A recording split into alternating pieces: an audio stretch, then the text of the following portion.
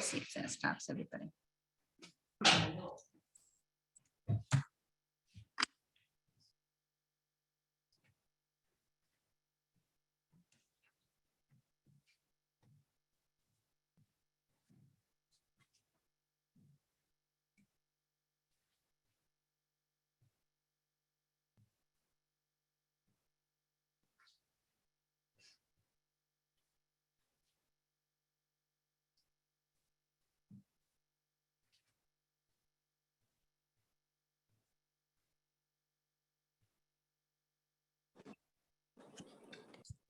Bella, are you ready? I am. Are you ready, Lois? Yeah. Heidi, are you ready? I am. Cheryl? Yep. Well, I see that it is 9 o'clock, so we'll call this meeting to order. Budget public hearing at 9 o'clock.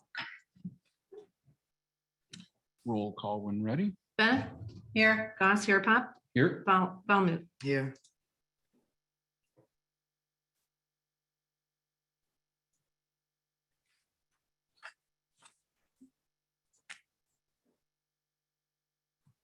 Any changes or adjustments to the agenda? I have one. Well, two really. With the changes the governor made on February 11th, 2022 regarding the consolidations of the cannabis and hemp regulations to increase. Because we're right in the middle of all our stuff. And it looks like they're going to change the rules a little bit again, maybe not. I'm going to ask that we discuss putting a moratorium again on special use and applications till we can investigate this further.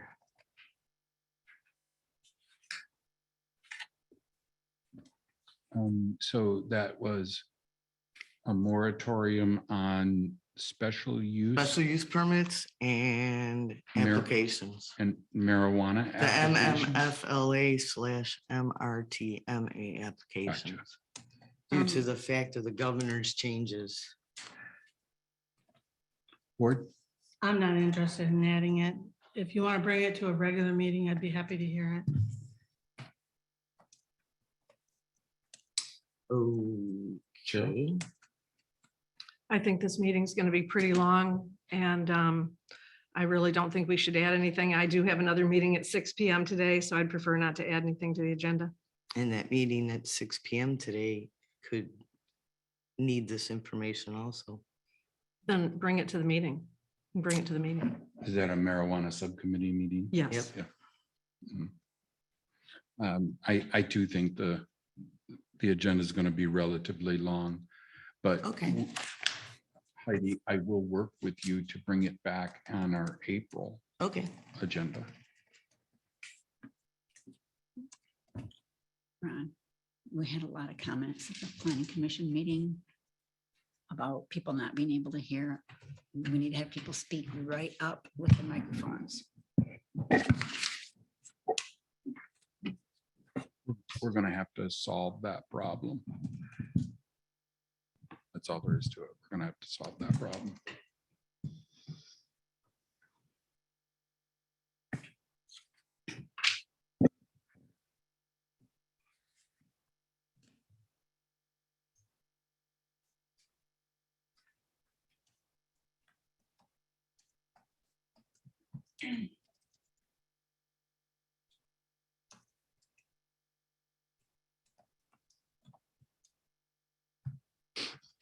Any conflicts of interest this morning? And that'll bring us to our first public comment. If you would like to make some public comment, please make your way to the podium. Sorry, I thought I turned all those down. Please make your way to the podium. And if you would like, you could state your name. My name is Dan Ballinger. I live at 9429 Whitney Road in Williamsburg. I'm currently a park ranger at Whitewater Township Park. I'm here to speak in advance of your discussion of item 12.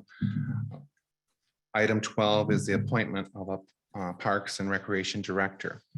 My concern, as you may look there on the paper I passed out, that you may consider not rehiring the current administrator, leaving the park and the campground without experienced, knowledgeable leadership, and even more so, the administrative labor that goes with that job. That's a real crucial part. If you don't reappoint the current administrator, or you don't appoint one at all, the parks are actually opening in a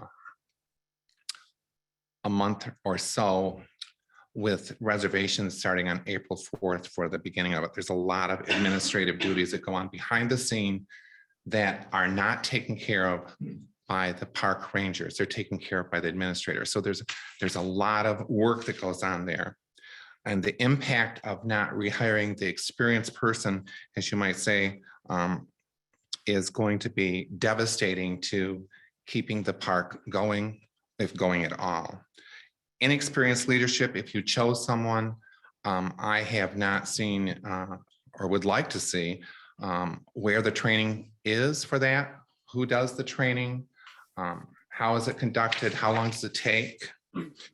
Inexperienced leadership result in a delay of finding qualified rangers to work in the park. Inexperienced leadership would delay the completion of several large budgeted projects.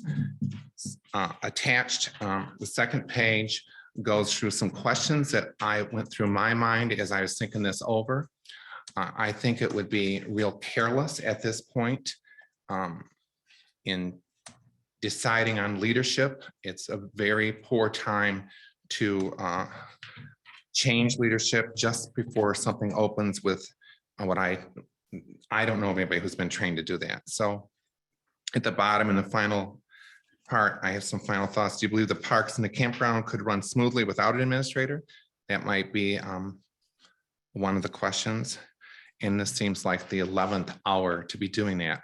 I would sincerely suggest that in the future, that your evaluation process and your appointment of administrator takes place at the end of the campground season. So if you choose to hire somebody else, they're trained and ready to go by the beginning of the next season, which really starts in January with all the stuff we have to do with seasonals and projects and planning. So thank you for listening. Thank you. Anyone else in Township Hall? My name is Scott Smith, 387 West Mitchell Street, Sanford, Michigan. So I'm kind of relocated up into your area for part of the season. And my wife and I have come to show our support for the Whitewater Township Park, its employees, and your surrounding township. We've been camping in this area in your park for at least 15 to 20 year range, and just thoroughly enjoy everything that this area, the park, the lakes, everything has to offer. The campers not only fund the park, but they also support many of your local businesses in your township. Your fuel stations, your local groceries, your fruit stands up and down the roads, everything along that line, ice cream shops, hardware, everything along that lines. I'm sure if the park was not there, the campground, it would dramatically affect all of these local businesses. They would definitely see the impact in that. The amount of people coming in. We were here coming to the park with the previous management of the park before. And so we've seen the improvements. everything that's been implemented over the years and what a vast improvement has been made in the park from the previous regime, we'll call it. The staff, they're always looking to improve the park, ways to make it more enjoyable when you're there. They've, upgraded along the water. They've cleared and added chairs. When you drove in the park, there was flowers and everything, just really improved the whole area there, just made it, very nice to come in and see and be in there. Staff's always accessible if there's anything that is needed, whether, addressed and everything. And we've camped all over the state, all over multiple states. You're not going to find a park that's any better taken care of as far as cleanliness and, just neat and tidy, and always someone out there keeping up with the park and trying to keep it nice for the people that come there too. And all the staff, they're always concerned, asking, looking, even the boaters for any kind of improvements that they can make in the park and the area there. And always looking to just really make it nicer, a nicer stay and everything along there. The administrator and the employees there, they've got a job that not many of us would want to do. I mean, there's no question about that. If you've been there, some of the concerns that they have to deal with dealing with the public. And there's not a lot of thanks in it, and we really need to support them in everything that they do in their efforts. Cheryl, Dan, Peggy, and the rest of the staff done a tremendous job improving the park over the years. It supports itself, and they're still able to make improvements with the income that it generates. That should be your biggest indicator that they're doing their jobs well, and you should continue with that path. So that's all. Thank you. Thank you. I do have an email from one of our other campers. Can I leave you all a copy of that? Sure.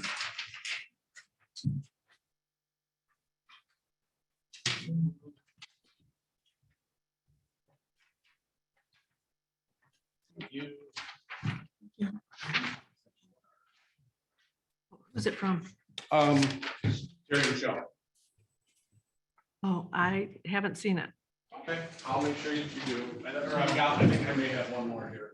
Well, if you want it read in, Yep. somebody can do that. Good morning. Good morning. Ken Manchester. I am a seasonal in your park up here. I'm here to support Dan, Cheryl, and Peggy and your park because it is a township park. To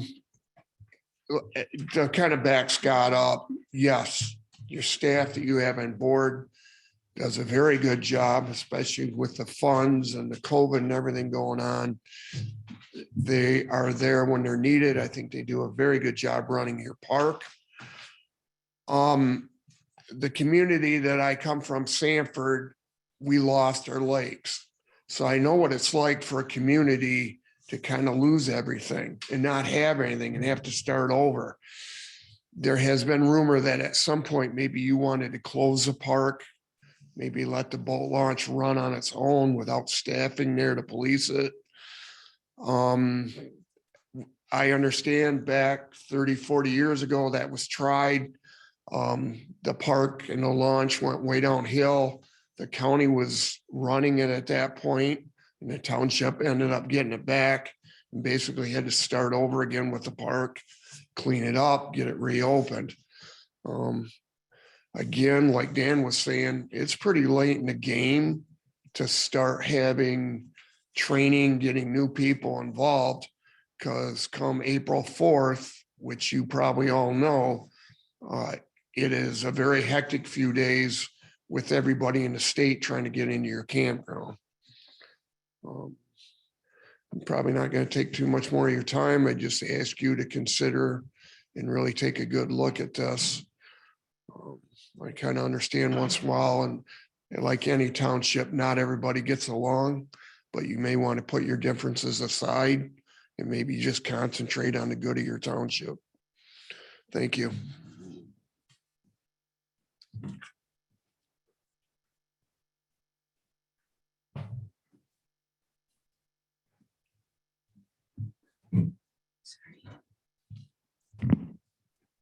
Lois McLean, 5919 Linderleaf Lane.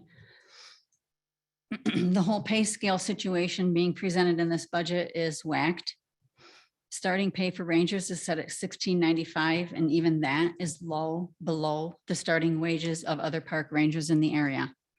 And yet the starting pay for deputies is going to be set for $14.30. There has been one increase to the deputy wages of $1 since before the 2012 election. Now you are proposing an additional $1.30. Due to the business market, most lower paying jobs, and this is a lower paying job, have had to do increases of 25 to 40% just to keep up with the market.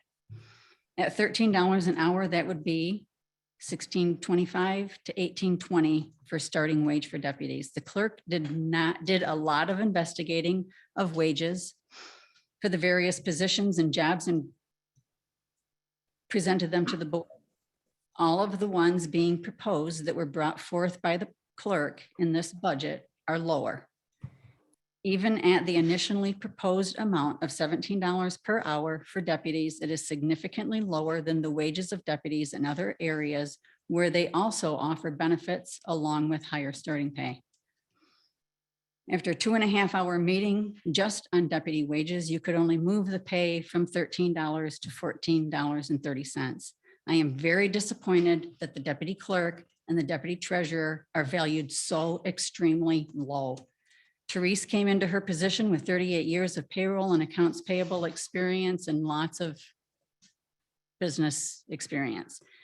I've been doing bookkeeping since I was 18 years old. I brought 15 years experience of working with other townships, computer accounting, both clerks and treasurers.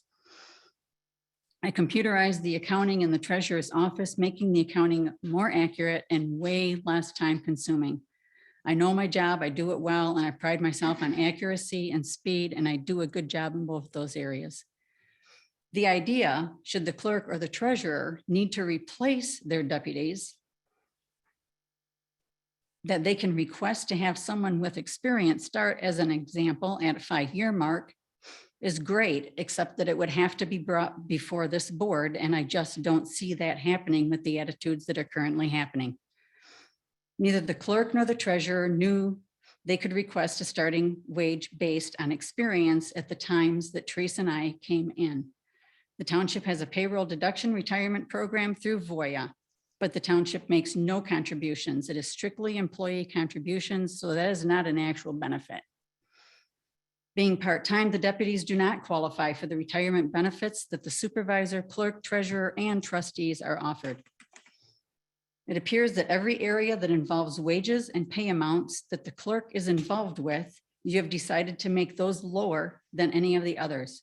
Park rangers, Parks and Rec Advisory Committee, election workers, and deputies are absolutely getting the short end of the stick. It seems pretty obvious from the outside looking in that there is some serious bias happening. Then there's the appointment of the clerk as park administrator. Good luck finding anyone with any experience and dedication to do that job for approximately $7,800 for the year that's proposed. Last year, POP and of course Volmuth voted against having the clerk as the park administrator. Thankfully for the park, we had a full board and it was a 3-2 vote. If Pop and Volmuth vote against it again this year, there will be no park administrator. Then what? Do you have plans for filling the gap? With who? For how much pay? When will they start? Who's going to train them? Online reservation starts in 2 weeks. There is very obvious bias and demonstrated repeatedly over the years by Pop and now Volmuth against the treasurer and the clerk, and apparently that feeds down to those that work or are employed under their jurisdiction, including me and my compensation. Thank you. Thank you.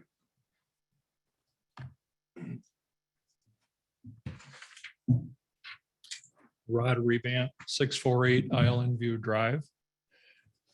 I'm never short of words, and I understand the dilemma that the township is in. We're a small township. We want to support everything. That's a good quality, I suppose, but there is a cost to managing, providing services, and the prioritization of all these services is important. I've sat in three and a half of the 5 budget meetings so far. I've learned a lot about all of the opportunities to spend and what's being asked for. And the one thing I will never support is a budget where it's in the red as it comes to the community. It's telling me that the board is unable to prioritize. Sitting in those meetings, I really didn't get a sense of prioritizing. What I did find is there's a fair amount of fiefdom in this township and in this budget process. And I suspect it goes back a number of years. So to the board, you need to understand prioritization. The important things need to float to the top. The important things to me are safety. So far, I've not heard anybody mention the fire department. Well, the fire department has some issues. It's funding. They also have to be reviewed very seriously. This township, the citizenry, and anybody that comes to this township is expecting a minimal service from the fire department. It's questionable whether they have the funds and the human resources to make that happen. To me, that's as high a priority as you will find in this township. I'm not going to argue the small potatoes, and small potatoes are the little projects that, you know, we need a dugout at the ball field that nobody seems to use. And there's many others. And I just find those as big distractions. And literally hours have been spent in those budget meetings talking about the little projects, not the big ones. We also had an incident a week ago Friday, where in the PC meeting, we lost a couple of valuable resources. Just left the meeting, wanted to leave the meeting. I would say we need to put our house in order. The PC is instrumental to this township. I don't know how many years I've been trying to convince this board and the PC that a lot of the issues existing within this township are zoning related. We look at, I'm from Island Lake. We still do not have resolution on the 5-acre ruling that was supported by the court system. Now that goes back to 2008. Okay, that's still open. The issue that appeared last winter about the proposed campground on M72.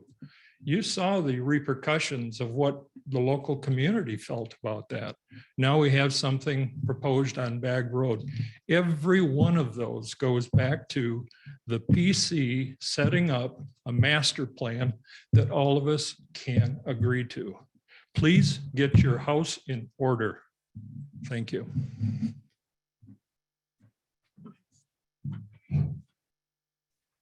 Next. Good morning. My name is Vicki Beam. I sort of live at 6847 Bags Road. It's being built right now. Thank you all for your time and service. I have been attending quite a few meetings lately, obviously for personal reasons due to the proposed site condo that is looking at putting 22 homes on 30 acres on Bags Road.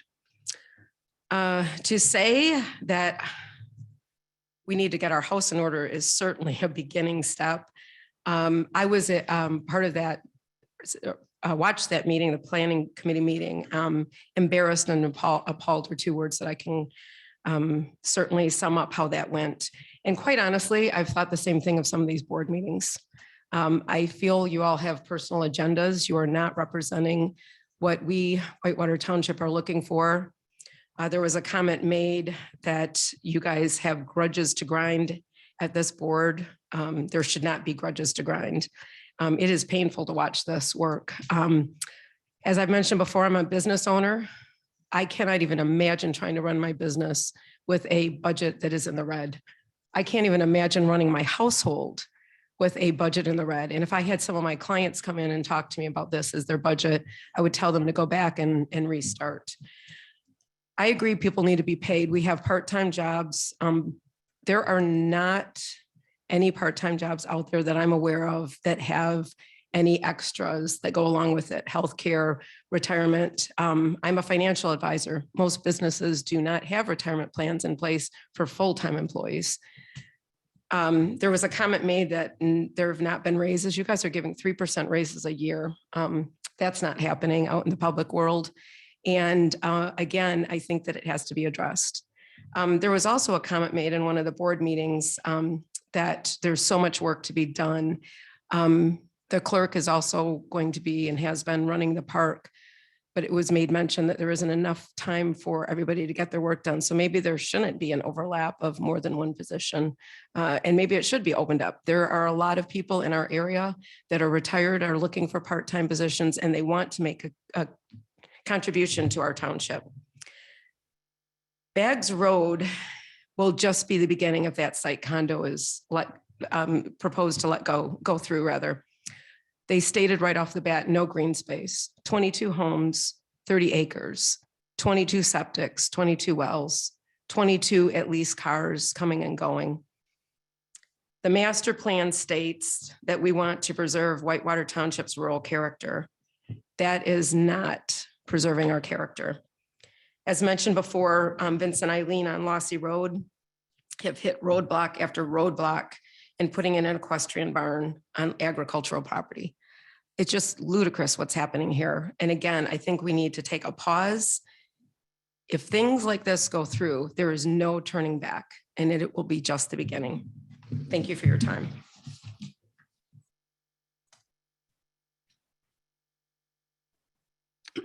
Anyone else here in the township hall? Good morning, Melissa Melton, 5044 Vinton Road. As many of you may know, I am on the Parks and Rec Committee. I'm the chairperson. So I'm here today to speak specifically to budgets regarding that issue. First, I would like to thank all of the board members for all that you do for our community and keeping our community needs in the first of your mind. I would especially like to thank Cheryl for all, sorry, I got to get to my notes. I want to thank Cheryl for her dedication and outstanding support for the Parks and Rec Committee Advisory Committee, helping to get our rec plan finalized and uploaded and recently approved, which was wonderful, and the operation of the Township Park, High Prairie Park, among other recreation areas. You are a value to have at our Parks and Rec meeting and as a mouthpiece on the Township Board to help everyone understand the huge commitment we put into making our Whitewater Township Park and all our recreation properties to continue to be safe, updated, and what the community needs. So today I would really like to highlight three areas: budget concerns, procedural issues, and emergency fund concerns. From last year's budget, you had approved an expected over $100,000 expenditures in the Parks and Rec Fund, in the Rec Fund only. The actual expenditures reached only to $22,446. That was as of a week ago Friday. And only $58,000 was budgeted specifically for capital projects. Out of that, only $1,480 was directly expended towards capital projects. We had approved in that budget an $18,000 for the dugouts. We also had $22,000 and $15,000 for the trails, both Lossy Trail and BCNH trail.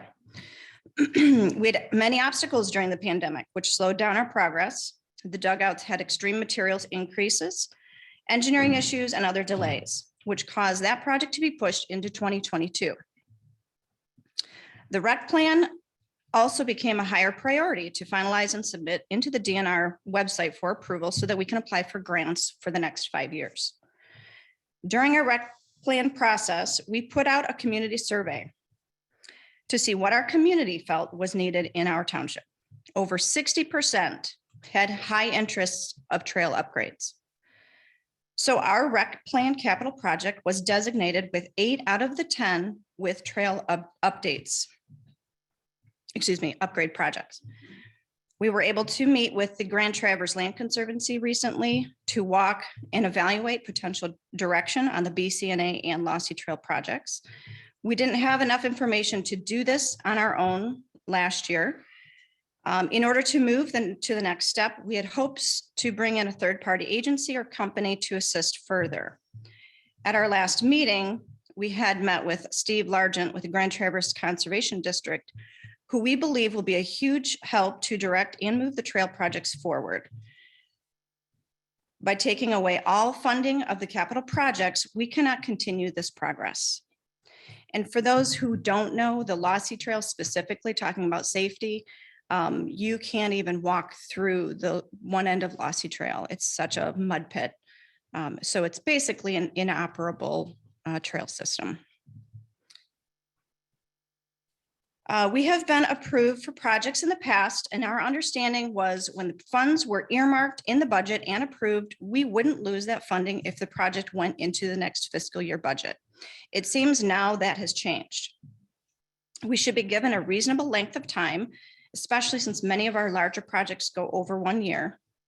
So if the expenditure doesn't happen in that fiscal year, then we shouldn't have to go back to the board to get reapproval again and again. Should the previous year approved budget for capital projects be held into a rec budget already allocated for the next year? As I understand it currently, it stays in the general funds and does not get earmarked specifically towards the rec budget. So I simply ask, what are the rules? If you're changing the rules, we as the park board, or excuse me, advisory committee would like to know that, because maybe we need to evaluate our projects and make sure that they get done and expensed within an 11-month time period. So the last issue is the contingency fund for emergencies, such as windstorms blowing down many trees, which is one of the major budget issues that I understand is taking away. So should an emergency situation like that be taken away from the Parks and Rec budget to improve and do capital projects? Or should this be taken from a general contingency fund and evaluated for those emergencies only? Thank you. Cheryl, did you want me to read Amber's, or if you want to read Amber's? Would you like to? Yes. I don't really want to, but I can. have it here if you want it on paper. Oh, sure. So Amber Voice, well, I'll just read it. To all the township board, my name is Amber Voice. I have been a home owning resident in Whitewater Township for 14 years, but have lived here since I was 12 years old. I'm a mother of 3, and I'm very involved with their lives in schools and sports. I donate time and supplies needed for children's classrooms as needed throughout the year, volunteer coaching soccer, and I am the vice president of the Elk Rapids Youth Baseball League. I have also donated a lot of time to the baseball fields at High Prairie Park, cleaning up weeds and trash, dragging fields, spreading diamond dust, cleaning up brush around the fields, as well as cleaning up fence lines. I do this all to help the community and do it for the kids that love baseball. To be honest, we had over 150 kids in our Little League baseball program, which she doesn't state this, but that's over a 200% increase for those kids in the baseball league. So I thought that was incredible. All of these kids are from the Elk Rapids, Williamsburg area. These kids love these fields as well as the parents. I hear it every year, and that is why the league tries so hard to help in any way we can to keep them nice. What bothers me is that the dugouts were never replaced after they were removed. We were told the field was getting new ones last year, and it never happened. Now there's a chance it couldn't happen again. I am disappointed that the township is considering not putting them in. These fields are used so much in the summer from our league and everyone that lives in the area. Not having this dugout makes it difficult for kids to get out of the sun on hot days. Also, not having them distracts the kids from game because everything going on around them. Plus, it makes the field look not complete. High Prairie Park is one of the most incredible baseball fields in the area. This field has given so many first for the kids in baseball. It has been able to play, excuse me. That's what she says. It has been able to play so many age groups for baseball and softball. It has power to play to the play machine pitch. The best thing though is that High Prairie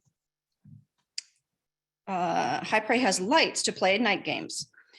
It is only field in the area that other than Turtle Creek Stadium that has lights. To see a kid play under the lights for the first time is like seeing a kid light up at Christmas morning. It's magical. I am asking you as a resident in the Whitewater and a mother and a baseball board member to please put the dugouts in this year. If we want the area to grow, we need to grow the area that attracts families to live in the area. Another area that is amazing is Whitewater Park. The campground is an amazing place. It is very family oriented, set up well, clean, and a desired area to come to, whether it's camping, launching a boat, or going to the water to swim. We need to keep this park open and up to date, investing money into these areas, people wanting to come to them. This park makes our area more unique, as more areas do not have campgrounds with boat launches that are attached to multiple lakes like Elk Lake, Skigmog, Torch Lake, and Clam Lake. Please consider investing money into the right areas, into the township. People who live here for a reason. They like the small town feel, family oriented, outdoor life. If we wanted city life, we would move to a large city. Large housing complexes and affordable housing is not a desired attraction. It also makes the value of the houses go down when complexes like that are built, and possibly more crime. This community doesn't want that. We are a close community, family oriented. We love the outdoors, and this area is perfect for that. We have access to some of the most beautiful lakes for boating, fishing, and swimming, hiking trails in Sand Lake's quiet area, ATV trails, snowmobile trails, camping, baseball fields, playground, ice fishing, snowshoeing, and so much more. Thank you for taking the time to listen to my concerns and thoughts. Respectfully, Amber Voice. Thank you. Thank you. Anyone else here in the township hall? I had some letters to read. Okay.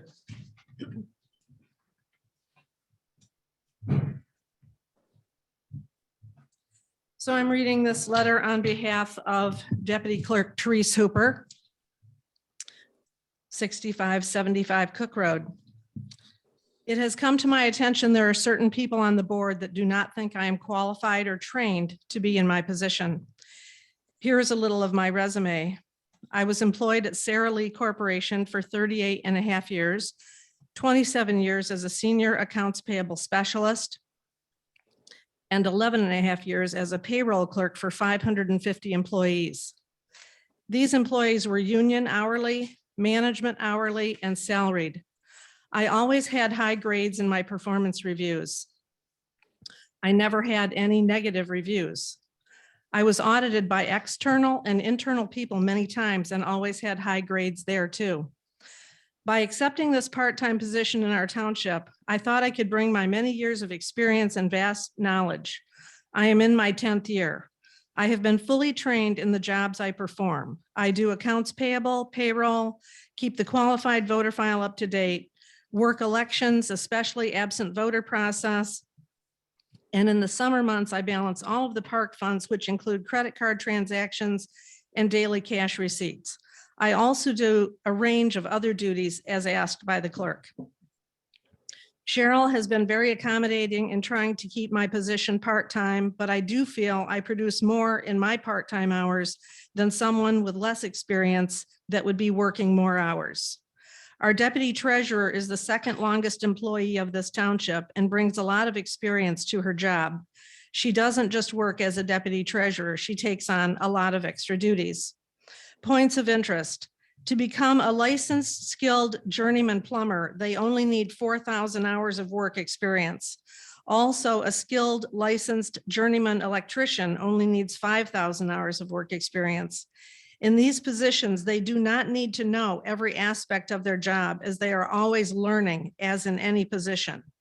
I have worked approximately 7,700 hours working part-time in the 9 years I have held this position.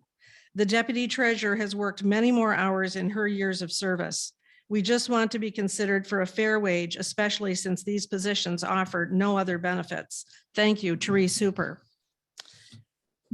I have an email from Allie Bernard regarding Whitewater Township Park.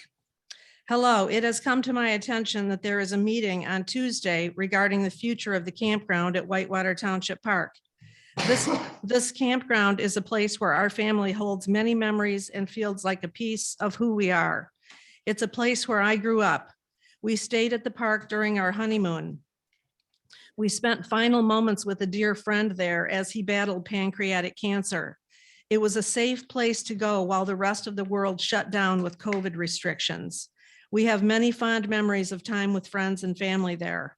In October, our oldest child, who is only 3, was diagnosed with leukemia. It's been a rough year. I'm not being dramatic, but we legitimately look forward to our yearly Torch Lake trip to get us through the hard times. We also welcomed our second child into the world, and we were excited to bring him there for the first time. We have every intention to keep our family tradition and camp there every year to come to watch our kids grow up and love this special place as much as we do. The campground isn't just a place, it's the people it gathers. It's sitting around the campfire. It's laughing about the quarter showers, having meals together. It's the mornings of making our way over to the boat launch, watching people at the launch, sometimes humorous.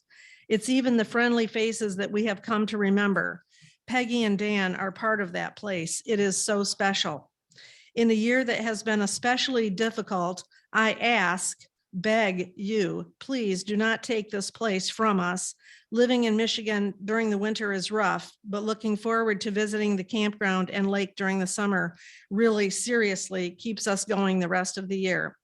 This place is about the people you serve. It's a big deal to a lot of people, and I know it is because getting reservations is no joke. It matters. Thank you for hearing me out, Allie Bernard. I have an email from Penny. It's pennybillyou@yahoo.com. We love the campground there. We go every year and enjoy it so much. Please leave it open. We enjoy the Halloween camping too. I have an email from Dana Willard, Whitewater Township Park board members. Hello, we have heard that our camping season at Whitewater Township Park may be in jeopardy. Our family has been going to Whitewater Township Park for over 20 years. Our children and grandchildren have great memories at this campground. Many friendships have been made at this campground, and it has been a meeting place to reunite with these friends through the summer. Revenue is brought into the community from all of the campers over the years. This is the only campground available on Elk Lake, and which we consider the best campground in the area. We are currently retired and have been seasonal at the campground over the past few years. We have gotten to know the staff and the great hospitality and service that they provide. We help them whenever we can and would be willing to help more if needed. Please let us know how we can help so that we can continue to enjoy this beautiful area and this campground. Cheryl is very organized and has done a great job over the years managing the park. We understand this requires a lot of time from her position as township clerk and would be willing to do as much as possible or allowed for a non-resident. We encourage you to please keep the park open for more memories to be made. If closing the park is the final decision, would the township board please consider allowing the seasonal campers to remain? They would possibly only need electric, 1 shower, water, and bathrooms. We could take turns cleaning and providing the supplies. Otherwise, they wouldn't require much assistance at the park and would be self-sufficient. Thank you for your time, and we hope to encourage you to keep the park open. Kind regards, Mike and Dana Willard. I have an email from Chuck Harrington. I have been using this campground for the last 15 years and holding our family reunion get-togethers. If the campground closed, we will lose this ability in an area we love. I have family in Traverse City and Petoskey, and this is a perfect location for get-togethers. I cannot see us using the park if we cannot camp. I also use the boat launch when we camp. I have a membership with Outdoor Adventure and paid a lot for that membership, but we still prefer your township park for us. It offers some of the best scenery in Michigan. Please do not close the park. Charles Harrington. I have an email from Candy Harrington. To whom it may concern, I read a Facebook post stating that a board member suggested they close the campground on Elk Lake. I have been camping at this campground since I was a young child. I am now of retirement age. If you are not a camper, you may not realize how devastating closing one of the best parks in Michigan could be, not only for the lake, which speaks for itself. The campground is clean, safe, family-friendly, with plenty to offer, from biking, hiking, kayaking, fishing, all the beauty of nature. The list goes on and on. We have family gatherings there every year. Many family members join us and get sights of their own. We have not missed a Halloween at this park. We have enjoyed getting to know many new and repeating campers every year from Michigan, and many who come to our state to enjoy the park and the surrounding areas. The rangers play a big part in keeping the park clean and safe. They do an outstanding job making sure everyone enjoys their stay. I only saw this post a few days ago. Many people that camp at this park, I am sure, do not have any idea someone is thinking about closing it. If known, I am sure you would hear from many more people.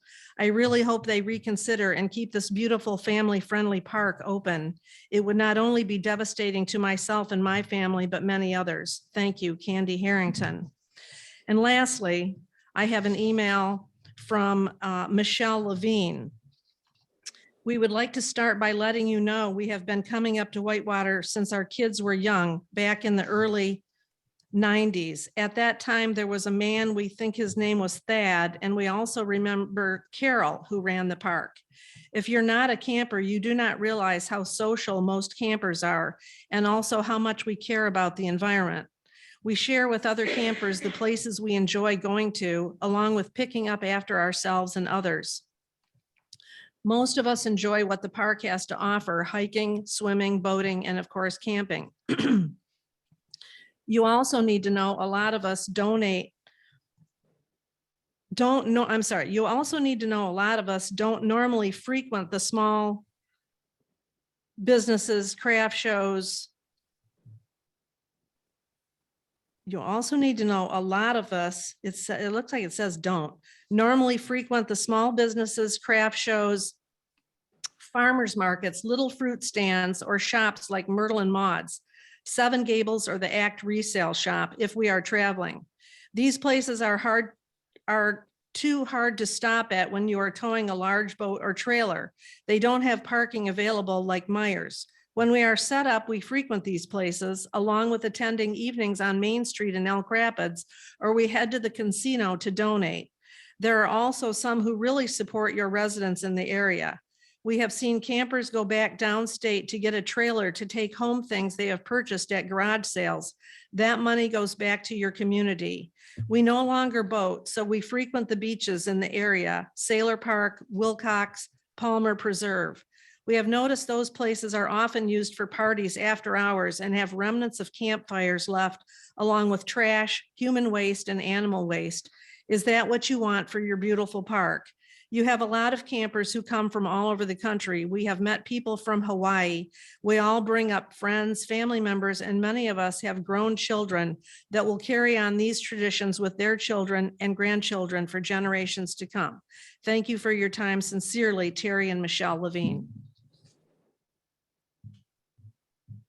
Anyone else here in the Township Hall?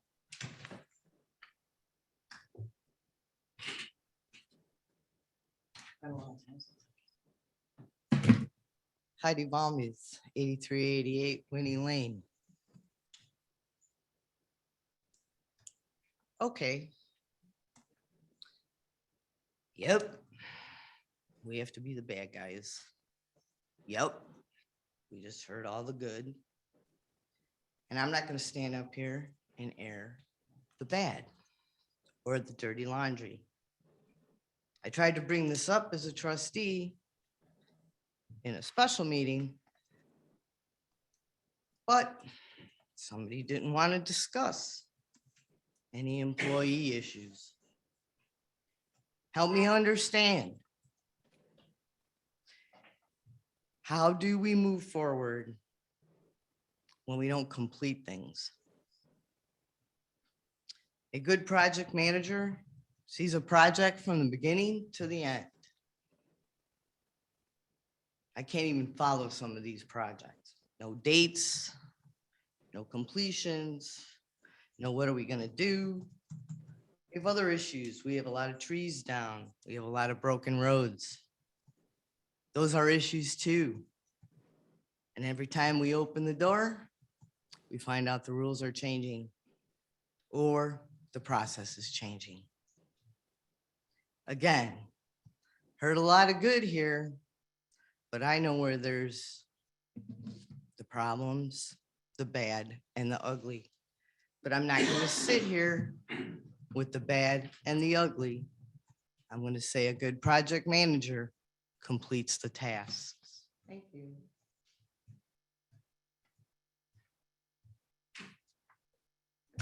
Linda Slopesma, going out to Zoom land. I'm sorry, are we done here in Township Hall? Okay. Linda Slopesma. Yes, good morning. Are you able to hear me? Yes, loud and clear. Okay, thank you. I would like to make some comments about the overall budget today that you're considering approving. We have a red deficit budget. Your shortfall is about $500,000. That is not chump change.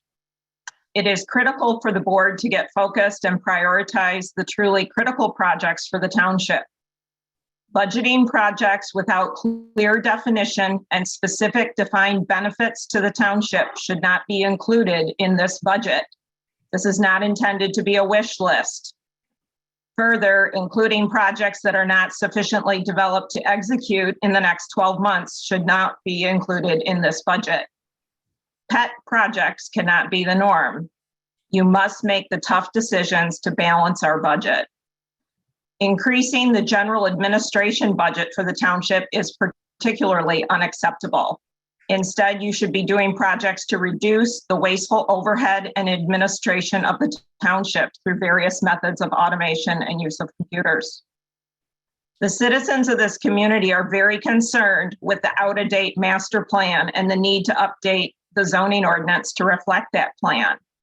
A well-written zoning plan will equal improved compliance and is easily enforced by our zoning administrator, protecting everybody's property rights. We have seen a substantial increase in special use proposals, and our zoning administrator himself has raised the flag regarding this condition in several monthly reports this past year. As a community, we will continue to be taken advantage of by developers due to our poorly written and insufficient zoning ordinance, which as it stands will not protect our quote rural character that we say is so important in our current master plan. Additionally, the recodification project for our zoning ordinance has been kicked around now for years, and it should be completed concurrently with the zoning ordinance update. Just as a reminder, the recodification allows things to be organized better such that people can actually follow the rules. It makes a lot of sense to me. I don't understand why we have to talk about it for 3 years to get it done. The fire department is in crisis in terms of staffing and some equipment needs. I recommend you set up an advisory group to study the situation such that a solid plan and performance metrics can be established.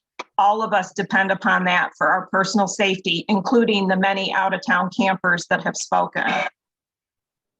Please get focused, get back to the basics, balance your budget, prioritize your work, and seek out the most cost-effective solution on critical projects. I would like to call your attention to the example of the trees down on Lossy Trail.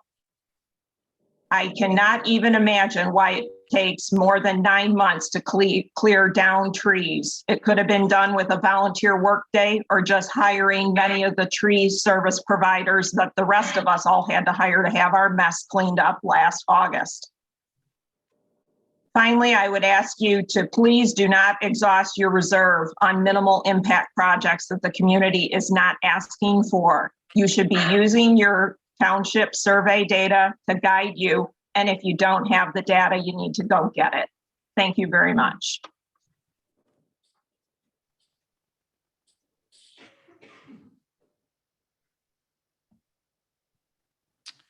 Mr. Tom McElway, good morning.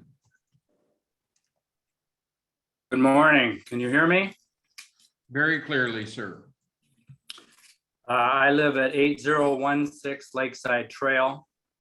It was just recently that I learned that subdivisions are allowed to be built on agriculturally zoned land. These subdivisions are under the code name of site condos. Whitewater Township has many acres of land zoned as agricultural, and it has been indicated that developers are looking at developing a number of such subdivisions. The 2015 master plan for Whitewater Township has, quote, preserve Whitewater Township rural character, unquote, as one of 4 major goals. The Planning Commission is in disarray with resignations of members and consultants and is in the process of updating the master plan. The zoning ordinance should be written to uphold the goals of the master plan, and it currently falls far short.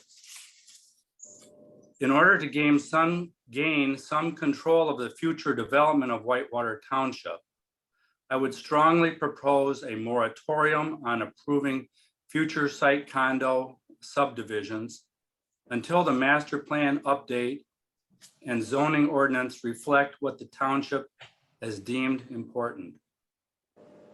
Thank you for your time.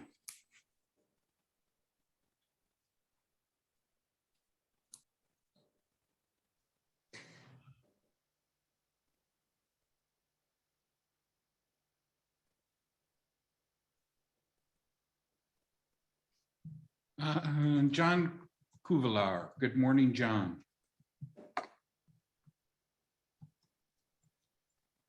We can't hear you.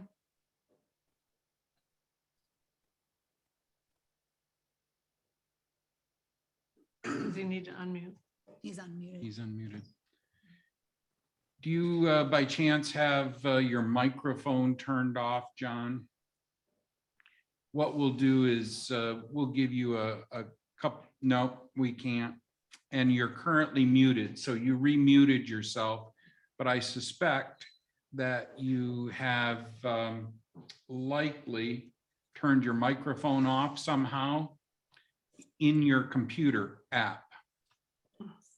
And so maybe what I would recommend is that you leave the meeting and then re-sign up just to make sure that you log in using computer audio.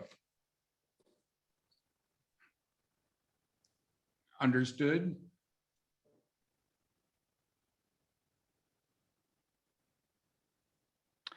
We will come back to you, John. In the meantime, continue to try and figure out whatever issues you have.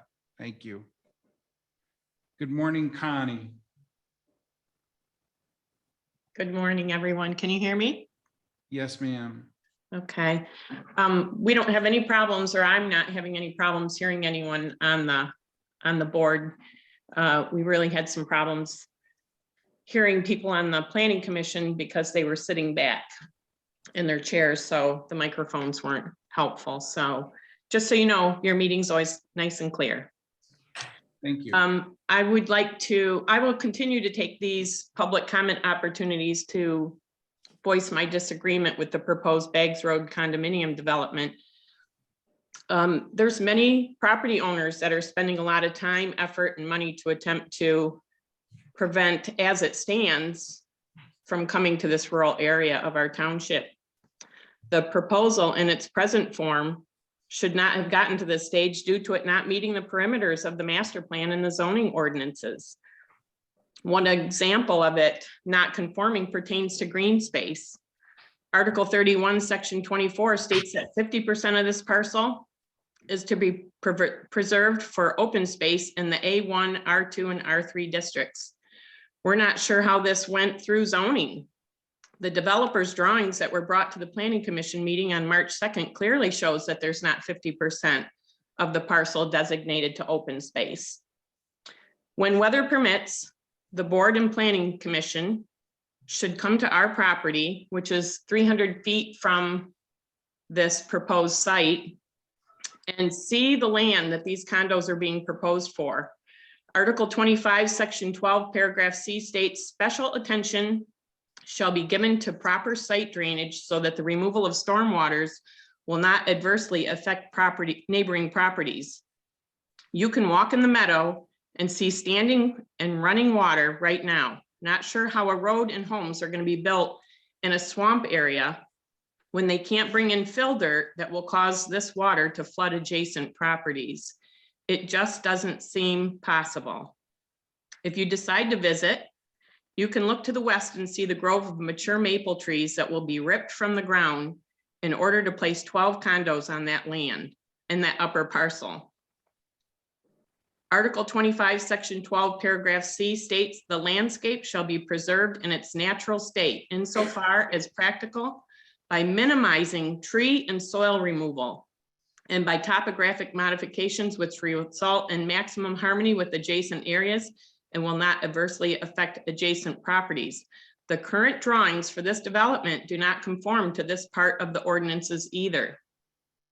I know this is not on your agenda today, but it soon will be. A precedence will be set by your decisions. Please take into account all of our concerns. This is our township, and we plead with you to help us by following the master plan and ordinances that protect us and our community. I thank you all for your time. I know your job is difficult. I appreciate you. Thank you. John, you think you got it figured out yet?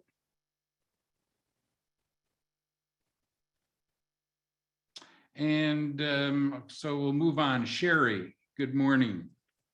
Although I might have the name wrong, I do apologize.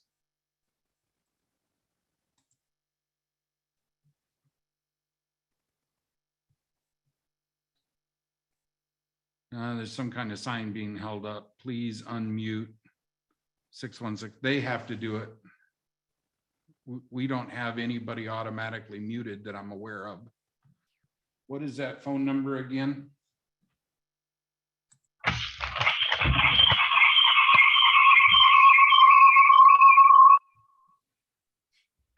(307) 7541. Okay.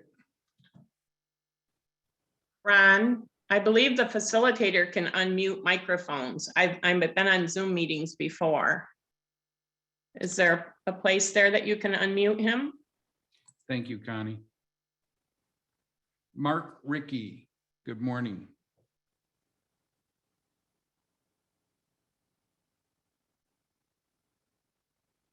Hi, can you hear me? Yep.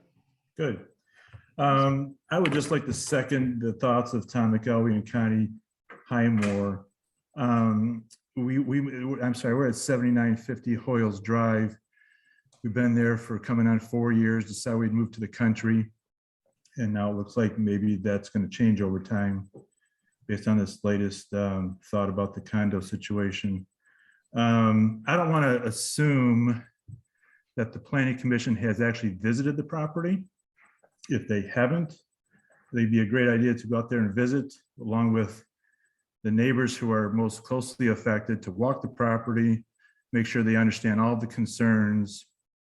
And as Tom eloquently stated, I would propose that everything be suspended as far as new applications until this planning is properly determined, because right now it's a bit of a debacle and it seems to be a bit out of control. And if that continues for any type of period of time, we are going to be faced with this over and over again. Thank you for your time. Can you hear me now? Is this John? Yes. Hi, John. Hey, John. How you doing? Apologize for that. I have a computer that creates a problem, so I'm using my cell phone. No Okay, worries. John Cuvelar, 1701 Borton Avenue, Essexville, Michigan. I've heard a lot of the comments about families and everything. I've been attending this park. This will be my 59th year. I'm 63, so I started when I was 4. It was a place that my dad took me to. It was a dirt road into the lake with a boat ramp that you couldn't even use. We went down to Angel Road. I've watched this whole area develop, gotten to learn everybody's names, that type of thing. And yes, it was sad to the one lady who sent in the email. The biggest thing it's been occurring is that they're doing such a tremendous job. They're maintaining it. It's clean. I've been to other places and they just don't run it like we run it here. So, sorry. So it's very valuable to people in general. And I'm not going to reiterate everybody's comments because they've made mine as far as how important it is to families coming up here. My kids have been coming up here. They plan on continuing that. I'm hearing the budget being in the red. The good news is that the campground doesn't draw from the budget. It's self-sufficient and it's required to be that way. So that shouldn't be a concern. I'm not sure why any thoughts, except I just don't know why any thoughts would be to shut the thing down. Cheryl has done a great job with taking over for Carol and upgrading things. There's more that needs to be done. You know, it's the type of thing that at this point in time, you need to reappoint her because April 1st starts your budget. You don't have time to find anybody else if that's what you feel needs to be done. And at just under $8,000 to do all the work that she does, you're just not going to find somebody of that quality. Even a retiree part-time, that's an awful lot of work and responsibility. So my thought would be is reappoint her. You got another year there. You can upgrade the job description. Should probably take a look at the increase in pay because I suspect that that's been at that rate for quite a while now. And it comes out of the, my understanding, it comes out of the park budget, which is generated by the campers. Not, there can't be anything from the taxpayers. So it's not going to affect the township budget at all. So I'd like to see that get done so she can finish up. If you can upgrade everything and open it up for people to apply for that job at the end of the camping season, October. Hopefully then you can make a decision by January, whether to keep Cheryl on or bring somebody new in. And that person can get ready so it can hit the ground running. But you got too many things that need to be done right now to try to find someone who's going to be of the same abilities as Cheryl right now. Peggy and Dan are the face of that place. They bring such a positive energy. When we come camping, we don't want to hear problems. We don't want to, we want to escape the world, enjoy ourselves. And it's something that, yeah, we've already put in for our time, like many other people. Would hate to see it wasted because somebody closed the campground because they didn't have the foresight. So let's get that job done, do it the right way. And if you want to hire somebody else later on, look for next year when you can do it right. But this is a great place. They're doing a great job there. I believe that they got other projects that they are finally going to be able to get completed this year. And like to see it and like to be able to put our reservations in on the 4th. Thank you, everyone. Have a good day. Glad you got your time to talk, John. Thank you. I appreciate it. Patty, 000, good morning. Good morning. I'm actually Pete, but I am here because I would like to mention something about the property on Baggs Road that's been scheduled to have condos built on it. I've been coming up to the area for about 30 years, visiting my wife's family's place on Hoyles Road, and they've been going there for about 60 years. Now, over that 30 years, I watched the area grow, and I guess I would say flourish, because it was kind of in the middle of nowhere there for a while, and then it just, everything started getting closer and closer, it seemed. So now with these condominiums, I also own a property over on Watson Road that we're planning to build a potential retirement home there in a few years. At any rate, we saw this development coming, and we feel that it's going to possibly put too many people in the area on a small, I mean, most of the lots there are 3 to 5 acres, I would think. And I know that's a 30-acre parcel. So I think, you know, if you put 20 units on 30 acres, your population density is going to increase beyond what the surrounding area is. And that being said, that would probably put it into more of an urban type of a development rather than a rural development. And that's pretty much where I'm at. I don't think that there's any place for a condo up on those fields there. I mean, all the other properties sold off in like 10-acre parcels, and I don't think they're going to be split up in a bunch of houses put on each of those 10-acre parcels, but I don't know. I mean, all I saw, I got an email from a sister-in-law, and it was like, you know, they're planning on doing this. We want to try and get an attorney and blah, blah, blah. So I just wanted to voice my opinion. I'm not for the Baggs Road condo project at all. I think it's going to increase traffic. It's tough enough getting in and out of Baggs Road now. I don't know where this will go, but I just hope that you guys used a lot of discretion before you allow developers to come and turn that basically farm into an urban development. I've been approached several times by different developers wanting to purchase the property that I have not far from there. So I'm hoping that this isn't the tip of the iceberg with, you know, you let one condo project come in, before you know it, there's a half a dozen on the slate ready to be put up. And then before you know it, it's just like a little, you know, I don't know, Huntington Beach or something, where it's all condos and no houses anymore. You know, I don't know. But I just wanted to make my voice heard a little bit. I know it probably, people there know a lot more about this than I do, but I just wanted to make sure that you knew that we aren't for it at all. So I appreciate it, and thank you for listening. Thank you. Good morning, Fane.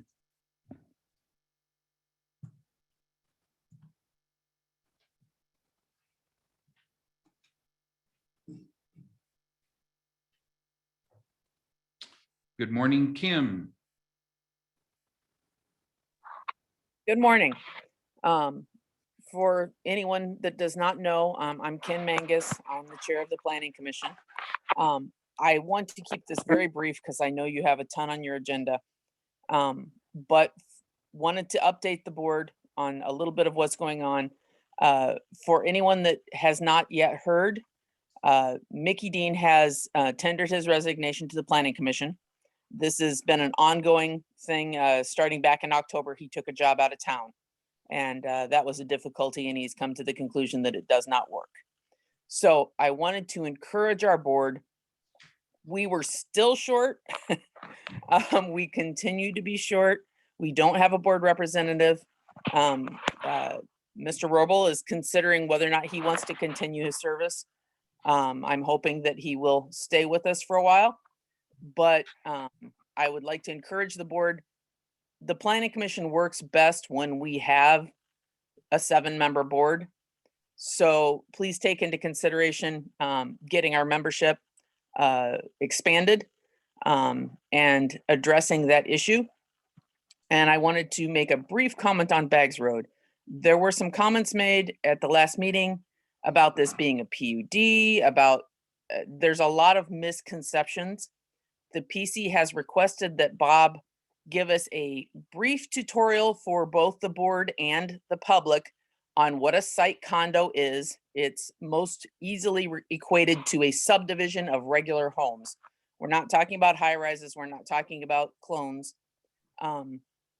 But the Baggs Road proposed site condo development is has only been brought in a preliminary notification to the planning commission that they are considering a development. We have not done any formal review. We do not have, they have not done the engineering work that always goes into one of these projects. So all of the engineering work, the water evaluations, soil and erosion, drain commissioner's office, fire department review, none of those reviews have been done yet. So we do not have any engineering data. We have not evaluated a formal application. We are just in the very preliminary stages of notification that someone is considering doing a development. So as you get questions, I hope that helps you. And that's all I have to say. Thank you. Thank you.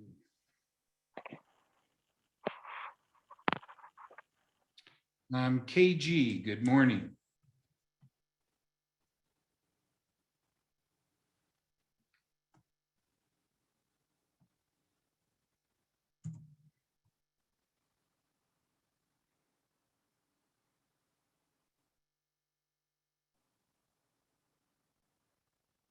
And how about 616-301-4120? Good morning.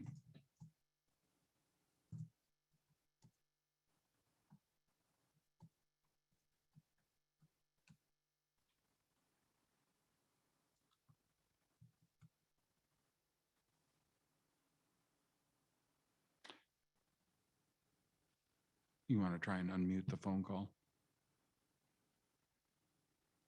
It doesn't. Right. And good morning, 989-297-1983.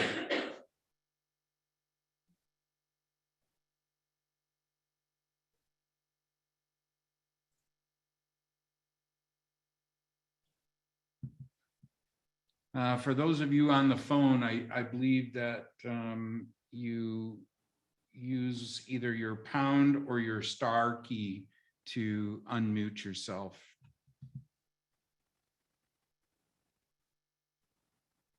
Anyone who's on the telephone, go ahead and try and press one of those two buttons and see if you unmute.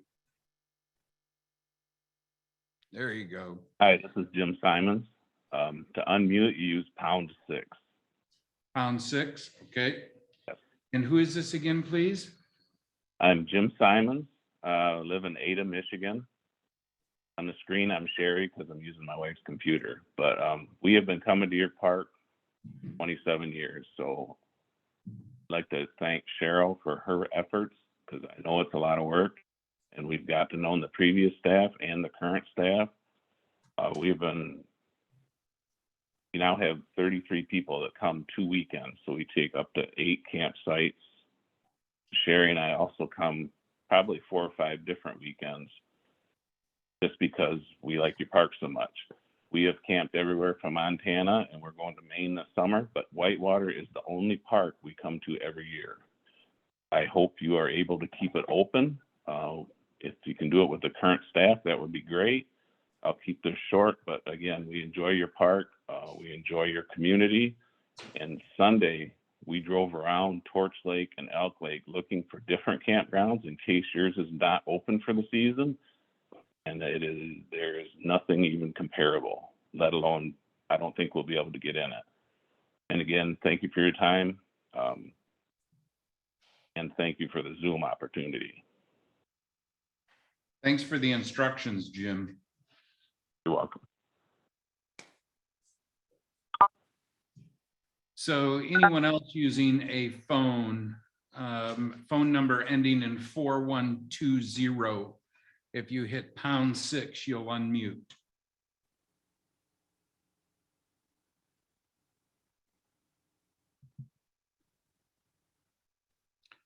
Moving on, phone number 1983, ending in 1983. If you hit #6, you'll unmute.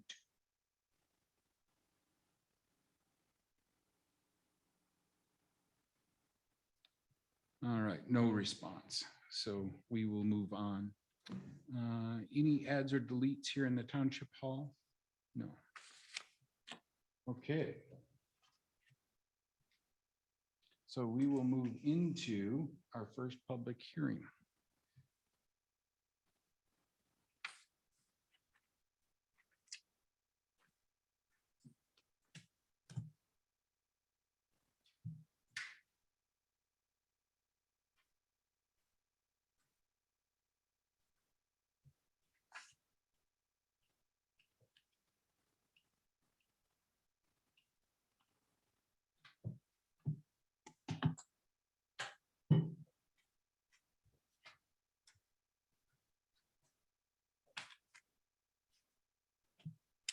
I'll remind everyone once again to please sign in over here at the sign-in sheet on the table if you would like to make public comment during the public hearing portion.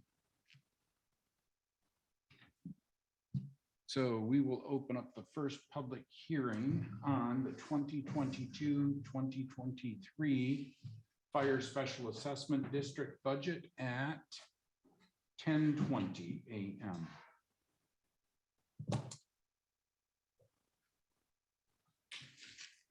Legal notice of the budget public hearing was published in the Traverse City Record Eagle on February 27th, 2022, and in the Elk Rapids News on March 3, 2022. The property tax millage rate proposed to be levied to support the proposed Fire Special Assessment District budget is 1.0000 mils. Fire fund proposed revenues are $288,500. Proposed expenditures are $287,339. Do we have any written comments on this particular budget? None that I received.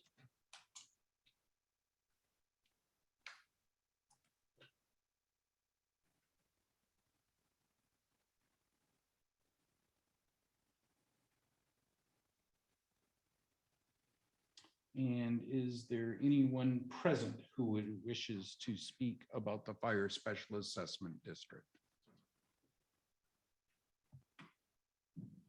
This is where a public hearing, I do apologize, gets so long. So I do have to go out to the Zoom attendees and also ask them, okay?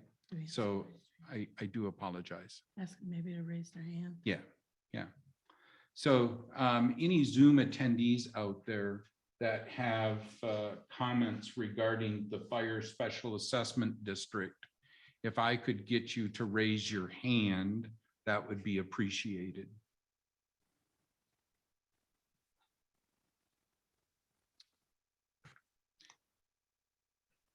Did we have a lot of people drop off? Yeah. All right, I see none. The public hearing on the Fire Special Assessment District then is closed at 10:22 a.m.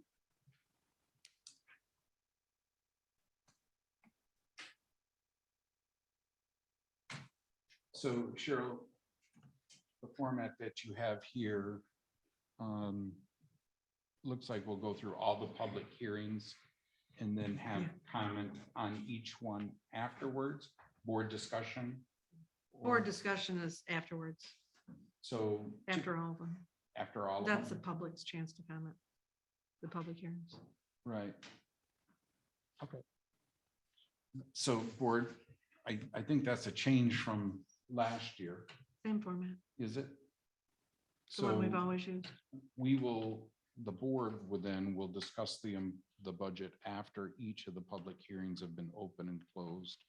And so I guess we'll just take all the funds at once. Is that good with everybody?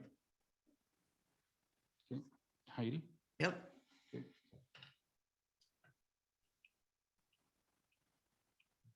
All right, second public hearing is on the 2022-2023 ambulance millage budget. And we'll open that up at 10:24 a.m.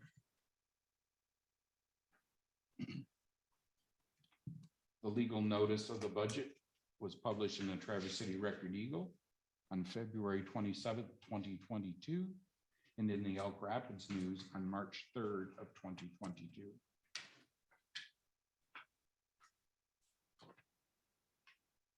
The property millage rate for the proposed to be levied to support the proposed ambulance millage budget is 1.5 mils as reduced by Headley.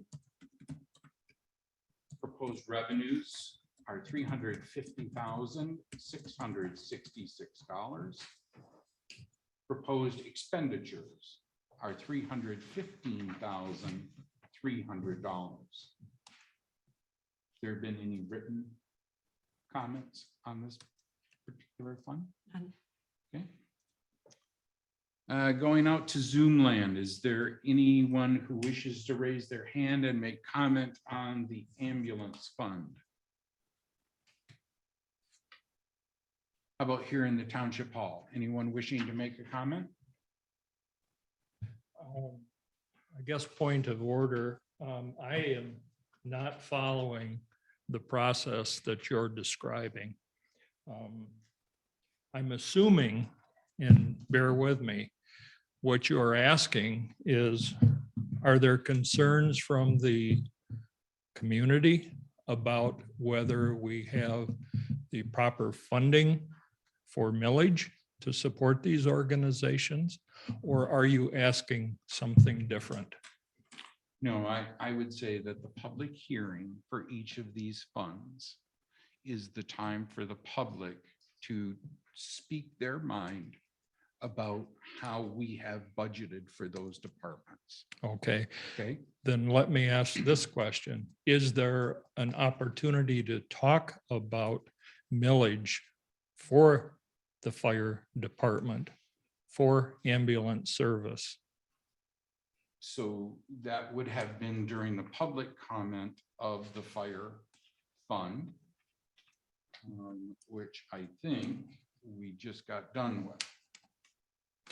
But if you have a comment, I would be happy to ask the board to reopen that particular public hearing, or maybe allow you to make your comments if it's in regards to emergency services underneath the ambulance.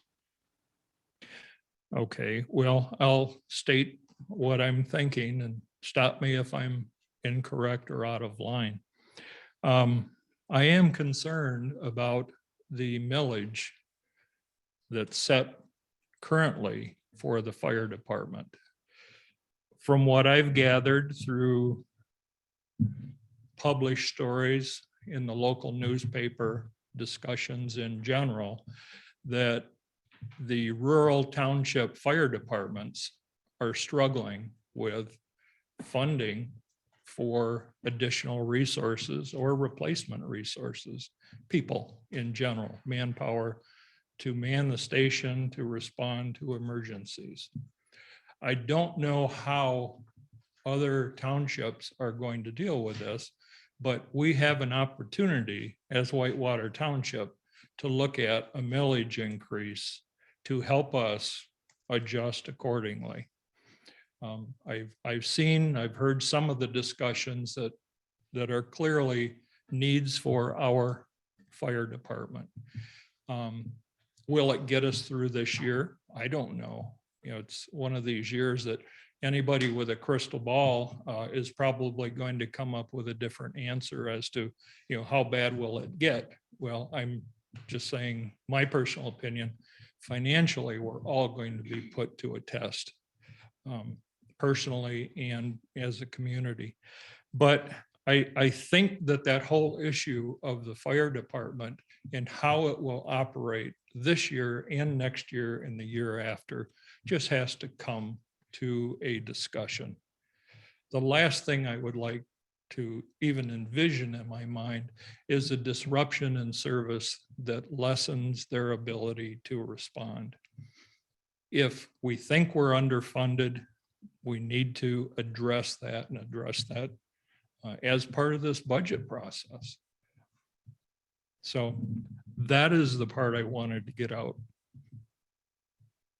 Okay, Okay, we've recorded that under the ambulance fund, okay, but I think we, as a board, understood what you had to say. all right, thank you. And so I do apologize that, again, the public hearing format is a little different. And so we will actually go through each of the funds, and those will be like our general fund, our fire fund, our ambulance, our road fund, our road replacement fund, our federal fund. What am I missing? Ambulance replacement fund.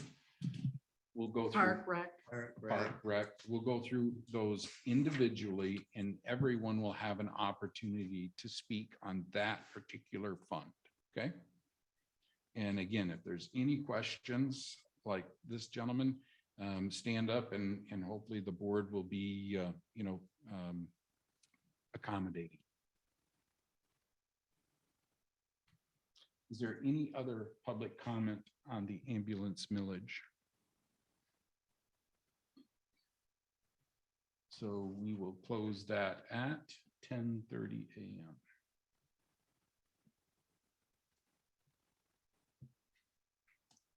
The third public hearing is for the 2022-2023 general fund budget and all other township budgets. We will open that up at 10:30 a.m. Legal notice of this budget, of this proposed budget, was placed in the Traverse City Record Eagle on February 27th, 2022, and in the Elk Rapids News, March 3rd, 2022. The property tax millage rate proposed to be levied to support the proposed general fund budget and all other township budgets is 1.0000 mils, as reduced by Headley. General fund proposed revenues are $565,015. Proposed expenditures are $758,893. Have we received any written comment on this budget? None.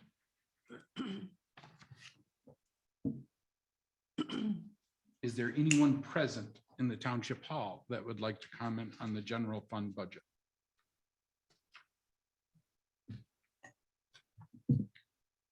Okay, a couple line items that have caught my attention. One is the legal fund. If I go back and look at historic data through the township, the last 2 years and this third year, so I'm using what's projected to have spent in the last 2 years and then future. I've totaled up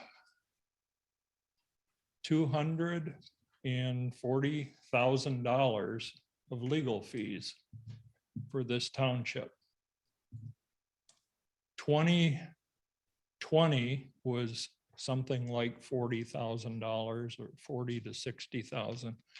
This current year, which we're just about closing, is nearing 100,000. We're asking for another 100,000 for this next year. So we're talking about $250,000 being spent for legal services in a township of 2,500 people. I'm struggling to understand how that is allocated. I'm assuming that a lot of it is fighting this marijuana environment that opened up within the last year and a half. And I don't see a quick end to that. But it just seems so out of balance with everything that we have going on. And I've looked at other townships, much bigger than Whitewater Township, and they run on half of what this township is proposing.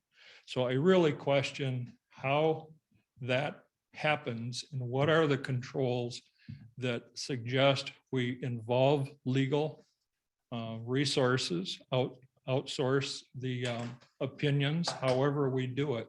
But it just seems like we go to the table too often on legal opinions on a lot of the activities that are occurring around the township. Thank you.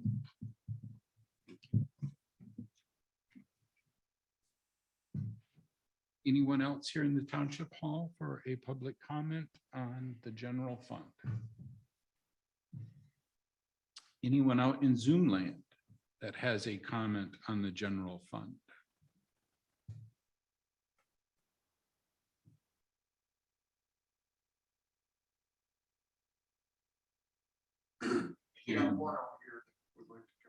Oh, I'm sorry. Did I miss you the first time, Melissa?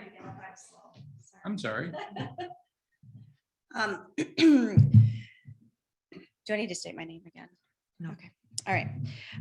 So in regards to the recreation budgets and funds, you know, it's been pointed out in a number of people's comments today about the budget in a deficit, and the rec specifically is not a funded resource currently. The park is, as was noted by a couple of campers, that it does self-fund for many projects, various.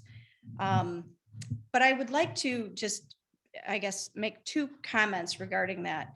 Number one is, if you want the rec funds to be specifically funded through its own internal resources, then the board needs to create that fund for revenue, i.e. hiring an actual administrator that's solely committed to High Prairie Park and the resources to get that as a positive revenue generating asset.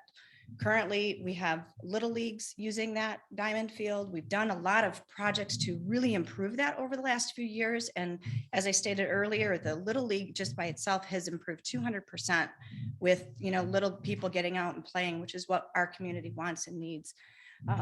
To make that into a valuable asset, you need to get those lights running and have someone who can manage and make that a resource for our community. If that's what, you know, is desired for a rec fund to be implemented. But otherwise, the rec fund honestly is a derivative of taxpayers' monies and what the taxpayers want.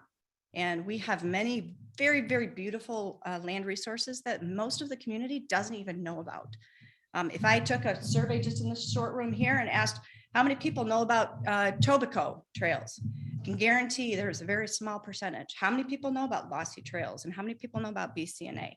And we as a Parks and Rec Advisory Committee have been really trying to improve the overall value of those resources. So I just look to the budget and say, yes, that it looks like it's a negative in terms of that particular pocket of area, but it's because it is a resource that's valuable for the overall population. It should be levied through the taxpayers' money. Unless, like I said, unless the board wants to move forward in somehow gaining revenue services. Under the general, there is, it's actually categorized under public improvements, and there's a contingency in there for $100,000. There's also under the general funds a contingency for $30,000. And so I'm asking, you know, the tree project, the removal and well, the first step, which was the arborist to go out and get it surveyed. And then plus the estimate for the tree removal is estimated to be $60,000, I think is what you have earmarked. I ask that that really be looked at in terms of a contingency. That's not a normal situation that our rec fund should be negatively impacted by, and saying now that we have a tree removal situation because of a windstorm, we now are no longer to impact the rest of our parks and rec in a positive way. So I ask you to evaluate that very carefully. And again, from a contingency aspect, I think it needs to be resourced through general funds aspect, not taken specifically under account for the rec fund. Thank you.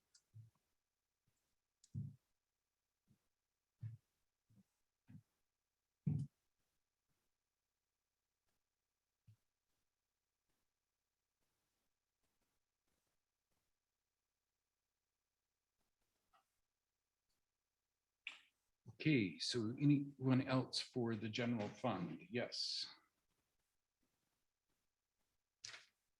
Vicky Beam. I do want to make a comment under the general fund, similar to what was said earlier about the legal fees. There's one other one that we've kind of maybe glazed over today. That planning commission meeting, money was spent for Chris Grobel and his assistant. It was, well, he left as a result of the meeting, and they continued to talk about his report. So I guess that's another part of this, is stewards of our township, stewards of the money. And that is something that definitely should be addressed. Are you all really being stewards of how you're spending money for legal fees and for professional fees? And if we're going to hire somebody, that we're listening to what has been told to us instead of rewriting it according to what we think we want to have in Whitewater Township, unlike some of the other areas out there. So again, I think that being stewards of our money, and you have in here legal or professional fees, how many more professional fees are going to have to be spent now as a result of Chris Grobel resigning? Thank you.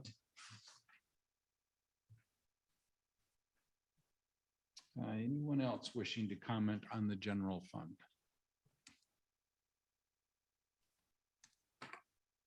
Seeing none, we will close that discussion. Actually, it's general fund and other budgets. So we don't close it till we're done with all the other budgets. Okay, all right. Did we do Zoom? Nobody on Zoom. Oh, okay. No. So moving into the other funds, it would be, the next one up is road fund. So the proposed revenues for the road fund are $27,530, with the proposed expenditures of $37,500.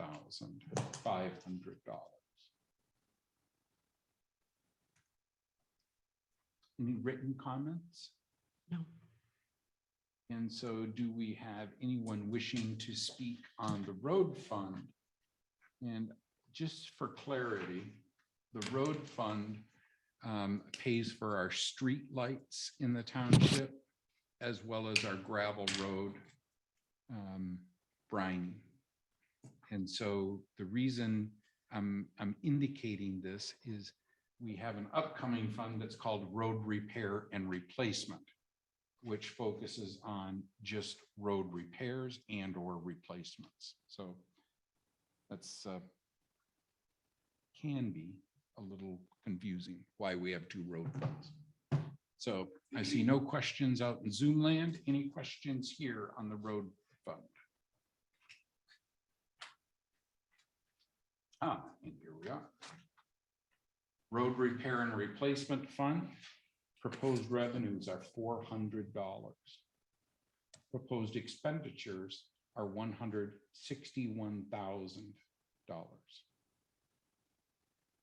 Any written comments on the road replacement fund? None. Anyone here in the Township Hall wishing to make comments on the road replacement repair fund?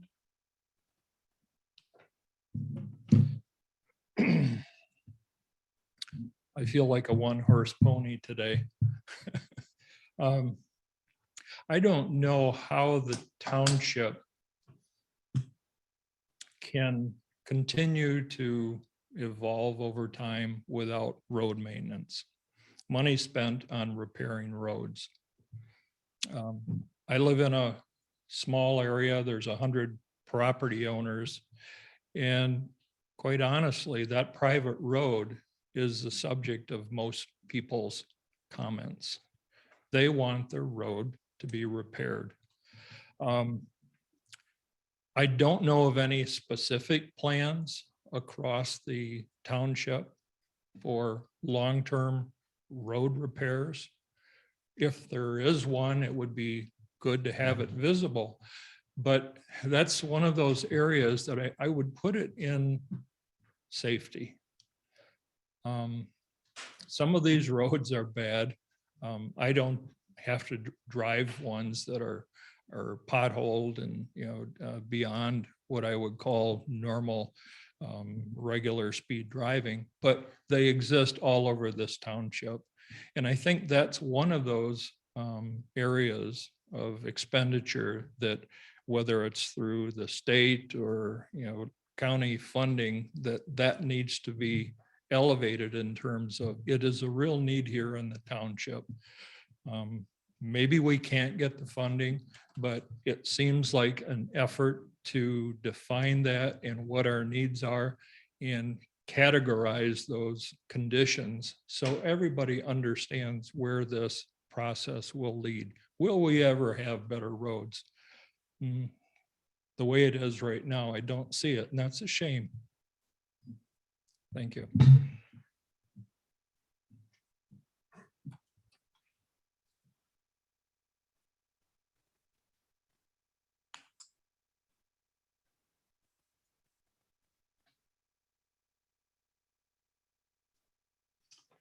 Any other public comment on the road replacement fund?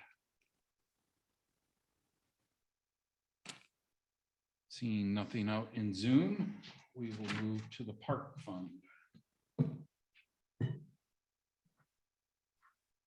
Proposed revenues are $451,200.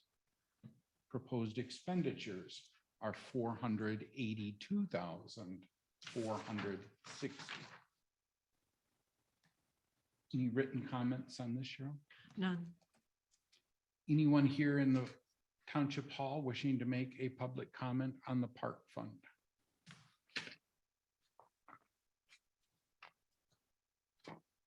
Anyone in Zoom land wishing to make a public comment on the park fund?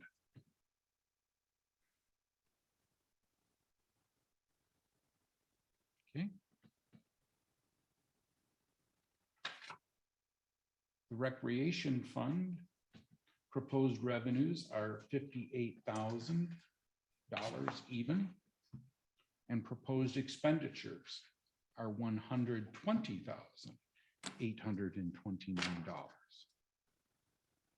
Any written comment on the recreation fund? None. Anyone in person wishing to comment on the recreation fund?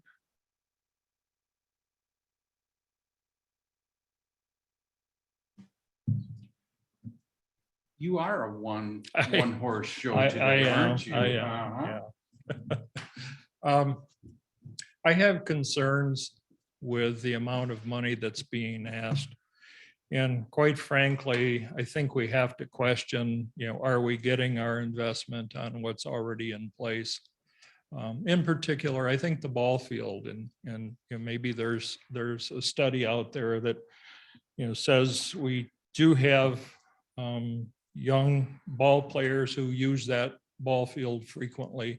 That would be good to see. That would be good to know. But I believe it's underutilized. I don't like the idea of putting money into something that we're not getting true value out of.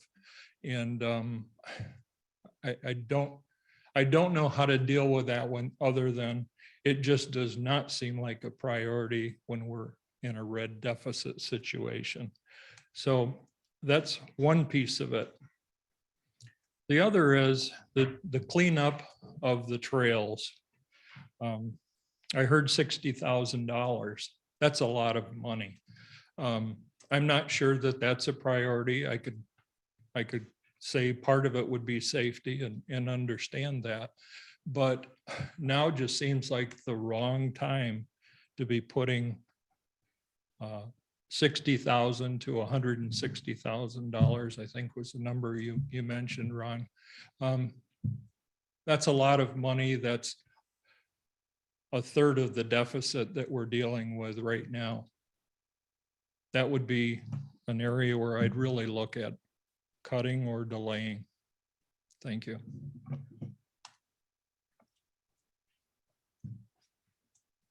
I'm not gonna let you be a one horse. I know that we're talking about recreation and I'm in agreement of what was just said. I've been by the ballparks and ball field rather, and I hardly ever see anybody there. And to be looking at putting in dugouts, I appreciate it. It would be really nice to have, but is that really something that we should be doing? As was mentioned by several comments today, there's a lot of uncertainty this year in particular, gas prices and everything else and what's having an impact. So I would strongly encourage, again, as I've said, stewards of our taxpayer dollars, are we using it the right way? And I know that we already covered the park, but I just now saw the breakdown of the capital expenditure. I've not been part of all of the conversation of why this boat launch improvement of $250,000 needs to be done right now. But again, I think it might be something, as I've stated, with everything going on in Whitewater Township right now, I think we all need to take a pause before we start making some big changes. Thank you.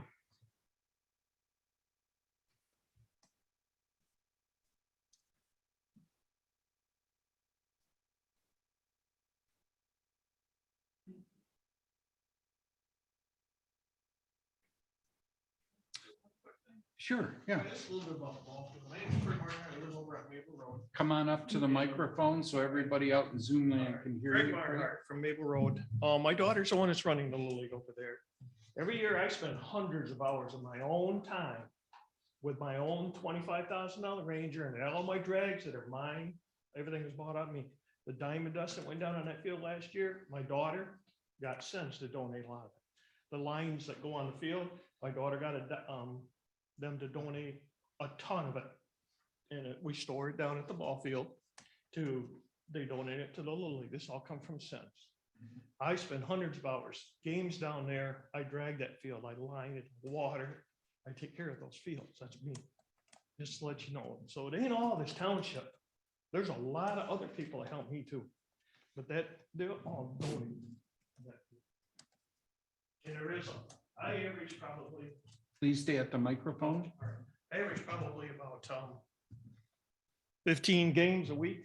In each game, I got about 3 hours in doing all three fields. I got 3 to 4 hours in doing, because I do the one at Mill Creek too, because there's T-ball being played at the little school up there. And I do that, and then all the other fields. There's a lot of games that are being played during the summer. Maybe people don't see them, but there is. And most of everything's done.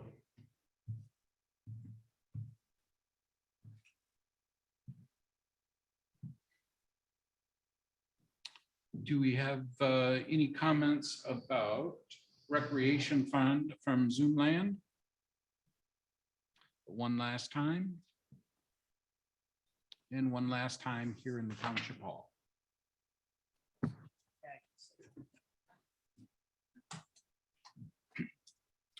Heidi Valmuth, 8388 Winnie Lane. I'm going to talk as a private citizen right now. Thank you, sir. I also spent hundreds of hours volunteering and doing the same thing you did for my children and for my community. On top of volunteering in my community of 10,000 people, we paid to have our children play baseball. It wasn't cheap. Sometimes kids couldn't afford it, so I paid for it. Sometimes parents couldn't get their kids to the ball field, so I bought a bigger car. Ask my husband, he hated it. We have to look, excuse me, we have to look towards the future, but we have to look towards it correctly. And our biggest problem with our monies right now is how we start and finish our projects. And I'm going to tell you, as a private citizen, I wouldn't accept any of your projects. You're missing too much data. You're missing too much understanding for the public. And we need to be better stewards. As far as legal fees go, some of us get to call the attorney and some of us don't. Legal fees have been a problem in this community for over 7 years. Go back and listen to some minutes. We need to be better stewards, and we need to look at the big picture and concentrate on doing it right the first time, not taking 9, 10, 11 tries at it. We need to be better stewards. Figure it out.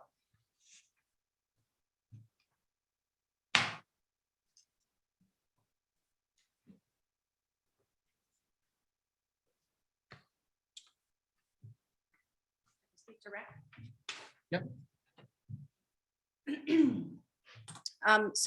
First of all, I want to thank you for coming up and speaking. I haven't met you before, but I've heard so much about all the work that you do, and that's wonderful. Amber and her dad, obviously have put forth a lot of voluntary efforts, and it should be noted and addressed by the board as a thanks. The Little League, you're right, Little League does have a lot of funds they have to pay to play, and there's lots of things that go into the cost of children in any sports. We as a community had a long time ago, long before I was probably even old enough to be on the board, decided that the Little League Association could use our fields at a no cost standpoint because they do so much to help improve and utilize the fields. And it's also part of the community service that we're willing to offer, which is, again, I think it's a huge attribute. Most communities, they have funds and they have fees, and it's very difficult for other areas to allow for children to play in ball because it gets very, very costly. So I think that's a really huge value that we provide to our community members.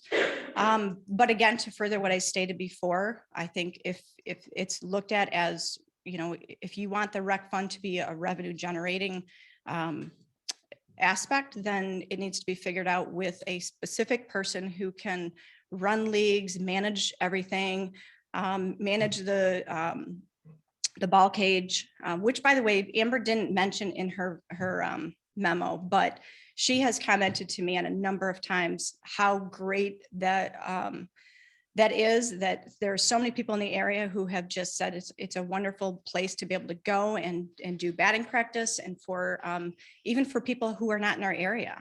Teams from Kalkaska have also made that same comment, as well as others in the Elk Rapids area. So that if we bring value, and I know it's cliche, but as the movie says, if you build it, they will come. In some attributes, that's kind of what we've done. We've really tried to make a place that's safe, and that's a place where kids can go and play and have fun, get out their energy in a healthy way, not sitting in front of a computer or a screen for 20 hours a day. So I think it's a very, very huge part of our community, and we should respect that. I guess the second thing about the rec fund, you talk about, you don't think any projects should be moving forward. We put out a community survey for the reason to understand what our community wants. This is not me saying what I want. This is not our Parks and Rec Committee, Advisory Committee saying what they want. It's about, we listen to the public. The survey came back and it was astounding. I was astounded. I thought for sure it was going to be, they want the road paved on the campground park, because that's generally what I hear. It's a big comment, but it was really astounding to me to see the huge interest level in all of our trail systems. And there was a number of comments that were made also that the trail systems, that they didn't know about it, that they wanted to have more information. And all of those things we try to do as a Parks and Advisory Board. We don't make the decisions. you at the board level make those decisions on what projects, can be moving forward. But I really do encourage you to think that in your mind of, what does the community want? Well, the survey was pretty clear. There's a lot of assets that we own, that we have, that are not valued, are not known about, and are not updated. The tree removal is a huge expenditure. And if I were to just make a comment about that, we had a private community member who was willing to put forth his time and effort, went out and did an estimate, went out, surveyed the area, and gave the board a reasonable budget. It was decided to then spend the money towards an arborist, and it's increased that whole project at least double, if not triple. So that's a little disappointing, because those funds, $60,000, to your point, it's a huge number, right? So I think that there is local community people that should be looked at, not just in a very large, broad spectrum of we need to hire some person from Timbuktu and we have to hire a contractor from Washington, DC, or something like that, or Washington State, wherever that one comes from. I think we do need to look towards those funds and resource it appropriately, but it is safety, and it is something that has to be, looked at. If we want people to use our trail systems, you can't have trees crossing over the trails. It's not safe, as well as the Lossy Road not being safe with basically a swamp. You can't even walk through. I don't even think if you had muck boots on. So I just ask you guys to consider that. It's, we're just an advisory board. We're here to serve the community as best as we can. But if we're not giving any direction and any budget to work from to do that, it puts us at a disposition. So, thank you.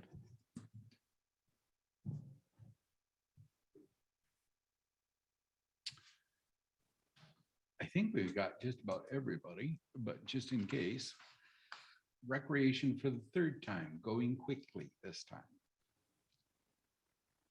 Hearing none, we will move on to ambulance replacement fund. The proposed revenues for this fund are 0, and the proposed expenditures are 0. We have a balance. Any written comments? None. And anyone attending in person here have any public comment on the ambulance replacement fund? How about in Zoom land? Anyone in Zoom land have a question or comment on the ambulance replacement fund?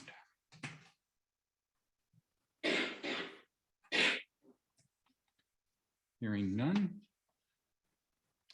Next is our federal fund. This is a new fund for the township this year. And it is containing funds that we've received through the American Recovery Plan Act, or more commonly referred to as ARPA funds. These are funds that were provided to just about every local unit in the state of Michigan. To my knowledge, I think only 3 or 4 townships decided against receiving these funds. There are restrictions on what we can use on these funds. As it stands right now, we have received $147,000 of ARPA funds, and we are proposing expenditures of $100,000. Do we have any written comments on this, Cheryl? None. Do we have anyone in the public that would like to comment on the federal fund budget regarding ARPA funds? Well, there's a lot of funds in that statement, so I do apologize. I guess I would like to ask what, you said there's restrictions, what are those restrictions, and have we incorporated as much improvement in our community that we can with those federal funds. $147,000 would put us kind of in the right?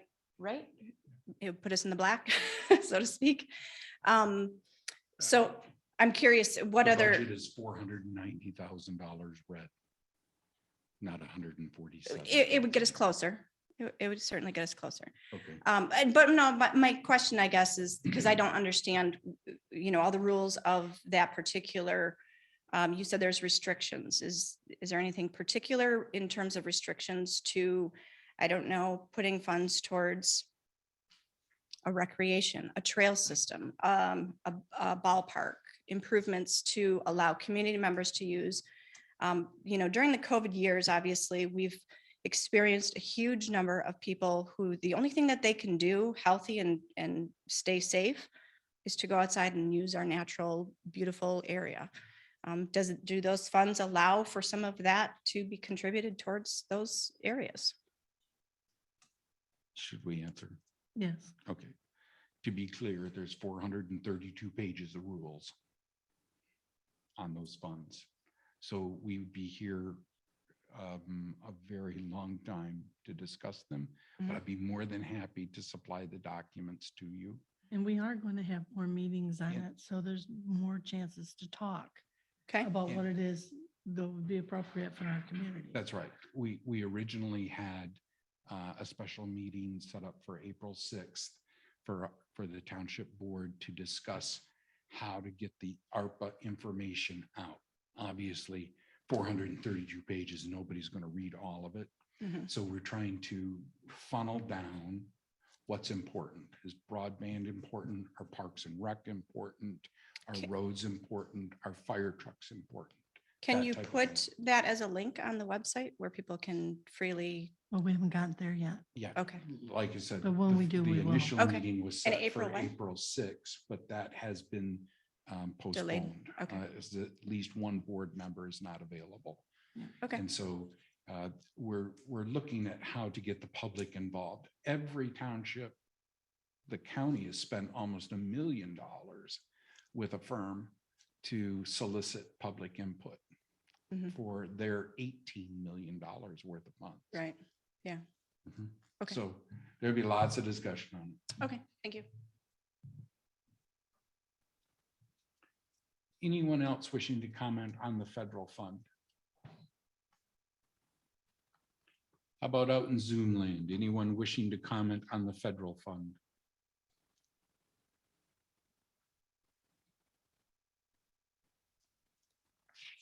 And in the public improvement fund, the proposed revenues are $125 and proposed expenditures are $30,000. Have we received any written comments? None. Thank you. Is there anyone here in the public that wishes to speak on the public improvement fund?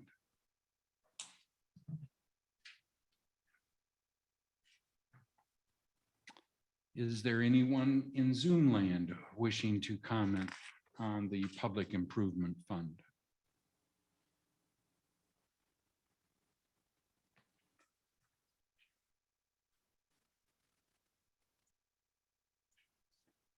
Next fund is the Fire Capital Improvement Fund. Its proposed revenues are $50,175. And proposed expenditures are $135,500. Any written comments on this, Cheryl? None. Thank you. Is there anyone here in the public that would like to comment on the Fire Capital Improvement Fund? Anyone in Zoom land wishing to comment on the Fire Capital Improvement Fund?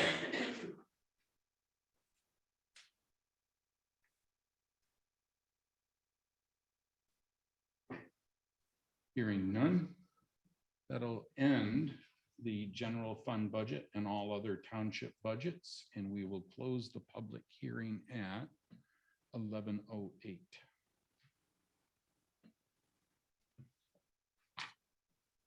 So now at the beginning of the meeting, if you remember, I indicated the public hearing is kind of like a meeting within a meeting. And so we just left all of the public hearings. And so now to follow along, if you would like, we will go back to the printed agenda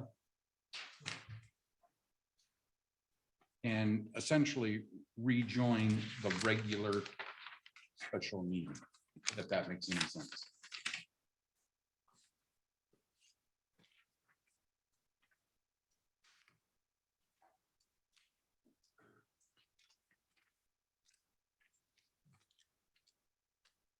And currently, right now, we are at item number 3, agenda item number 3. And now it's the board's turn to discuss the budget.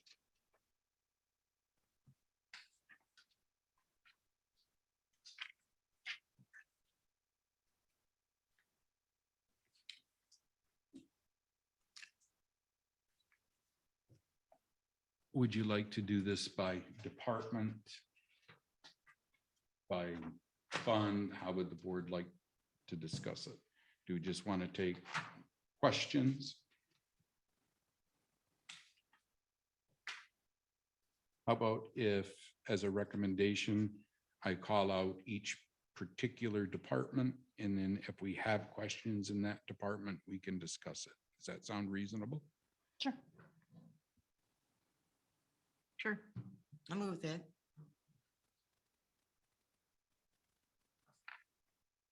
So looking at revenue, does anybody have questions on our revenue?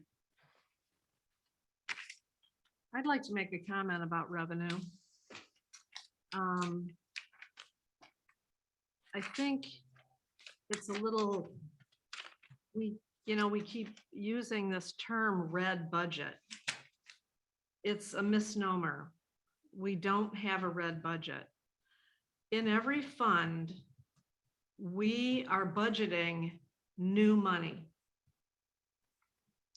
And so, for instance, in the general fund, all of the revenue line items that are in there is the board's best estimate, because budgets are estimates, is the board's best estimate of what the revenues are going to be during this next fiscal year.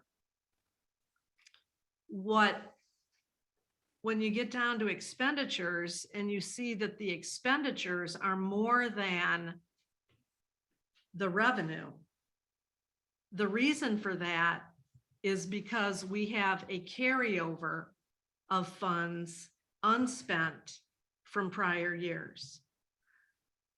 And if you, building a better budget, this is all about budgeting for townships. And so these so-called red budgets, where the expenditures are more than the revenues, that's called an operating deficit. Okay, and so we also call that fund balance, that we have money left over. For instance, if you look in the just in the general fund here, you'll see that we projected expenditures.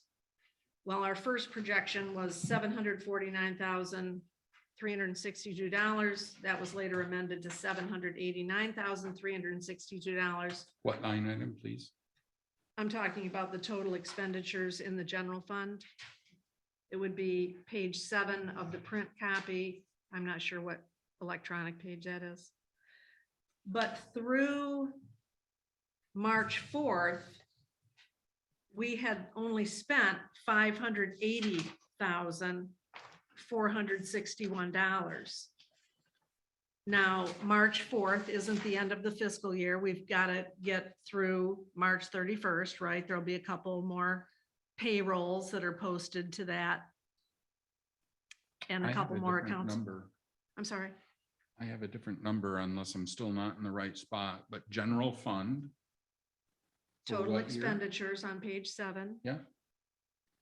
So For what year? I was saying the actual is 580,461. This is in our document that we're using for today, our proposed budget I don't document. have a 58461 on mine. I don't either. I do. You should be using the document that came out in the packet. This is the document that came out in the packet. 2022, 2023 fiscal year proposed budget. And you go past the projected change in fund balances, you go past the general fund title page. Then the budget pages start being numbered at the upper right, page 1, dated 3/12/2022 at 6:36 p.m. is when this was printed. And on There's no page date on 7, mine. I'm sorry, There's no date on mine. no, you're not, that's the wrong page. I'm not looking at that page. I'm looking at this page. In the budget document, the last page I of the see general what you're fund. looking at. General fund, gotcha. So as I was saying, the actual amount spent through March 4th is $580,461. And that number will be a little bit higher after March 31st. But we haven't spent $200,000. And in prior years, well, for instance, in the prior year, we had 5,000, we had a deficit operating, we always adopt operating deficits because that's the only way, that's the point I'm getting to. We always have operating deficits because that's the only way that the township board can expend carryover money. So it's not that the budget, it's not that we're spending money we don't have. It's money that has been left over from prior years. It could have accumulated over several years' time. So I just wanted to make that point that we don't have quote unquote red budgets, meaning if that means to you that we're spending money that we don't have, that is incorrect. May I comment? Sure. Well, if it's up to the moderator. Hang on a minute. Hang on a minute, Rod. What is the board's pleasure? We don't normally. No, we don't. I would rather we just go through Yeah. this. This is hard enough Yep. and, you know, there'll be more public I comment would like time. to ask Ron one question. You Have wanna we ever- ask me a question? Yes, I'd like to ask you a question. That's unallowed. Okay. Have we ever had a red budget? I mean, a black budget? Yes. Thank you. Yep.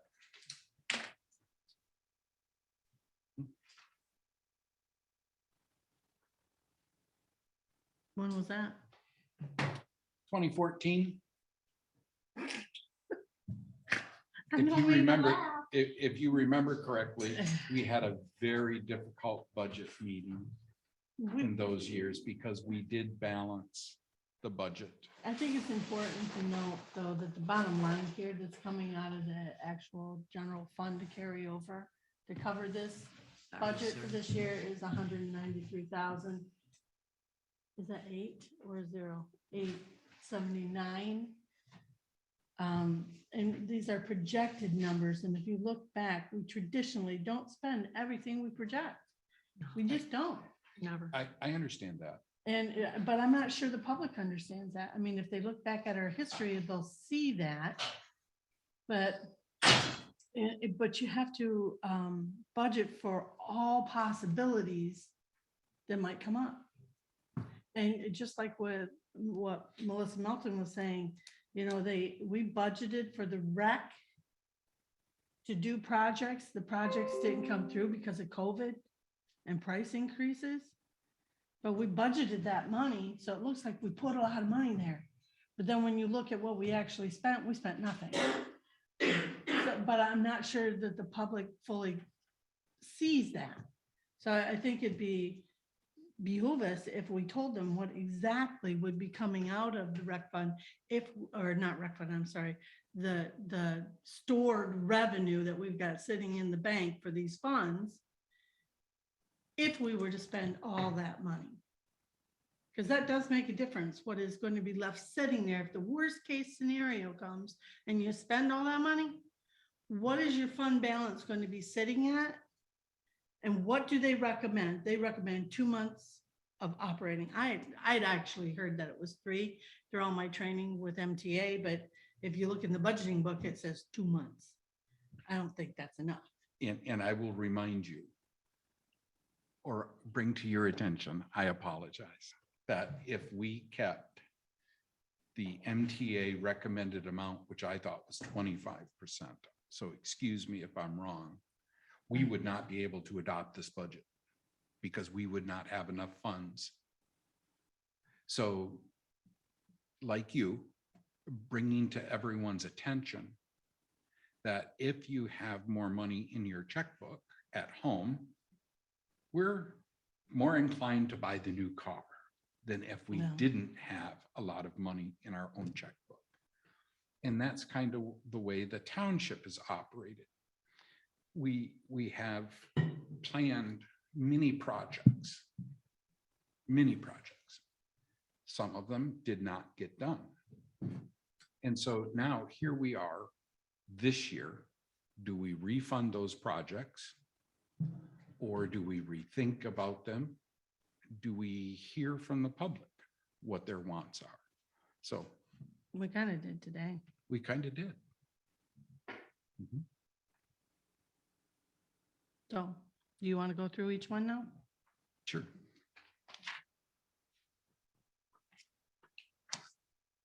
And I'm not sure if it's a good use of time to go through every department. What are the areas? I mean, that's gonna be a really lengthy meeting. We've already been through this entire budget document twice. What are the areas of concern? Let's And- focus on that. And that's, I think, what we're going to do.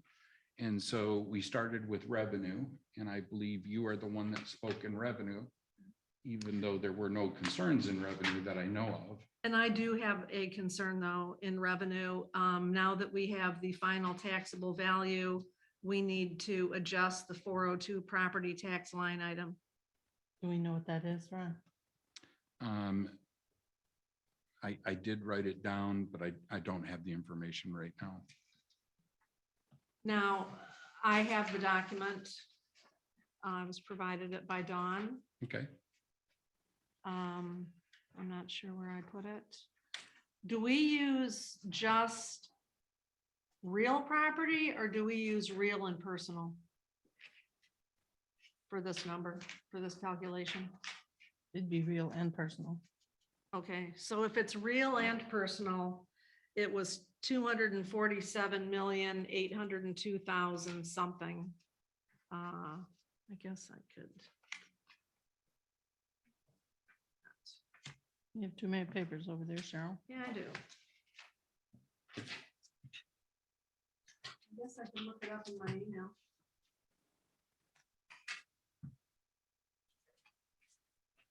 Anyways, calculating. And then then we use last year's L4029 number to multiply it by. And I multiplied that out and I got that the number should be $144,592. 144, 592. 592. So that's a difference of what, about $6,000? About 7,000, a little over 7, I believe. We've always adjusted that number Yeah. at the meeting to that adjusted board of review number. Yeah.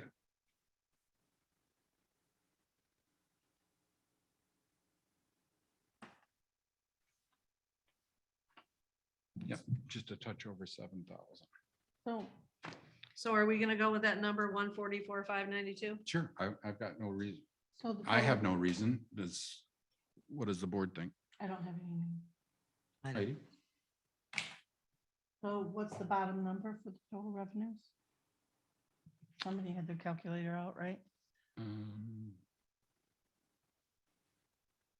That would bring the total revenue, as I see it, up to 572,086. 572,086. Thank you.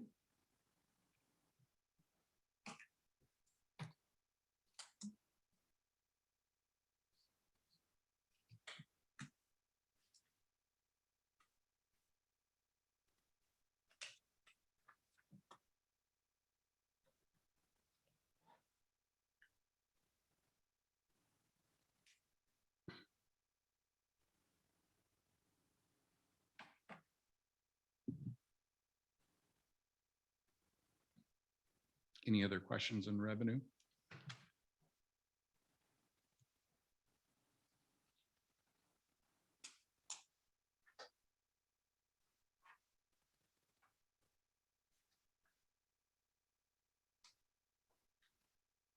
So the next one is Township Board.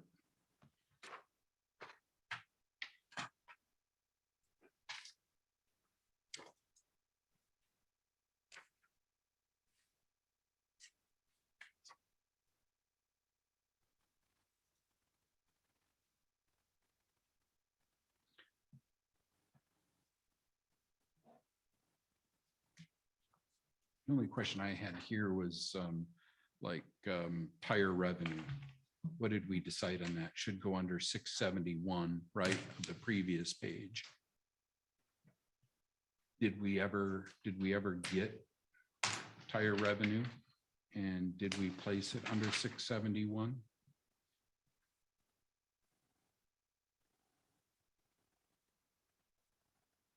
Yeah. I only have In the actual $1,000 through there. March, in the actual through March column, it's $2,000. That's the scrap tire revenue. That's the grant money.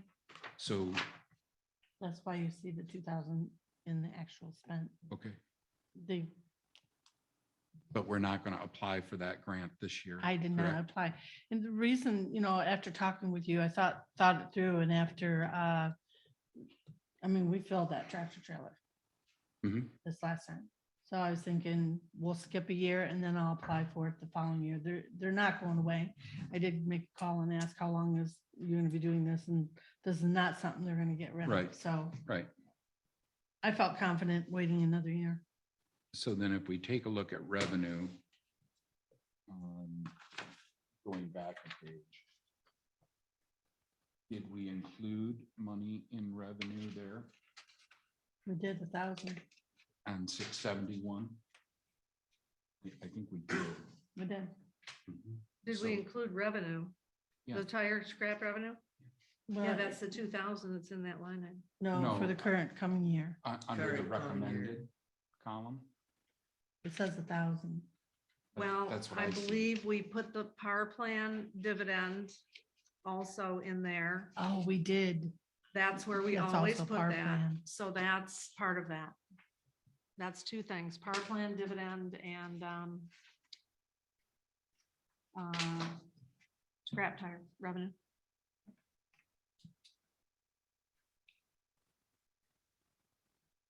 So what Okay. did you say you put in there besides scrap tire, Cheryl? Power plan dividend.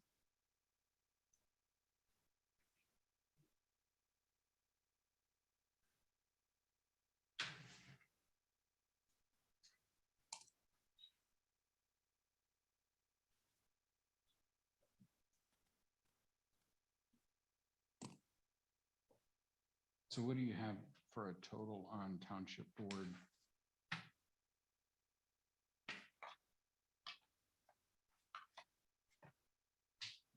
What's in the document? Yep. It shows 63,803.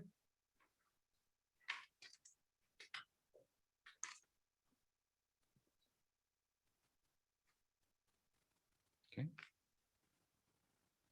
Any questions on that?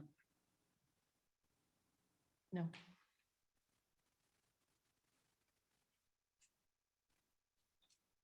Moving to the supervisors department. Any question on that?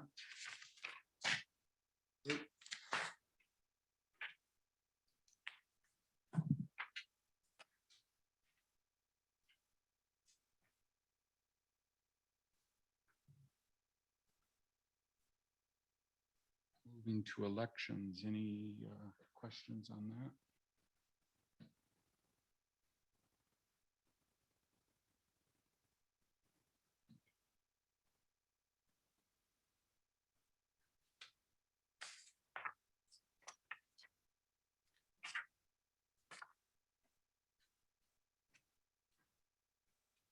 Any question on assessor?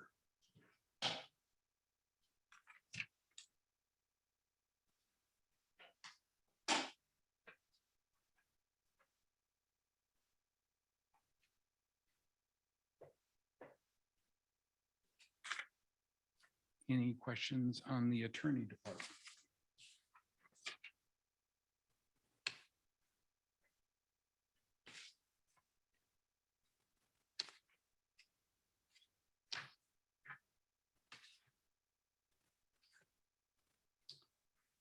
And on the clerk's department?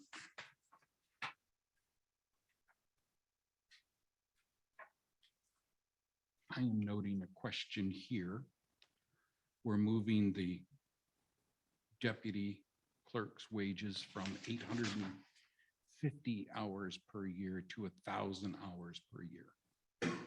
That's a 17.5% increase.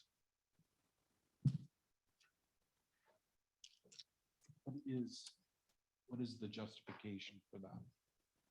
Well, we have 3 elections this year.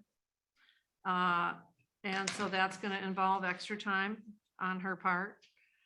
She always works more in election years. There's been other years that she's worked 20 hours a week, and then some weeks she didn't work 16 or 17 hours a week. Normally she works 17 hours a week. 2 8.5-hour days is really what she works, is 17 hours a week.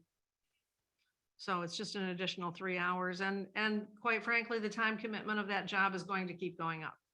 There'll come a time when the deputy clerk's position will be full-time. Probably Because not of- in my tenure year. My tenure here, well, we have more voters all the time. We have just many duties that we do in the clerk's office that it's always busier all the time. More FOIA requests. Therese works on FOIA requests. We just have more duties, more mandates from the Bureau of Elections of things we have to do with MasterCards, voter ID cards. For instance, we probably are not going to be doing it, but everyone knows that with the redistricting, maybe your U.S. congressional seat, your Michigan House seat, your Michigan Senate seat, even your county commissioner seat could have changed. Luckily for us, none of those changed for Whitewater Township, but many clerks' offices are getting ready to send out new voter ID cards to every voter in their district. It's looking like, and we can do that. We don't have to do that because we don't have any changes.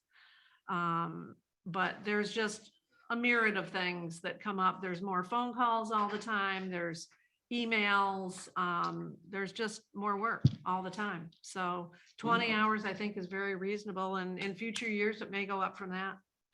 Wouldn't a lot of what you just said be under the election budget and not the clerk's budget? We don't pay the election administrators. That's myself and Therese. We don't pay them out of the election budget. That's just for election workers. Okay. Therese is required to be an election administrator.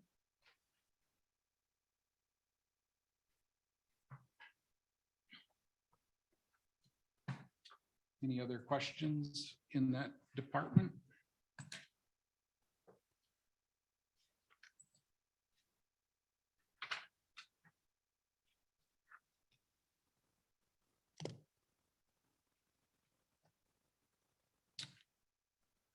Let's see, Board of Review is the next one I have. I have a note here that the wages are incorrect on Board of Review.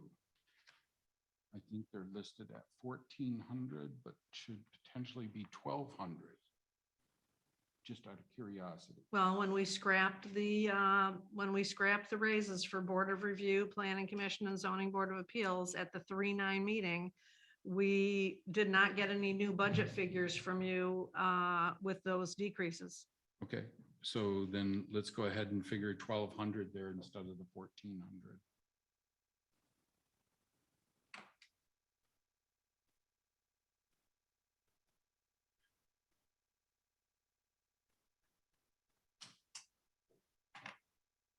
Everybody good with that? So that should have a bottom line in that department of 2942. 2942.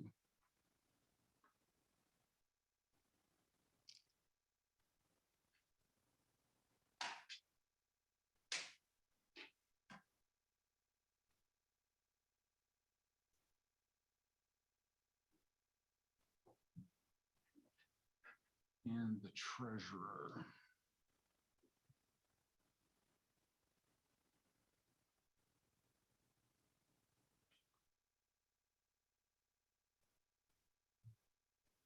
We have currently a column requesting or recommended 15,288.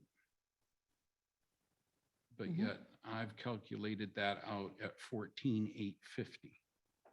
Yeah, it's a 21 an hour though. I calculated out at 21 an hour for 728 hours. That's 2 days a week. Yep, I have 7 hours a day, 2 days per week, 52 weeks a year. Yep. 728 annual hours. That's what I have. Yep. And so then the deputy wage going into this budget season should be 2038, right? No, it's No, it's 21. 21 flat, It's 21. 14-year rate. That's what makes the difference there, Ron. It's the 21, not the 20. Yep, I see that. Okay. And that's not giving the deputy treasurer and in Teresa's case, the deputy clerk, any credit for experience before they started the job.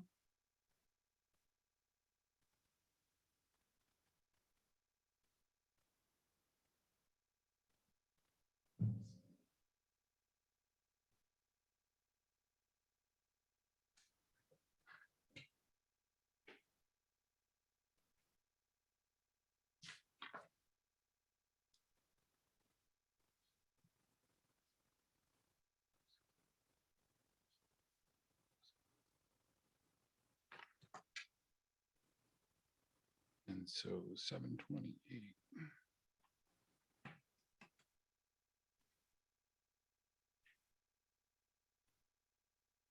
In 288.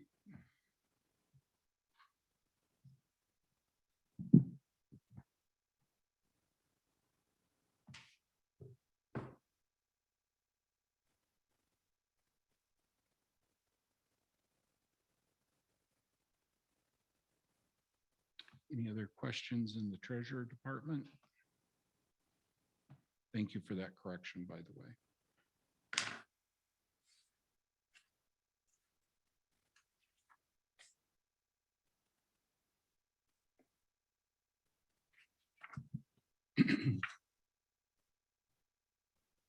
Township Hall and Grounds.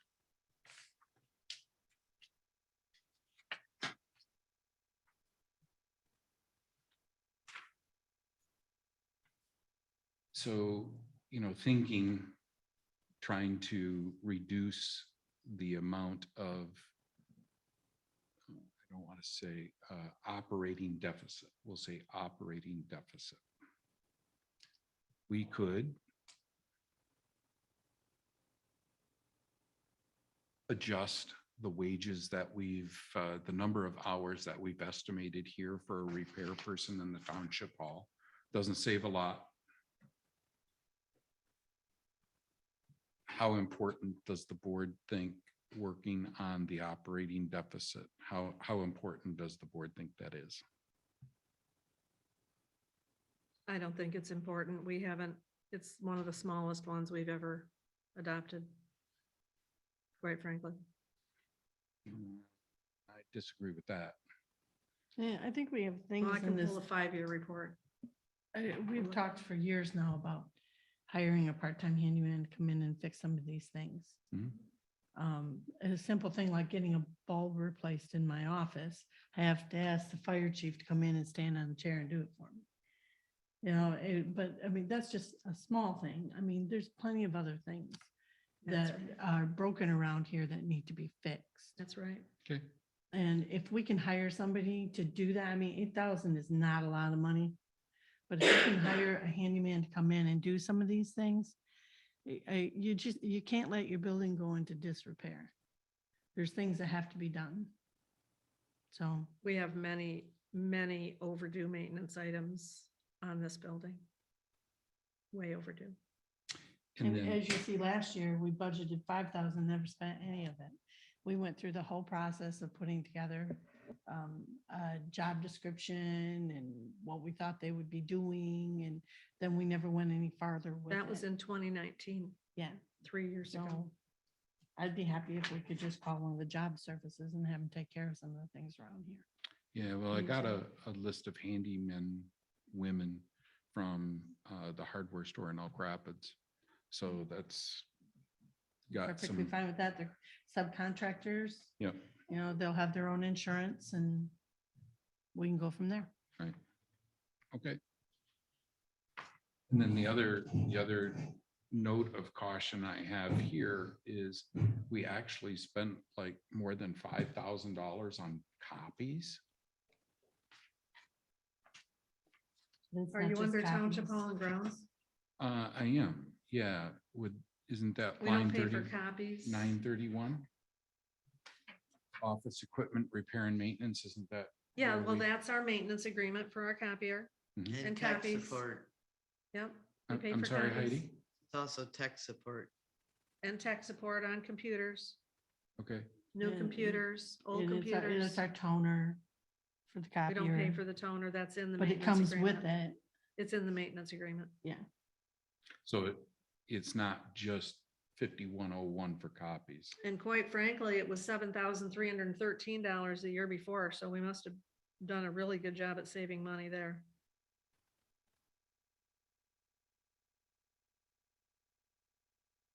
Good with Township Hall and Grounds? Yep.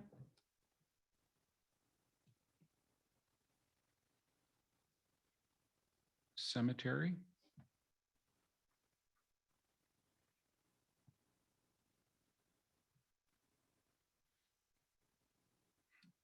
This was quite an ad for us this year, Mhm. addressing some of the trees that we have. It's gonna be an ad for next year too, because there's gonna be more work to do. It's gonna be an ad for 2 or 3, 4 years maybe. Right. We have 2 cemeteries that haven't had any major tree work done in them since I've been here.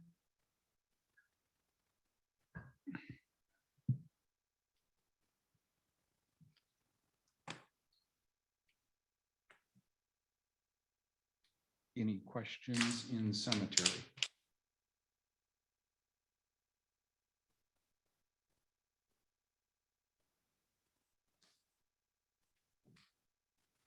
Moving to Planning Commission.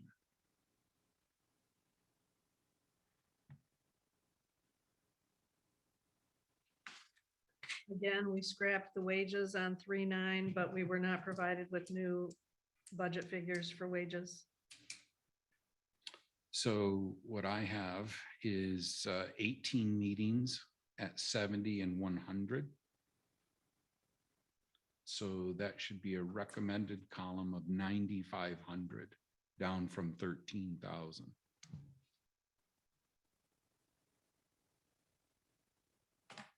I have an additional wage for Zoom facilitator, additional compensation, recording secretary, and packet assembly. That's under 703, right? That would be under 703. And I have that value at $4,000. So that's unchanged. Is that what you see? Yep, that's Okay. what's here. So that department bottom line should be 47,033. 47,033.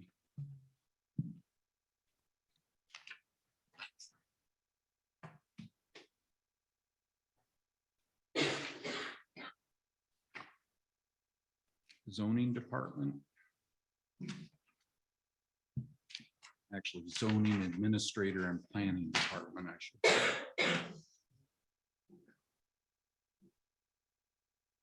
We're not recommending any change here, even though we're going to make adjustments. I have notes of approximately 15% to Bob Hall's contract because there was no raise last year, even though we agreed on one.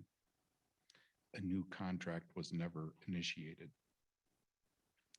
So his monthly professional services then will be $1,007. Call it $1,508. I'm sorry. And an hourly rate would be $29.22.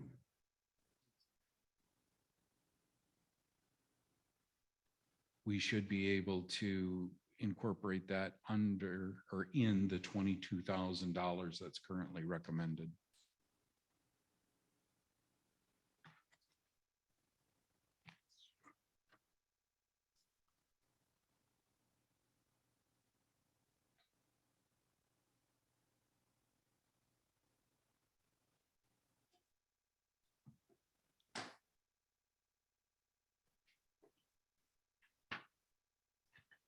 So that would make the,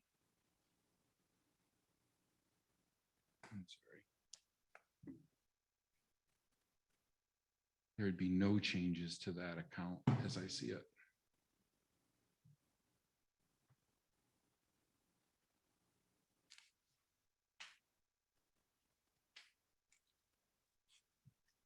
On the ZBA.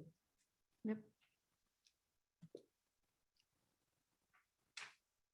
Heidi, are you good to go to ZBA? Yep. Sure. Yep. Okay.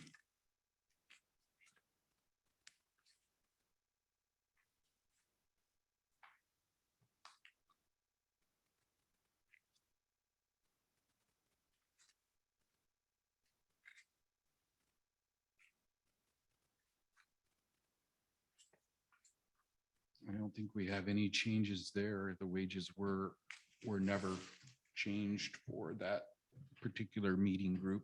And they stayed at 70 and 100, as I recall. Because they barely meet. So that's the same.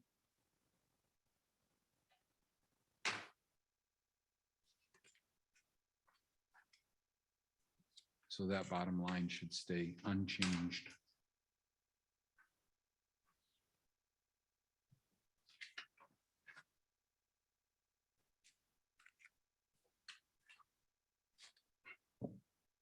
Good to go to Historical Society.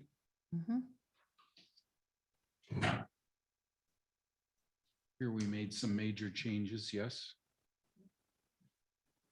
702, we dropped from 15,000 to 7,500. I did let Luann know. She was devastated. But it's not like we took all of the funding away. And she hasn't been using it, so. Well, last year I think was difficult for a lot of people. Well, there's been hardly anything used for 2 years on that, but we had the COVID thing, but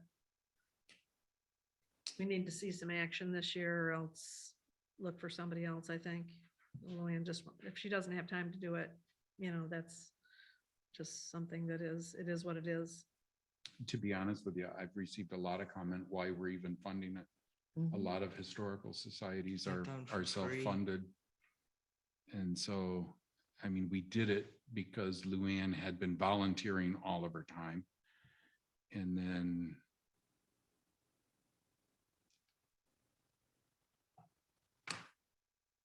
life changes. So that is probably a discussion for next year of whether or not we even fund it. It's possible. We'll see what she does this year.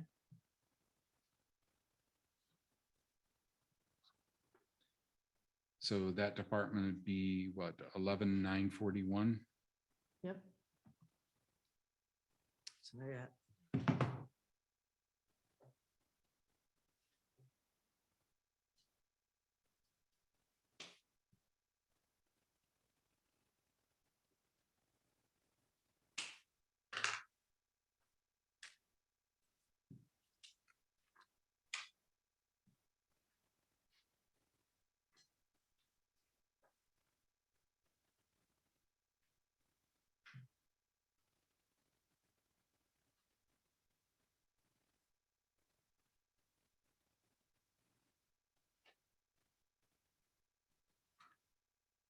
We took 3,500 out of the insurance line item, number 820.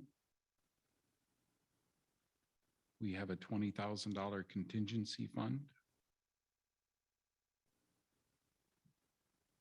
Capital expense for the township hall at $30,000.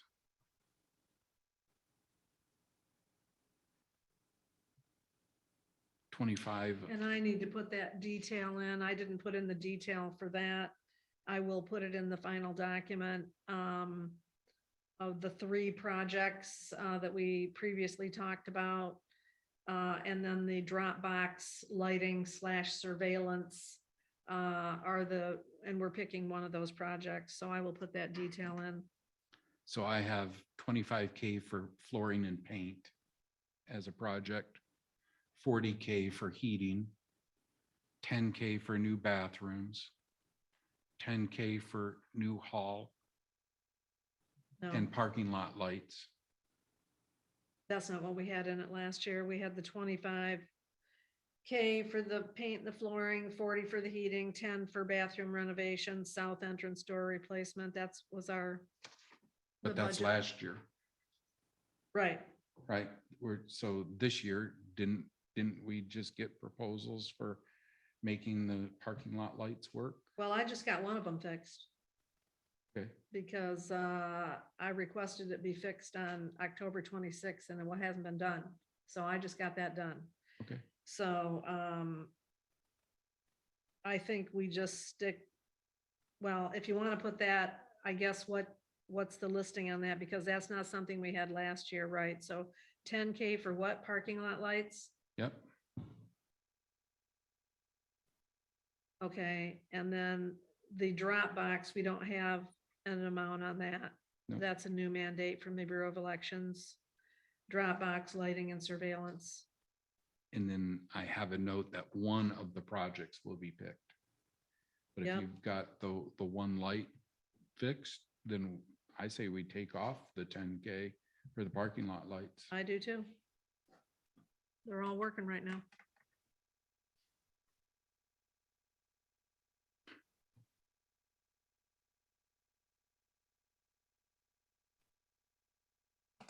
So that'll leave paint and floor, heat, new bathrooms, and Dropbox security. Dropbox security before your bathrooms. Because you have 3 elections. Yep.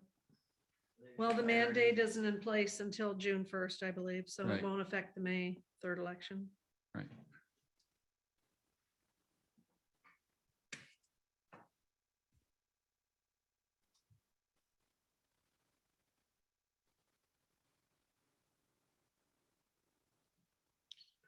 We have a new number for that total expenditure, right?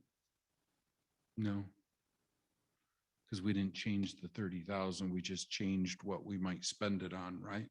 No, Did I I mean, for the the totals going forward. We made changes to a couple of places, like. She's talking Board of about the Review, bottom line in the bottom general line. fund. Oh, for total expenditures in that, I have it as 676,901.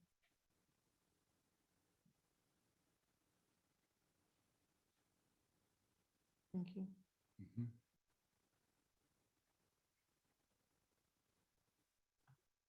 down from 758, 893. Well, I don't know about that.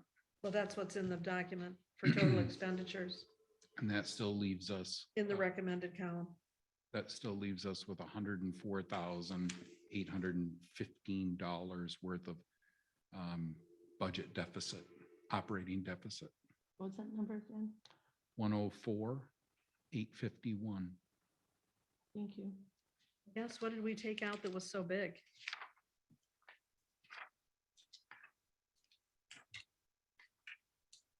You know, that's probably, That's- yeah, so. That's not a realistic number. That's not a realistic Yeah, number. those aren't realistic Yeah, numbers. because I made some other changes trying to balance. Yeah, that's not, those aren't the numbers. Yeah, so scratch that number. It's gonna be much higher.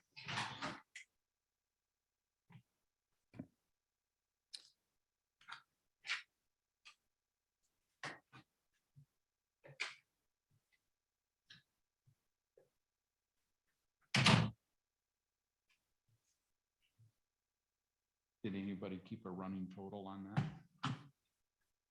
I did not.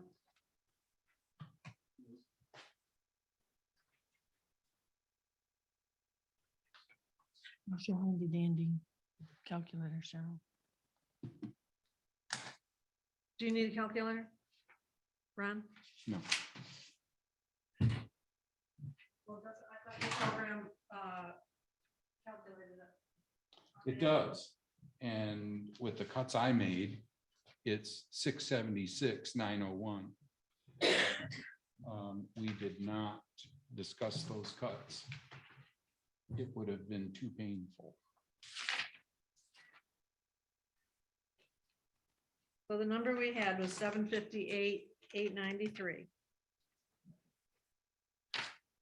So what are the changes that we made? No, we increased the revenue. By what amount, so I can enter it?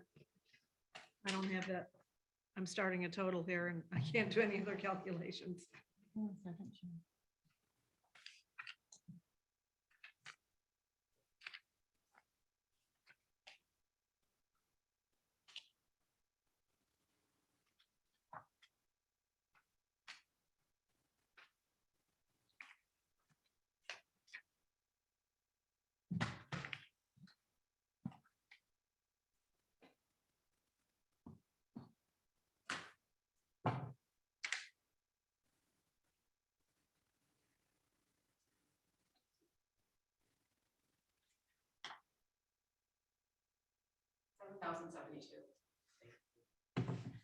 You're taking Della the 144,592 and subtracting 137,520.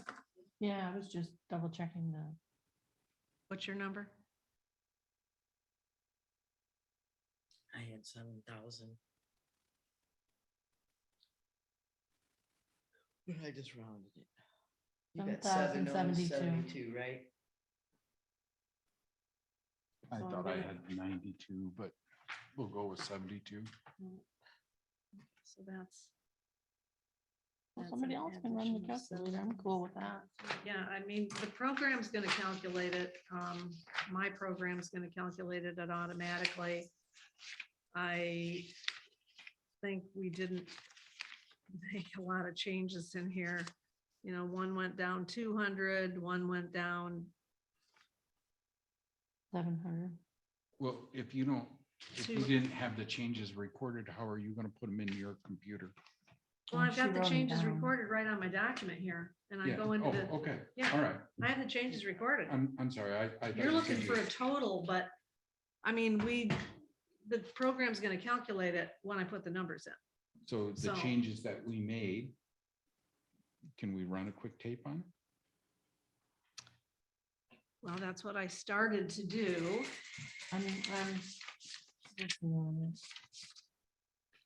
So we had, let me ask you, what number are you looking for? Are you looking for the new total expenditures? Right. Okay, so if Okay. you take the 758,893, Yeah, add 7,072, No, That's this the is revenue. just expenditures. This is just This is expenditure. just expenditures. Sorry.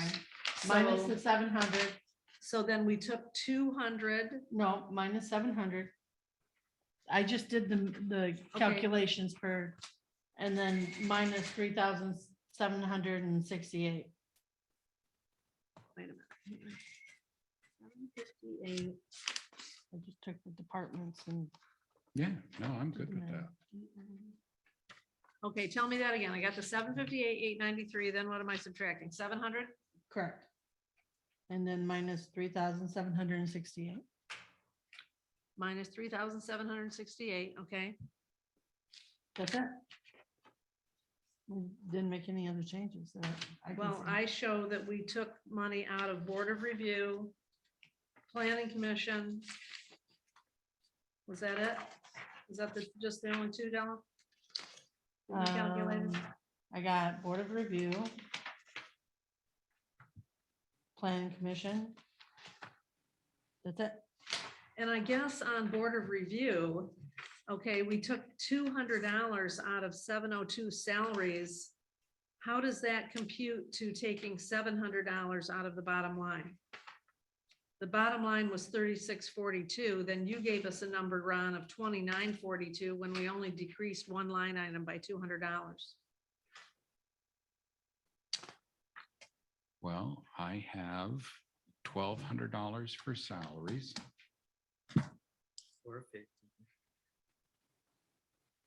I took the number Ron gave us, 2,942, after the change.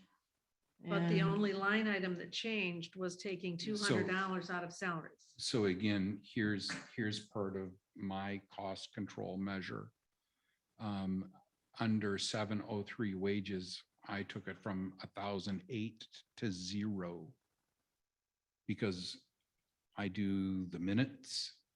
I can certainly do the Zoom facilitator in those meetings. So So it's not that number, it's this number.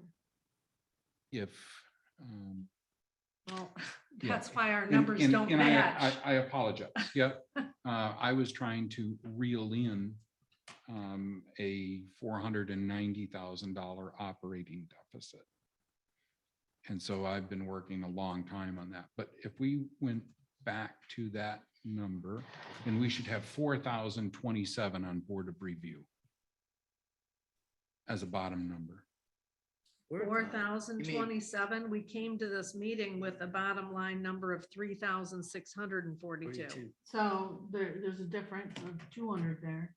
So it's 3,442 minus 3,642. It's a $200 difference. Right. That's exactly right. So instead of where I told you 700 for Board of Review, it's 200. Right, so it's So 3,442, is that correct? yes, I think we should leave Yes. something in the wages of Board of Review. I don't agree with taking that to 0. I don't agree with taking I that to put, 0. and that's fine. I put the 1,008 back in it. So now you're adding money?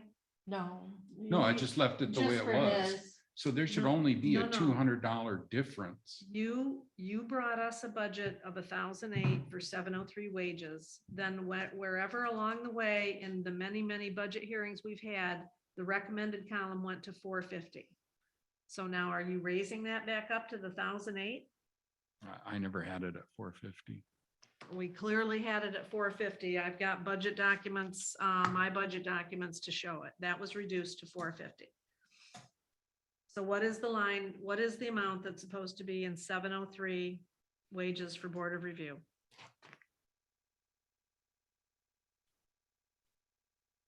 Didn't you just say 450? That's what we have.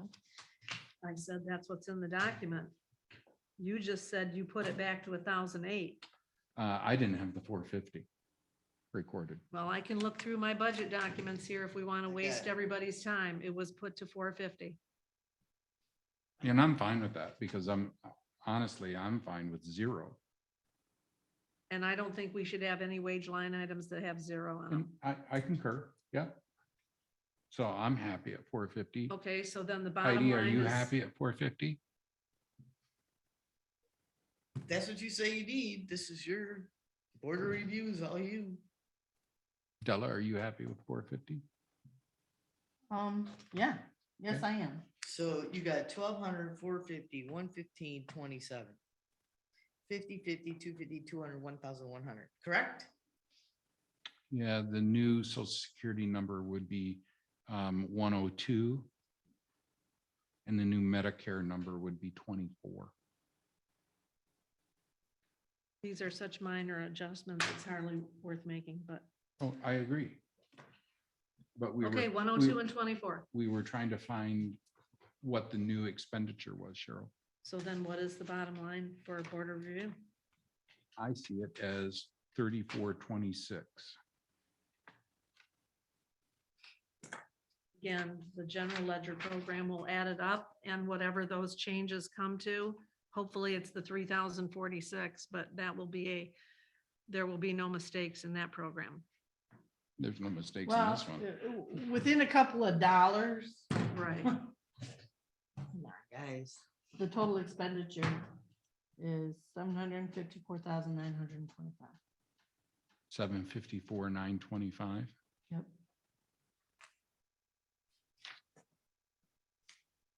Say that again. 754,925.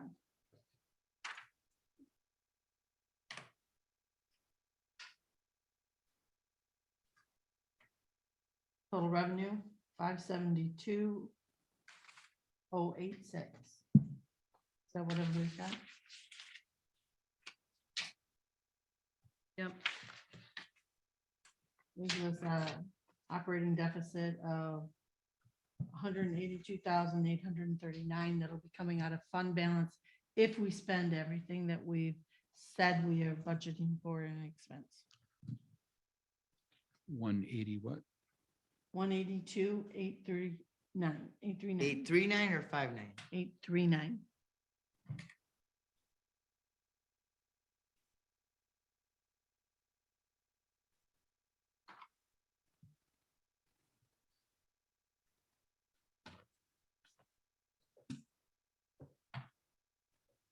Everybody good with that?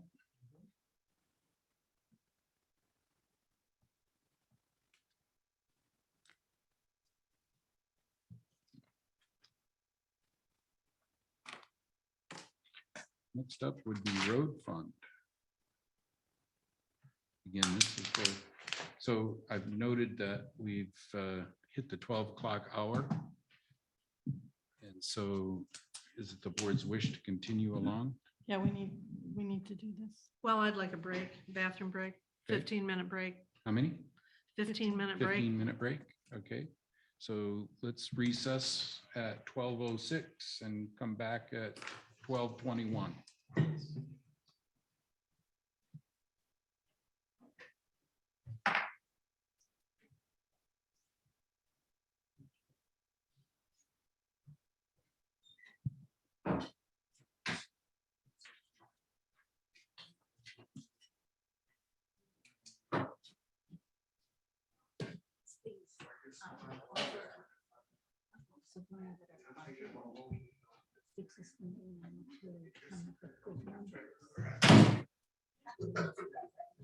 Move to more money to money market or it's over budgeting. Well, you've seen the budget. Where exactly are we over budgeting? Yeah. You look at it. Oh, I know. Then See, say, that's okay. because I see the whole dollars. I Right. see the whole thing and I know that there's this much money sitting in there before you even add any more money. I know. I know you see the big picture. That's why, you know, I think I'm gonna recommend a change in our format for like this. Because you have to be able to see that there's currently money sitting in there. Right, that's what I'm saying, you know, where we read through here where it's like fire from proposed revenue and expenditure. And then the next time we can And if everything was spent, if everything was received, it would be a change in our fund balance. This amount, and this would be our balance. Right. So I'm going to recommend it to Ron and Cheryl that we do that.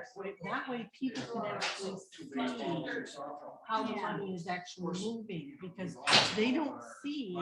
No, and I believe that that's a standard thing, that the way that you said that, I think changing fund balance is what. Right, people- but they're not seeing it because we haven't talked about it. Yeah. If we talk about, as Brenda says, we already talk about it.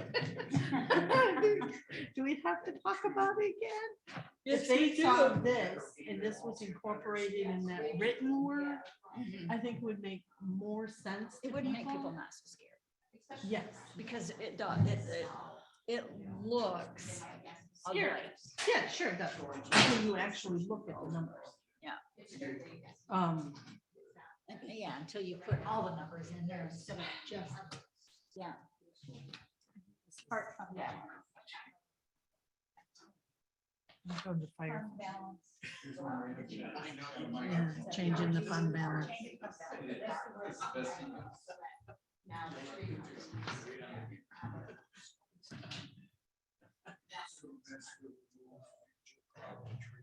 It should be, right, so anything approaching.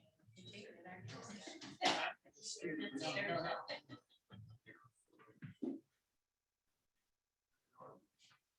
Yes.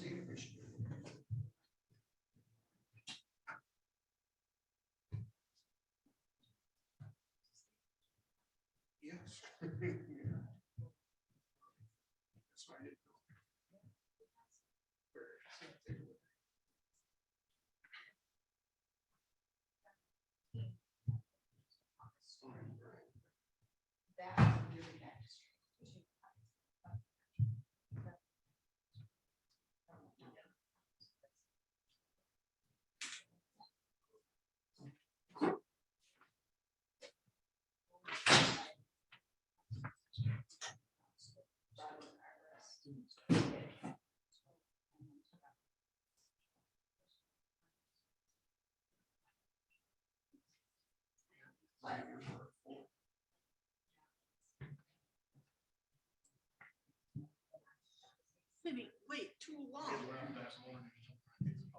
I saw this meme. Is that a motion to adjourn? No, I saw this meme that, you know how your car has all these different symbols and lights and stuff, and things go wrong. And it's like, this is me getting up too fast now. It was all the lights.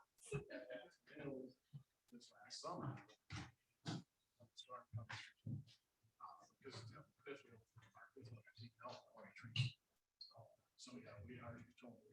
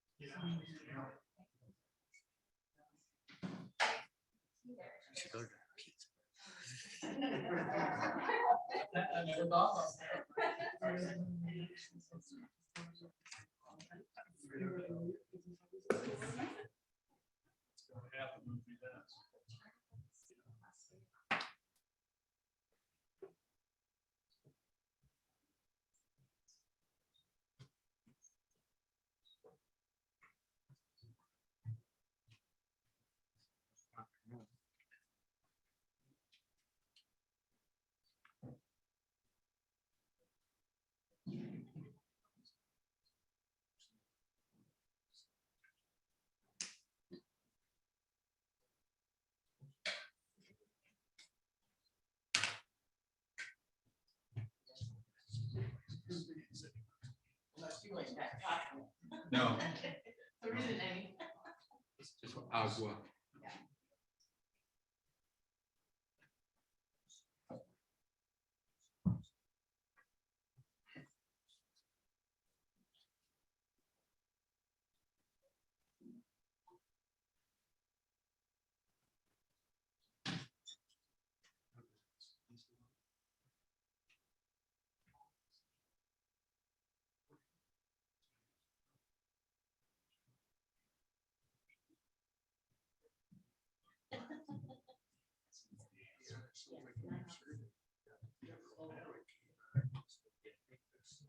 Got the blue screen of death in the middle of.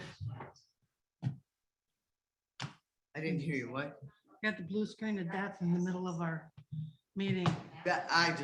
I'm done with that. I tried doing something yesterday and then my husband was playing golf. I was like, are you playing golf? Yes. Well, can you get off for a couple minutes? I need to use this.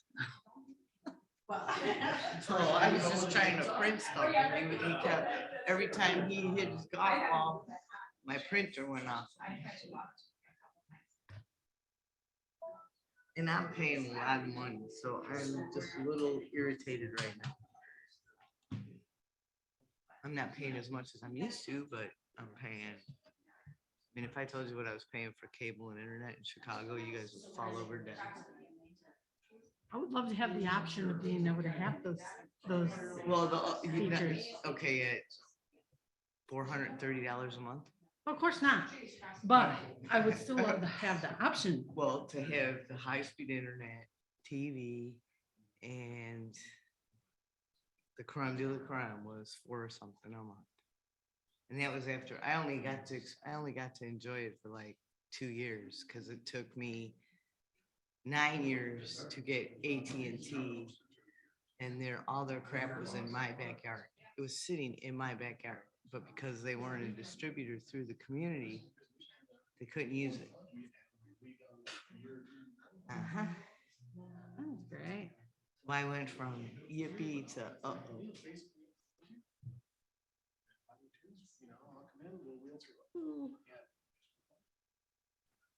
Okay. Oh, excuse me. That was not.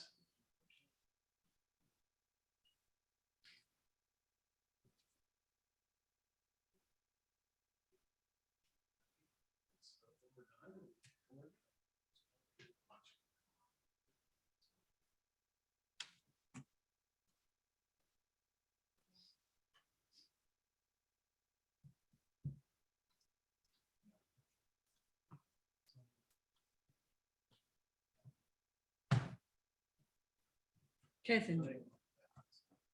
What? Public comments. I don't want to handwrite those.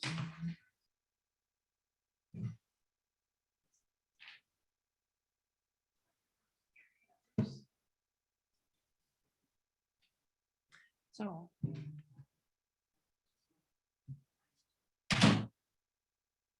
First thing. Is nothing but stand in line and wait, stand in line and wait. Thank you, sir.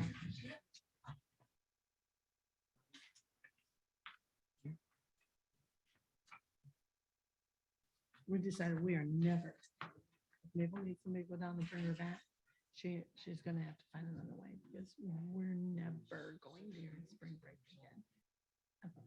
Oh, We like October. yes. Springtime, because there's spring break is. I mean, Well, according to different things on different websites, it's this week or there's 2 weeks. And Well, there's what we other were ones told that's this is the one. local kids were on spring break Oh, okay. when we were there.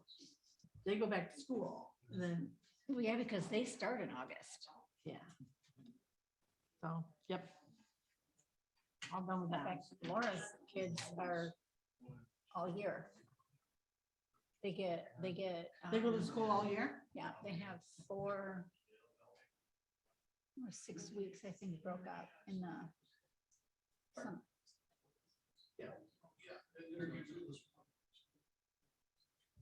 Gotta see Laura's kids and then Laura's grandkids.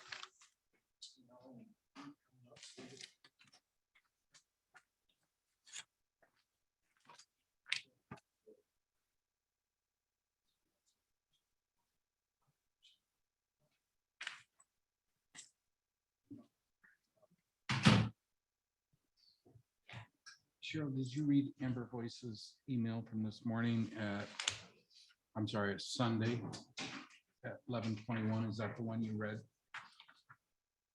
The one that Melissa read? That's the one No. Melissa read. That's the one Melissa read. Well, Amber Voice sent about 3 emails. Yeah, that's- She sent some other emails Oh, sorry. that don't have anything to do with this meeting. But Amber's email from March 20th, Sunday, got read. Amber's email from Sunday, March 20th at 11:18 was read. Okay. And I just looked at my email and I have another park comment. Is that from Jeff Miller? No, it's from Dale Paulette. All right, so I have one from Jeff Miller as well. You guys want to read those then in the public comment, the closing public comments? I would think, I mean, they're asking for them to be read. Okay.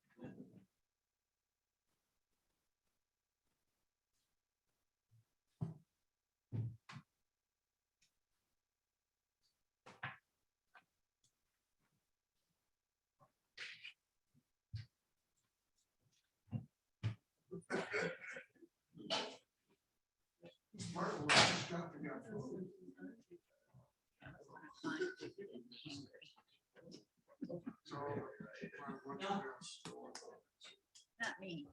I already had my little big bar. I could really piss off Ron and go get my little, Well, hurry up. You got about 35 seconds to go do it. go get my energy bar.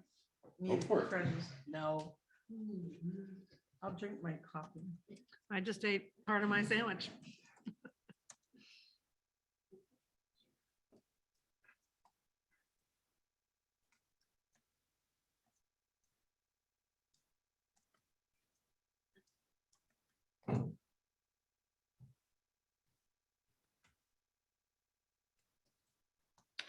All right, so I have it as 12:21. Everybody ready to reconvene after our recess? Yep.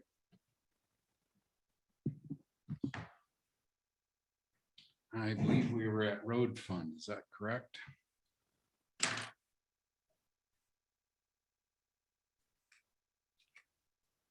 Any questions or changes there?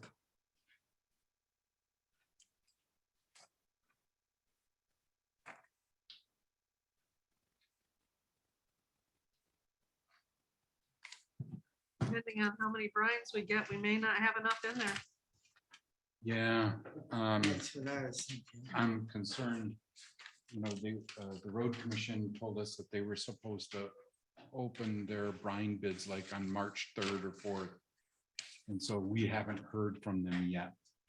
Sounds like Just last year. sounds exactly like last year. Yeah, I think this is gonna be just an identical repeat. But I don't think we need to make any changes. We'll have to do a budget amendment we'll if have it to do a becomes a budget. reality. Yeah, when it becomes a reality. Yep, I agree. Consensus on that, Heidi? Yep. Yep. Yeah. Thank you, Ardella. Yeah. Okay, so road repair fund.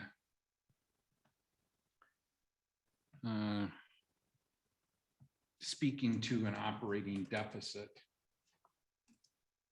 You know, here's $160,000 of operating deficit because we plan to use some money that we have saved up to make road repairs.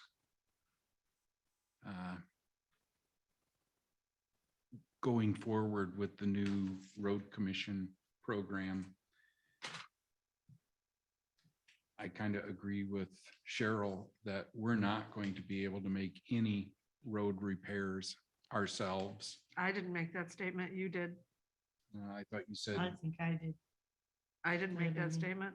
I thought somebody said there's gonna have to be special assessment districts. So Oh, whoever said right, it, right, right, yeah. didn't you I say agree with that? that. I I think did we agree with all- that, yeah. Yeah, Pretty much, I think we all agreed that it's gonna be a partnership of 3. it's gonna be a partnership of 2. I still have hope. Well, they said 50-50, so No, I think that, no. The road commission's new plan is Whitewater Township will get about $33,000 annually well, that's something. to fix all of their roads. So it is gonna be a 3-way, but their contribution may be small, and the township's contribution will be small too. Because road repairs haven't gotten done in this township since the WMDLS Special Assessment District, and other townships are finding the same thing. They don't have the money, we don't get money for roads. As long as And we're so taught, special assessment districts are how road repairs get funded. but I think we need to educate the people of our township to let them know what's happening. Yep. And why the roads aren't being fixed. The Grand Traverse County Road Commission needs to take their part in this. The people need to talk to them. That was my comment in the meeting is I'm not going to be their spokesperson anymore. First of all, the millage that they requested listed some of our roads, Yep. and those roads are now going to be ignored. It's like changing the rules in the middle of the game. And Yes. that's what they've done. Yep. Not a lot we can do about it. But we can let our people know why. Yep. So thinking along that line, we've estimated approximately 156,000 for crack and fill, 5 and 10-year chips, chip seals. Really, all we have to do is decide which roads.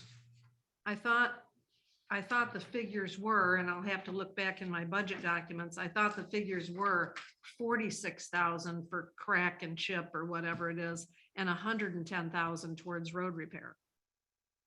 That's what it was. That's what, if you look back in our previous packets. That's how we got to the 156,000. But we may not be able to take that 110,000. And because I think you had slotted it towards Skigmog Point.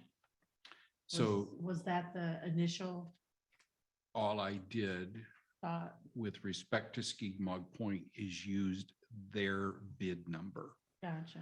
and calculated a 25% match. I think it's better that we leave it open on what we're gonna do with it.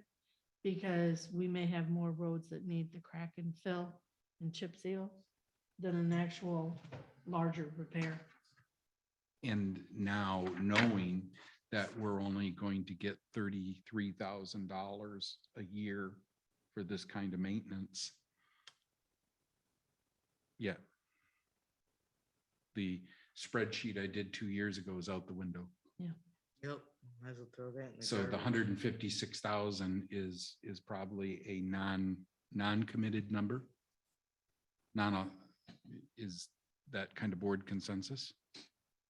Well, I thought 46,000 was for this crack seal. It was, but now that Aren't we gonna do that now? Aren't we gonna they're not gonna do crack seal? that's part of what the road commission released at their meeting, is that their total involvement in this township is about 33,000. We used a sheet that was constructed in 2020. I remember. Estimate those repairs at 46,000. But that was with a 60-40 split. 60% of the cost going to the road commission, 40% coming from the township, which was the existing plan at the time. Well, I guess whatever the plan is and whatever the plans has changed, I think we need to leave this money in here because as we've mentioned, we have over $400,000 in this fund that has carried over to these years, right? Because we've been saving it. And so in order to spend some of that money, we need some money in here to spend some money on it. And I say we just leave it the way it is. What comes down the line, what comes down the line, we don't know. But at least we've budgeted for something. And so is that a consensus that the 46,000 for crack and chip seal is no longer a valid number because the plan from the road commission has changed? Is that the consensus of the board? It's mine. Heidi?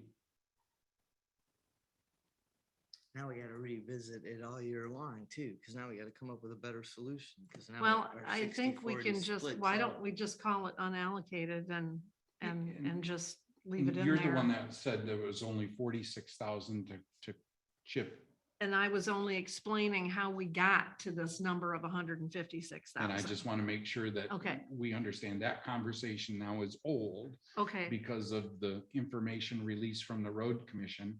I agree, we should leave the 156 in there there we go. and the 5,000 contingency. Yep. But I can no longer guarantee that only 46,000 is going to be spent on tar and chip, right? Got it. Clear as mud? Yep.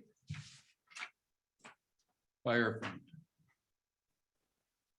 The 402 line item needs to be adjusted upward with the new taxable value. I gave everybody Dawn's sheet from Board of Review, or the showing the 247,802,000. And so if you take the 1 mil, you would be adjusting that $239,000 number upwards to 247,802.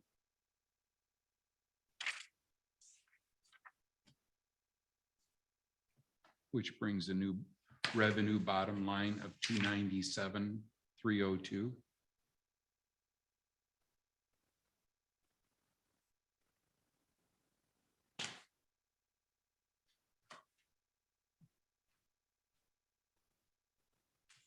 Any questions on expenses?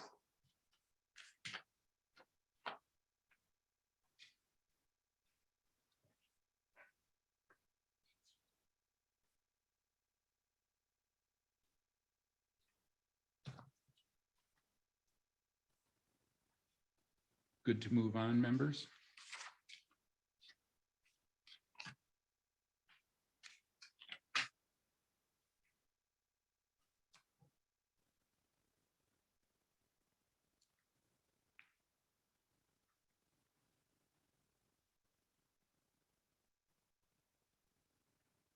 Now I'm going to take it your pen action is actually writing and not doodling, right? So I was waiting until you set your pens down.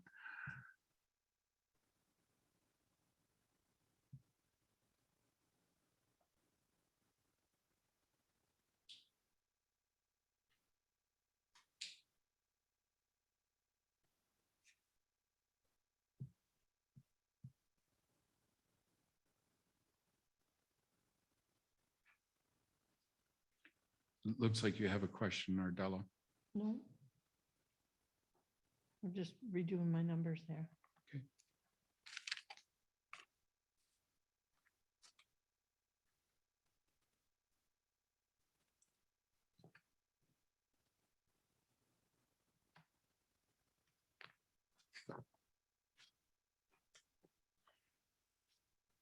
Are you good to go? I am. Okay. And so that, I believe, brings us to park fund. I'm sorry. Yep, park fund.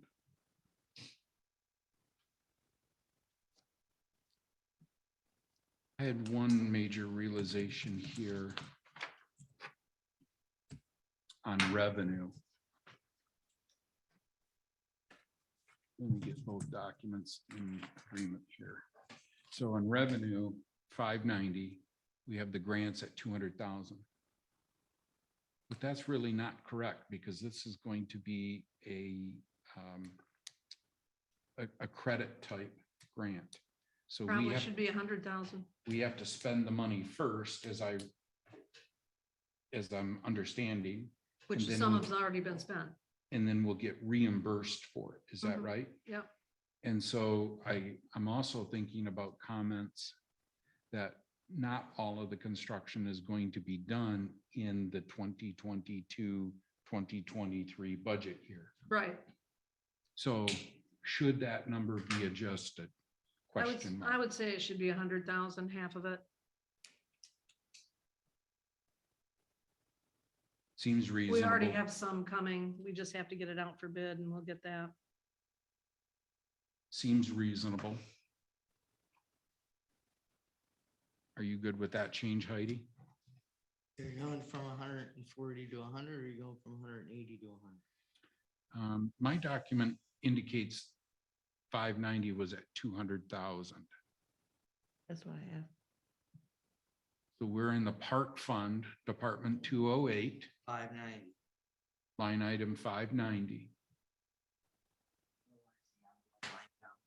Okay, go ahead. You're Okay. all right. So we're gonna change that from 200 to 100. Which now changes to that. 351, 200 for a bottom line. What I have.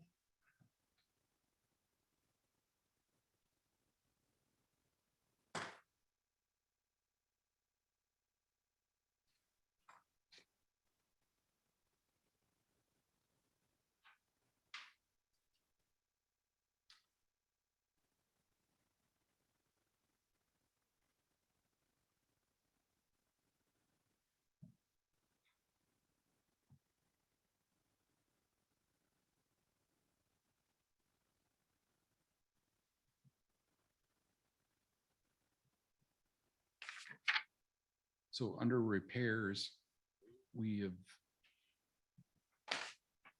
included a lot of things there that I disagree with. 56,390.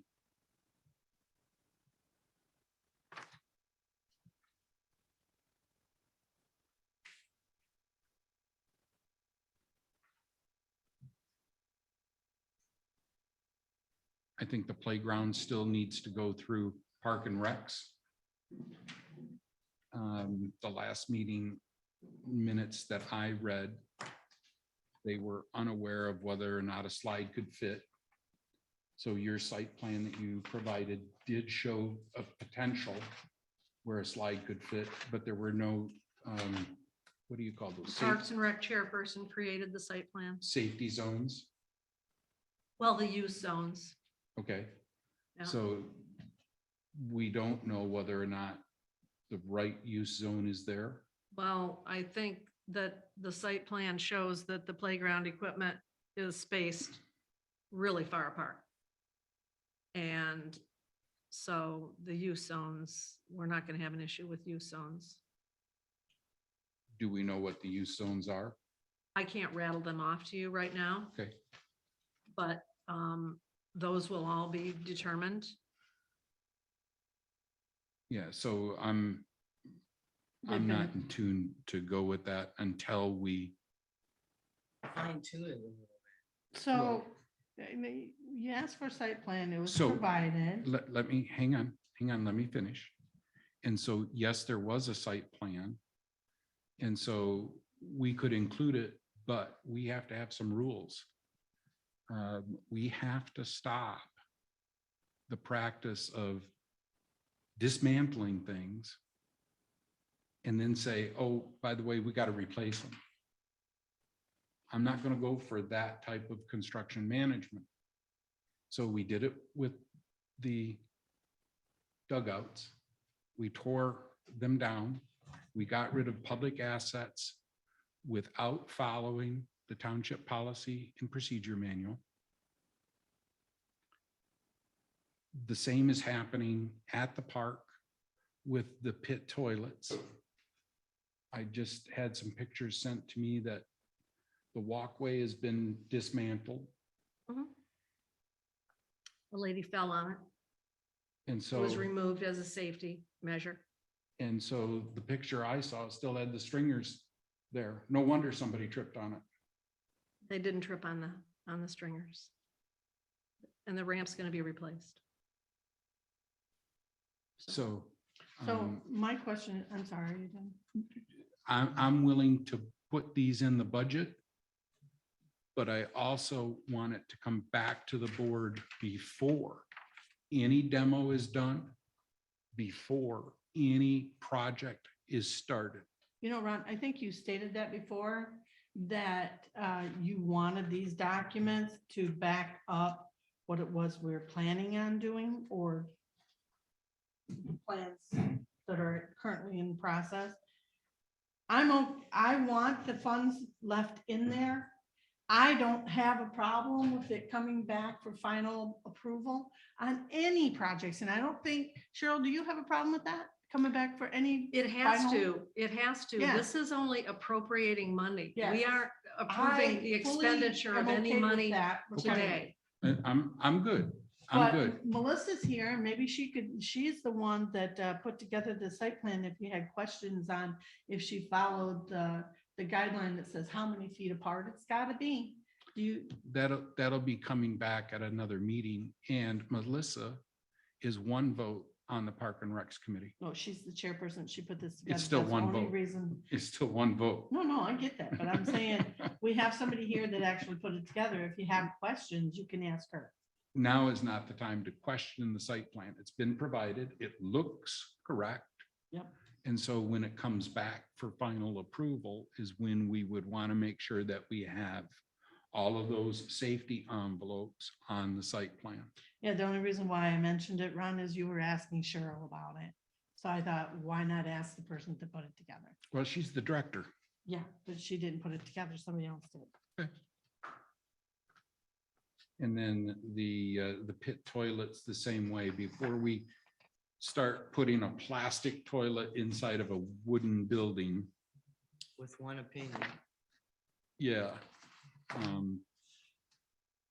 Again, nothing against Sanford, but I don't know why we're getting contractors from Sanford to do a building project for an outdoor toilet here. I'm just trying to help you, township. Like you said, you guys are tripping over one another. You're taking months and years. to get project done. You just said yourself, you got photos of raw stringers outside there where yes, people can trip over them. And your campground's gonna open up in a month. And Mother's Day weekend. Yep. You know, It should have, I really don't have, I could. should have never been taken apart, but I apologize. Taken apart, Ron, it was rotted, it was coming apart. I'm not going to engage the public. Sorry, board.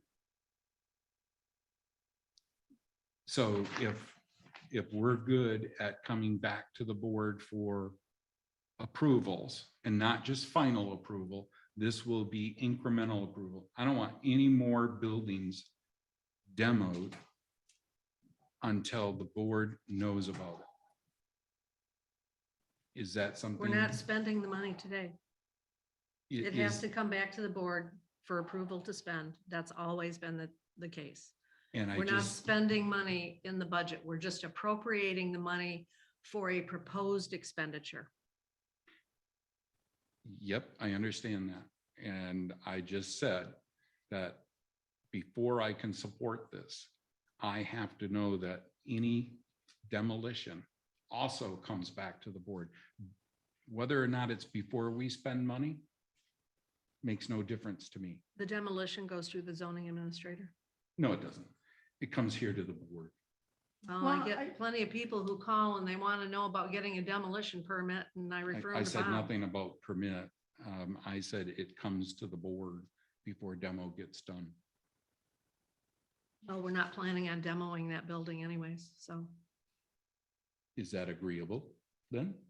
Yeah, there's no plans to demo the building. Only had Renovate one it, plan yes, to but fix it not so tear far. the building down. No, the building is gonna stay. Okay, but you only have one plan to fix it right now. In my household, you get 3 or you don't even bring it to the table. 3 quotes maybe. We think, Something so I can make a comparison to make an honest opinion of what I want to do. Yeah, we'll bring all the information needed. the synopsis I've seen thus far is unimpressive. So Cheryl, I sent you an I email. think, All you wanted was a site plan. yeah, I think provided site plans that that- people spent time on. Let's not denigrate their work. I'm not denigrating their work, not even close. What I'm talking about is, let's talk about your dugouts. I sent you an email to stop the order of the benches, step back and reassess your project. That's the next fund. That's okay. I'm just gonna throw that out there. Cheryl, I want how you're spending the money. And, oh, you wanted a contract, so let's throw the contract in there. I really don't care about the contract till I make a decision which person I'm gonna pick. But, okay, throw the contract in there, because when I called the CPA, you wanted a contract. So all I want, Cheryl, is a project that everybody can follow, including Mr. Citizen who wants to see where his $2 is going. That's all.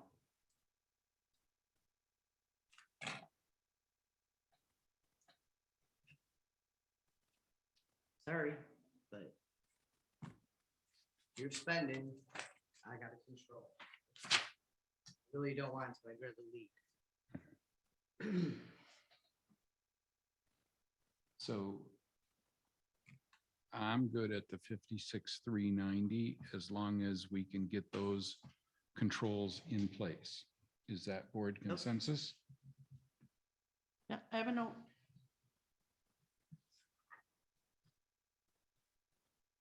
Cheryl? Yeah.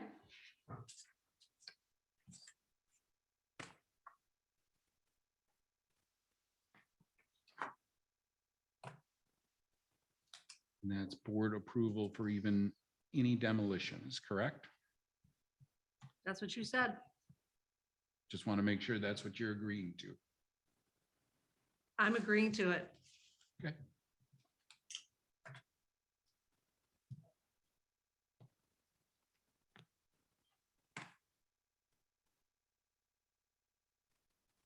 Any other questions in recreation? Or I'm sorry, park?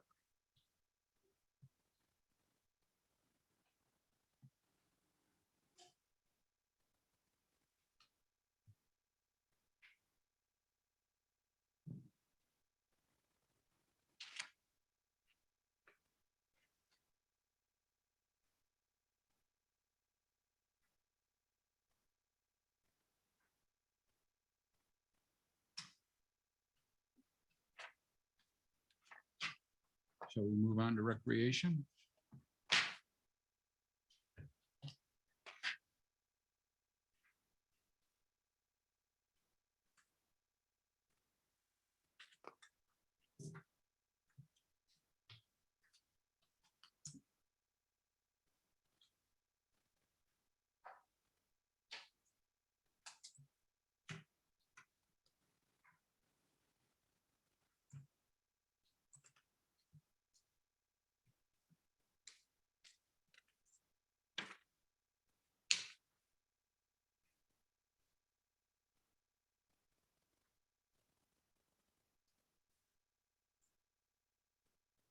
So in our 699 line item, and again, an attempt to bring the operating deficit somewhat under control.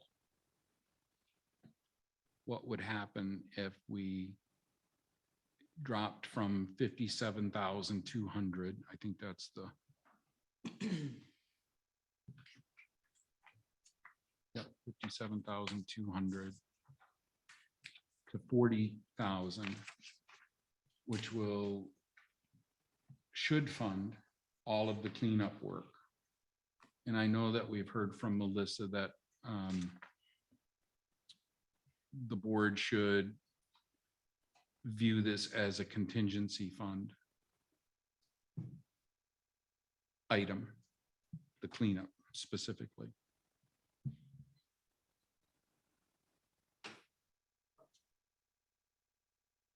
Thinking about those priorities that the people mentioned. Obviously, we've had some folks here that believe recreation is the #1 priority. We've also had some people here that believe our fire department is of high priority. it's all of high priority. I don't know why we would decrease that line item because we've made a determination approximately how much the trail cleanup's gonna cost. We have to get that done. And then, if anything, we would put more money in there for, so that we don't have to have a 1-year hiatus on these trail projects. I don't think we can decrease that at all. Or we're gonna be making a budget amendment in the middle of the year to pay for these trail cleanups. Well, we determined that the trail cleanup would be done as the storm cleanup. Yeah. right? So Well, that's, storm- that's a non-issue. Right. Well, the trail cleanup is the storm damage cleanup. Mhm. But there are other trail projects that were identified Could and be. that I put in the budget. Mhm. And then there was one for approximately 25, that's the wet area on Lossy Trail. And then there was the other one for 15,000. So we said, okay, we're going to divert that money to storm damage is really what we did, is diverted that money to storm damage. So I'm saying, how can we decrease this amount in here when this is simply to get the storm damage done? It's not even for projects. And so, again, attempting to reduce the operating deficit, we could pull about 10,000 out of this and use their fund balance. But if that's not important to the board, reducing deficit, operational deficit. And I remember that we had quite a lengthy discussion about their fund balance, and that we looked and we took more money out of projects to get to this operating deficit, the 62,829, which is almost, which the storm damage is 67,200. That's all going to the storm damage cleanup. And remember, you, Della, said, let's take these two, clear the trail to 8 foot wide. And that took another 6,000 out because the deficit was 68,829. And then you said, let's take this other 6,000 out. So that got us to a deficit, operating deficit now, not money we don't have, operating deficit, 62,829.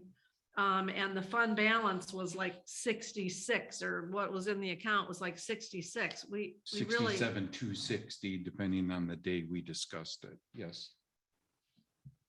So if you take money out of revenue, you're going to increase the operating deficit. In this fund, but it reduces it in the general fund. So, yep, I understand what you're saying. We have to have the money to cover the storm damage. And We we have also, to have that. yep, we've heard from several people that I know my phone rings on it. Yep.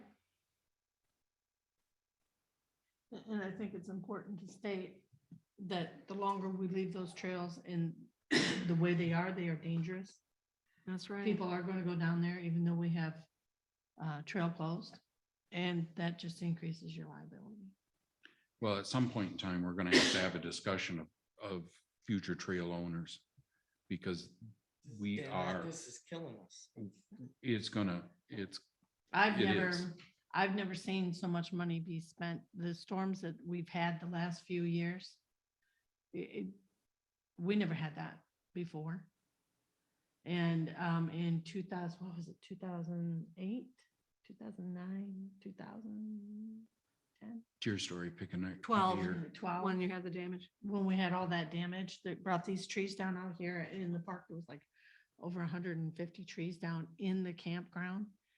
Yeah, Lois and I, and we saw a group organized a cleanup crew.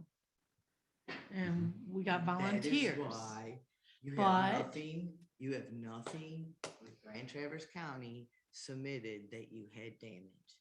I have read reports back, I think I'm on 2008. You have to take care of yourself. The rules are take care of yourself for the first 5 days, but let them know you need help. Well, you guys take care of yourselves so well that you're not even in their plan or in their program that you had a problem.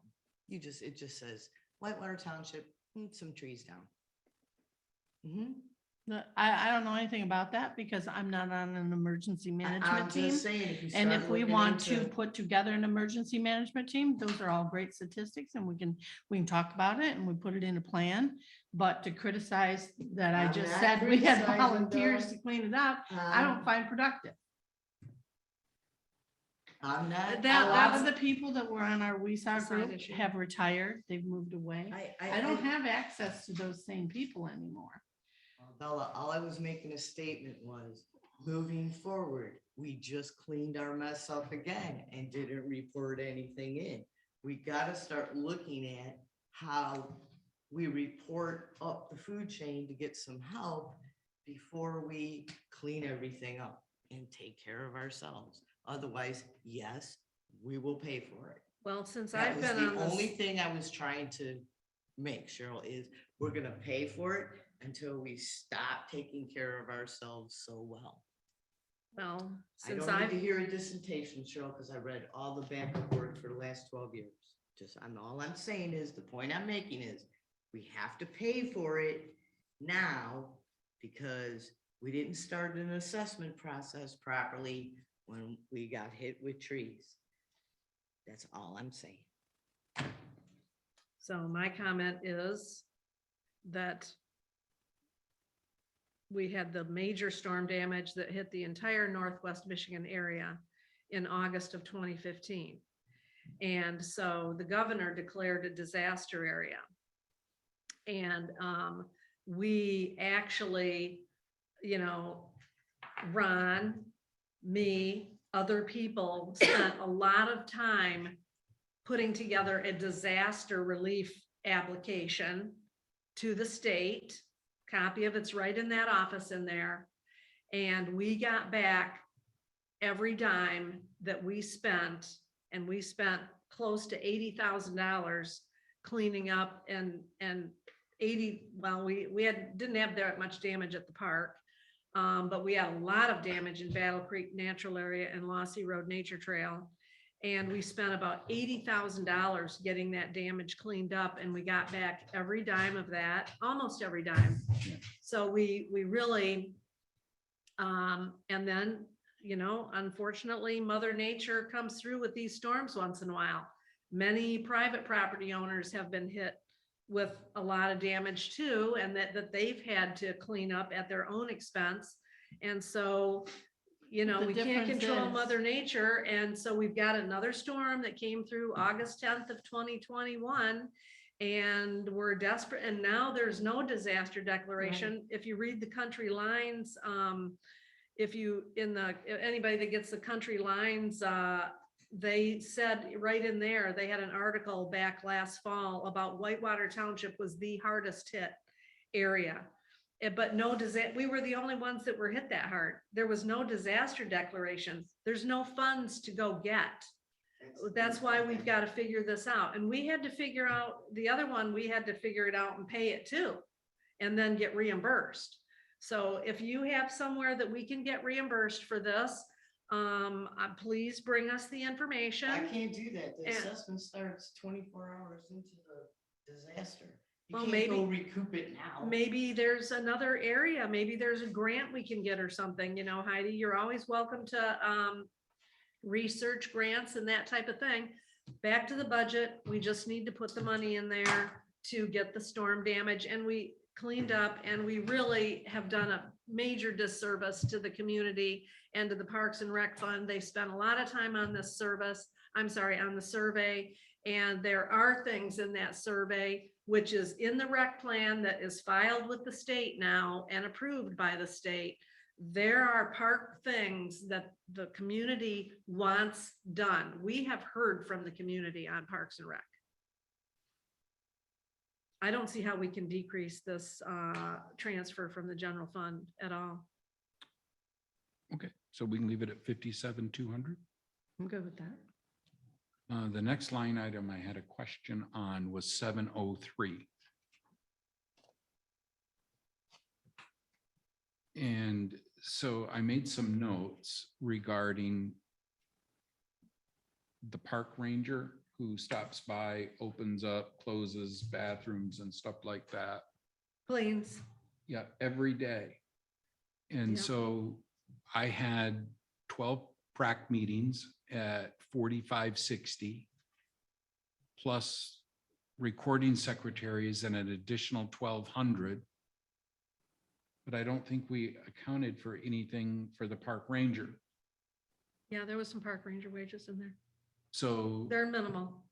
I estimated that to open, close, and clean, figuring you're going to visit the site twice a day, right? Once for open, once for close. Yep, somebody has to open in the morning and close it. Sometimes it's me. Sometimes there's no park ranger coming that way and I do it. Okay. I don't get paid for it, but I do it. And so if that was a half an hour per day, 15 minutes a stop, I don't know that you could clean the bathroom in 15 minutes, to be Oh, quite no, honest it's not a with you. bathroom cleaning session. It's just simply unlocking 2 doors. And figure the parks potentially could be open 153 days. That's 77 ranger hours. There aren't 77 ranger hours in $7,600.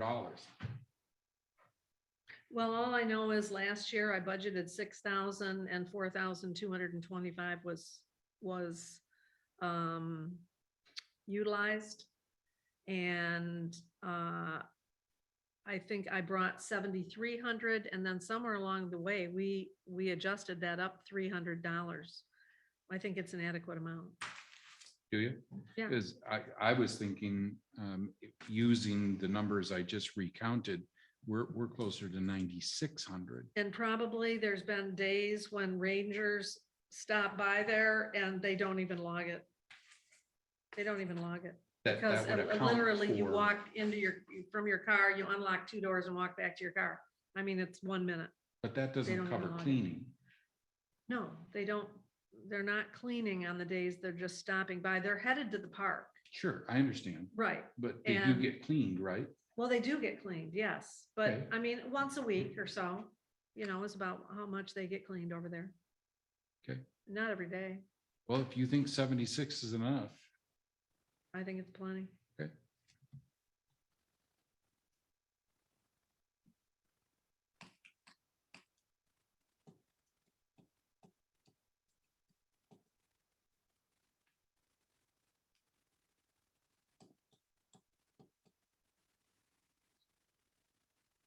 And once again, here on capital expenditures.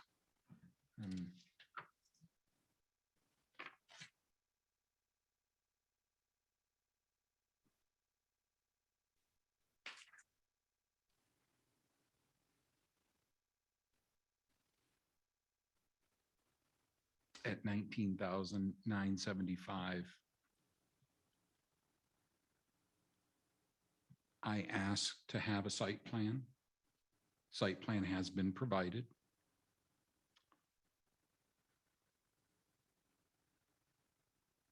However, before we do any construction work, we have to see a more detailed set of plans. So same rule. That's what I'm asking for here. So all I want to do is protect. We have to stop this one person doing everything, right? And that's what Cheryl has been doing. No, I have not been doing that. The entire dugout budget last year was approved and actually formulated by the Parks and Rec Committee. That was all approved. I don't remember the date. I believe it was in July. Or no, that was the year before, I believe. It was in 2020 that the Parks and Rec, and I brought that to the board in July. It was all approved. It was all done by the Parks and Rec Committee. It came up to like 14,325, but they wanted to put 18,000 because they wanted to have some cushion in there. That was all the Parks and Rec Committee. That was all the Parks and Rec Committee. And that's when we thought we were going to be using Perfect Fence. Thank you. You're fine. Using Perfect Fence, which their quote went up 300% and we backed away from that. The Parks and Rec Committee backed away from that. and went to the wood dugout thing. And the dugouts were taken out because we thought that we were going to get that project done that fall. Did the board approve the demolish of it? The board approved the erection of the dugouts. So how are you gonna erect dugouts when you've got dugouts sitting there? It was within, maybe it wasn't specifically stated to demolish. I believe it was.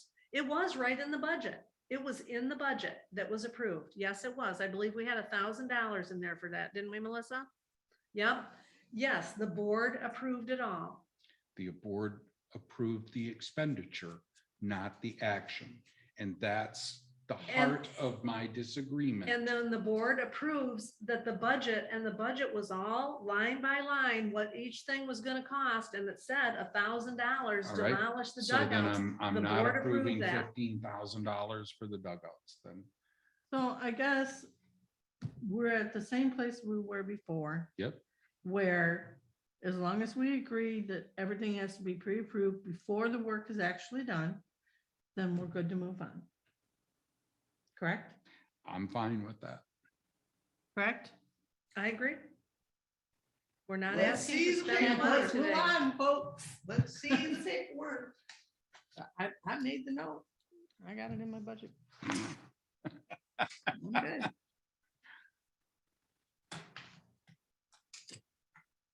So we're going to move that to what, 19,975, or keep it there, I should say. Yes.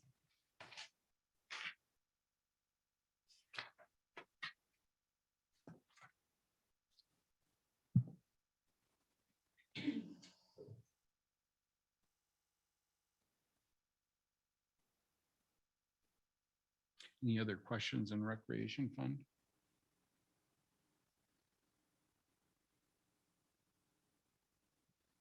How about ambulance fund? In ambulance fund, the line item 402, property taxes needs to be adjusted based on the new taxable value. And what is that number? I show, what I did was I took the 247,802 and I multiplied it by 1.4544, which was last year's number on the L 4029, and I came up with 360,403. And so you'll notice that my number uses a projected number for 2022. Right, but we've Right. been using the prior year number. Have been, but we're trying to also hone this down so we get better at Right, budgeting. so what number do you want to put in there? I'm fine with the, what did you say, 360,403? That's what I said. I'm fine with that. Does the board understand I the agree. discussion that just went on between Yep. clerk and I? Yep. And Peggy? actually, we don't have to wait until September to do that L 4029. Right. Many municipalities, I get copies of them in here all the time. From the schools, from the county, from the district library. I mean, we don't have to wait until September to do that. We should be, actually, we could at least calculate that now. And like you did, but on a different number, right? You calculated it on the 239, I believe, Yeah. that you projected, Yeah. but then it wound up being 247,802. Yep, and my So to be, estimate, because that's why we fall short every year on the property taxes, is because that number goes down from the prior year L 4029. That's why it never reaches quite the number that we put in there. and my number that I'm estimating for 2022 is going to be 1.4354. Yeah, I believe it. Yeah. I So, mean, if you yeah. want to calculate it, but then we need to do it the same for all the funds. I did. Oh, okay, Yeah. but well, we took this number today. So, So the bottom number changes. So that's going to be 368.03 for revenue. 003, right? Yeah. Yep. I'm sorry, I didn't say oh. Oh.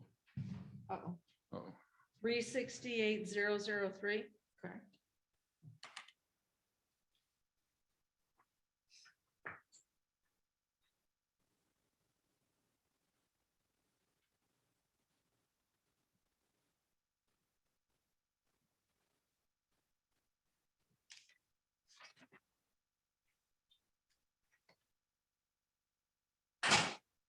Good with that? Yep. What about fire cap? Well, are you skipping ambulance replacement and federal? I'm sorry. Ambulance replacement, obviously, we're not Right. doing anything there. But you've got the federal fund. So ambulance replacement fund is 0. Yep. No questions there. Federal fund. This is a new fund for us this year, as discussed. Yep. So we already received a portion of our payment, right, in the last budget year. Yep. We are supposed to get the This second. budget year, in this budget year. Yes, in this budget year. So it would be proper to include the 147 here, right? Yep. Because we're thinking that's going to be the second, We're supposed to get it. right?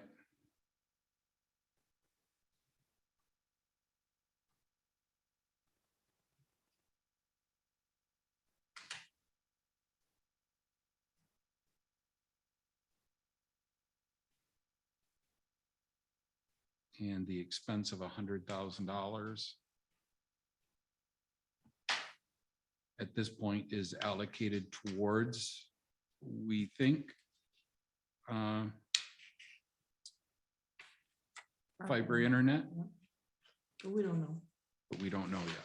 Okay, Well, I mean, we have a resolution that we've agreed to give, was it 30% of the money, I believe, to a third of the money to Cherry Capital Connection for expansion of broadband in the township.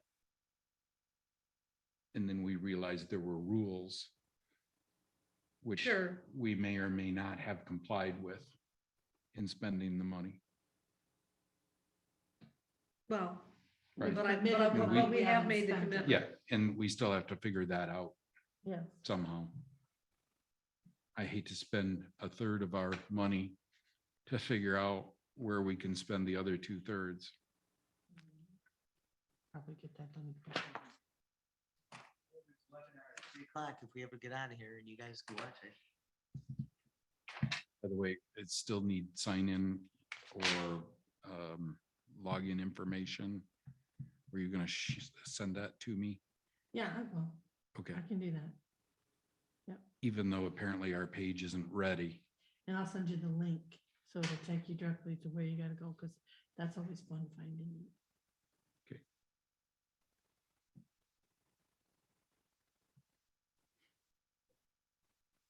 Ardell, are you where there's a webinar at 3 o'clock on it? Yep. Okay. Are you going to it? I didn't sign up for it. I didn't know how long this was gonna take. Public Improvement Fund. Is that the next one?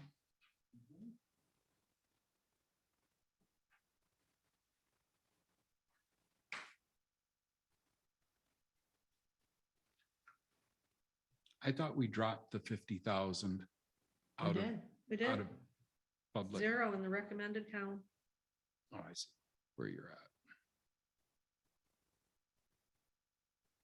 So in the recommended column, it's 0? I'm sorry, well, yeah, 0 for transfers.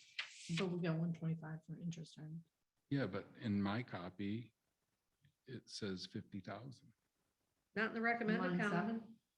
Yeah. Under recommended? No, we took that out. Line In the budget document that we're 699. using today, page 22, Well, how many of these budget documents exactly do you send out? Because I only sent one. Yeah, I follow. It's the the one same that was one that's on- posted online, I can tell you has 50K in there. That's the So same no one. wonder you got people in the audience wondering what the hell's going on. That's the same budget document that's posted online that's in the packet here. Is Well, yours got the date of 3/12/2022 on it? No, 3/4/2022. You got an old one. You got an old one. You got an old one. It's the one I downloaded. Well, the one we're using today is the one that's in today's Okay, packet. so we've got 50,000 out of there. Correct.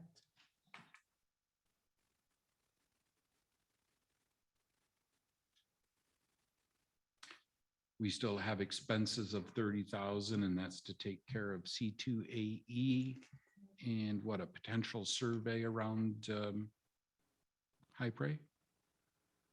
Wasn't it a potential survey of what they want us to do with the money? I think it was, no, it was a land survey. Oh, you're right, land survey. Find where our Which I don't boundaries think we're are. gonna need. We've got that document over there that has that surveyor's document that's the for the walking trail, and it's right over there on the wall. I don't think we're gonna need to do a survey, but Well, if we don't have to spend it, we don't have to spend it, right? let's take it out then. No. Oh, so you wanna leave it in? All right, fine. Well, first of all, if you think we got a survey, produce it. Well, I haven't had time to distribute it, but There's we a do have survey it- on we High Prairie do. Park. Many years ago, when there was the school project to come up with improvements to High Prairie Park that They did a generated the walking walking trail. That was a survey type document. It was done by an engineering firm. Gosling Zupak. So I don't remember who the surveyor It's right on the bottom. is. I got it on my wall. And so do you think there's actually markers put in Well, there? you know, a quick call to them, we'll find that out for sure. You know. Cause yeah, their name's right Well, on the I'll send survey. out the document when I get a chance. I just haven't had a chance to do that, but So there'll be a I don't reduction in the think fund we'll- balance for this one. 29,875, right? Yep. That's what I have. okay, so are we leaving that the way it is? I think so.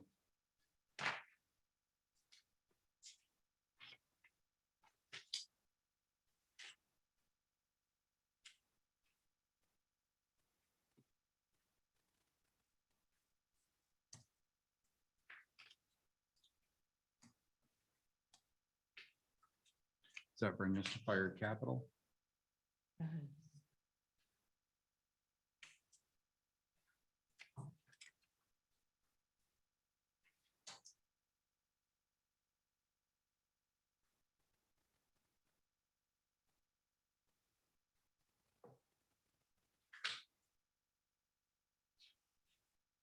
Still have a revenue of 50,175.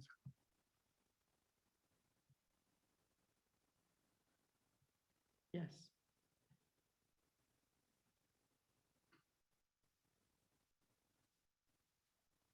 Because Chief's vehicle actually came in this budget year. Yes. Will we pay for it in this budget year? It's already been paid for, shown in 970 capital expenditure. We paid 39,307, I believe it was, and that took that budget line item through March to 45,469. Okay. And I think the chief has some, I guess he left. He's ordered a couple other things, accessories that have to go with the chief's vehicle. We put them in to the new budget. They might be paid for in this fiscal year yet. I don't know. Is it board consensus that we just leave the 50,000 in there? And even though we had previously made notes of earmarking some of that 50,000 for Chief's vehicle and the rest to the brush truck, we just I think we need to leave it in there. Are you leave it. talking about the $50,000 transfer? Yes. The $50,000 transfer is all earmarked for the new fire engine. No, I was actually talking about the capital expense. Okay, the 135,500 is what we agreed on would go in there. Yep. And you see the detail down at the bottom of how we got to that figure.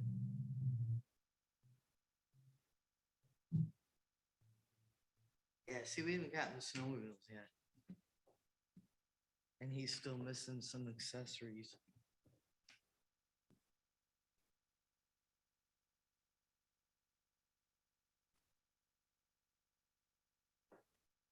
Any questions there?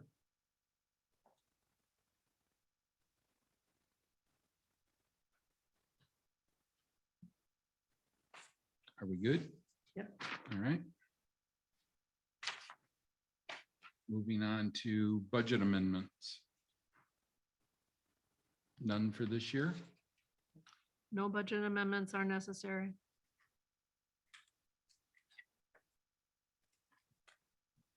That bring us to Resolutions. Dun, dun, dun. So for those of you following along on the printed agenda, we completed number 3 and just completed number 4. So we're on number 5. Resolution 2205, salary for the supervisor, 2022, 2023. I'll entertain a motion from someone. I'll make a motion to adopt the foregoing resolution. Listed above. Do I have to say the amount? All you need is, no, 205. just, The resolution 22-05. I'll second. Motion made and seconded. Is there further discussion? Roll call when ready.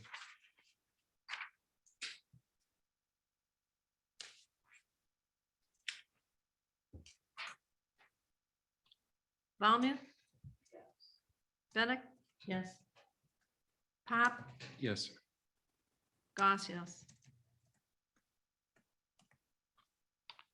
Motion passes. Item number 6, resolution 2206, salary for clerk for 2022, 2023. Make the motion to adopt the foregoing resolution 2022 or 22-06.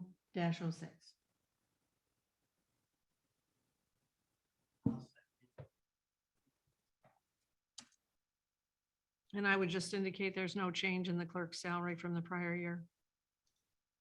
And there was none for the supervisor either. Right. Any further discussion? Roll call when ready. Goss, yes. Valmuth. Yes. Pop, Yes. Bennett, Yes.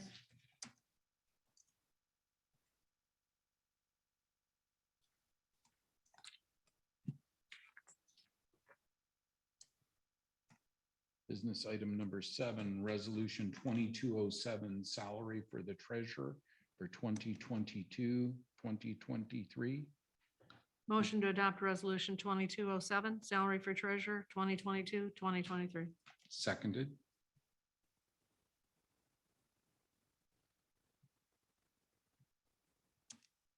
Motion made and seconded. Further discussion?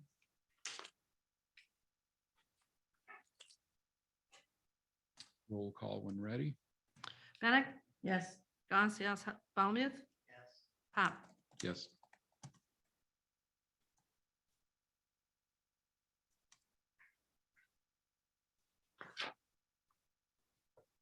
Business number 8, resolution 2208, salary for the trustees for 2022, 2023.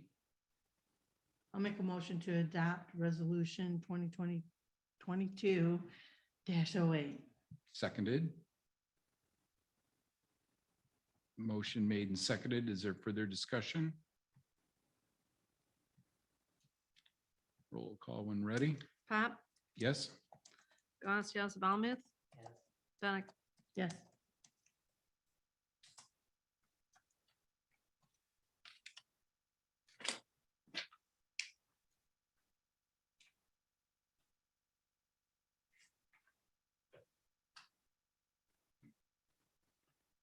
Business item number 9, resolution 2209, General Appropriations Act. Seconded. Motion made and seconded. Is there further discussion? I will have to go through the document and change Revenue. Let's see what page is it on here. Page 6. I'm not page 6, I'm sorry, section 6 and section 7, where these estimated revenues and estimated expenditures changed. Those will be updated to what changed today, if any. Some changed, some Right. didn't. Right. So those will have to be updated. So Heidi, do you want to change your motion or modify your motion somewhat to include her reflect the changes? Please.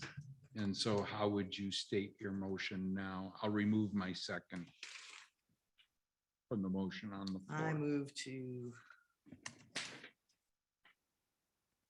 2209 or Adopt. adopt 2209 with the clerk's changes that And were, you can just say as amended, Heidi. okay, as amended with the clerk's changes that were discussed on today's date. No, it's the board's changes. Right. That's fine with you, Heidi? Yep. I'll second that motion. Motion made and seconded. Is there further discussion? Roll call when ready.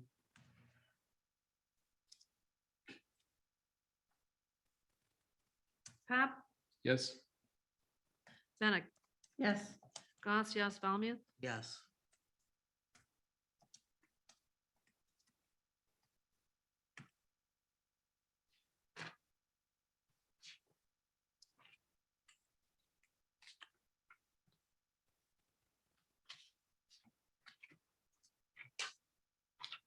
Business item number 10, graded wage scale for 2022, 2023. I'll make a motion to adopt the graded wage scale 2022, 2023. I'll second. Motion made and seconded. Further discussion? You'll see that I provided a corrected document. When I went to update this document for the park rangers, I was looking at the wrong line. We had, in my notes, we had discussed the starting wage going to $16.95, but then we ultimately agreed on the 17 with 3% annual increases. So I updated the document. I gave everybody a copy of that today. So the one in the board packet is incorrect. On the park ranger line item. Only. And it is what we said, 17. So it's a 13 point something, something increase. I think it was 13.3 or something like Yeah, that. something like that. It was an odd number. That's what I recall. Heidi, your Yep, thoughts? that's what I got.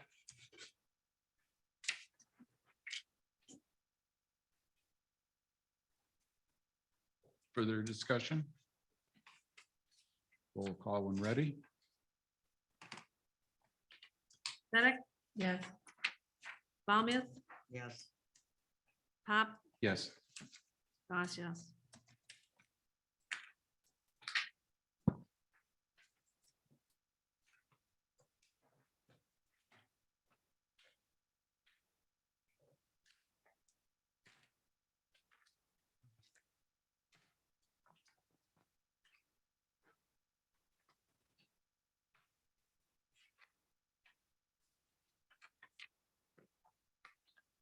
Number 11, salary wage schedule for 2022, 2023.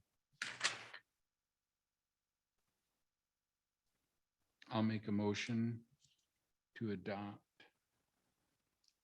the salary wage schedule as presented for 2022, 2023. I'll second. Motion made and seconded. Further discussion?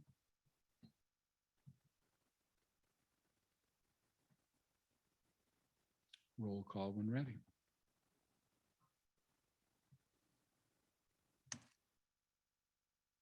Pop, Yes. Bennett, Yes. Valmuth, Yes. Goss, yes. Item number 12, appointment of 2022, 2023 Park and Recreation Administrator. Make a motion to appoint Cheryl Goss to the position of Parks and Rec Administrator for the fiscal year of 2022-2023 at the annual salary rate of $7,935.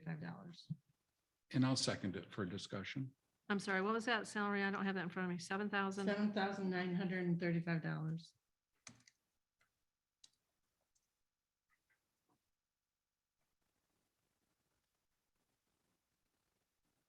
Motion made and seconded. Further discussion?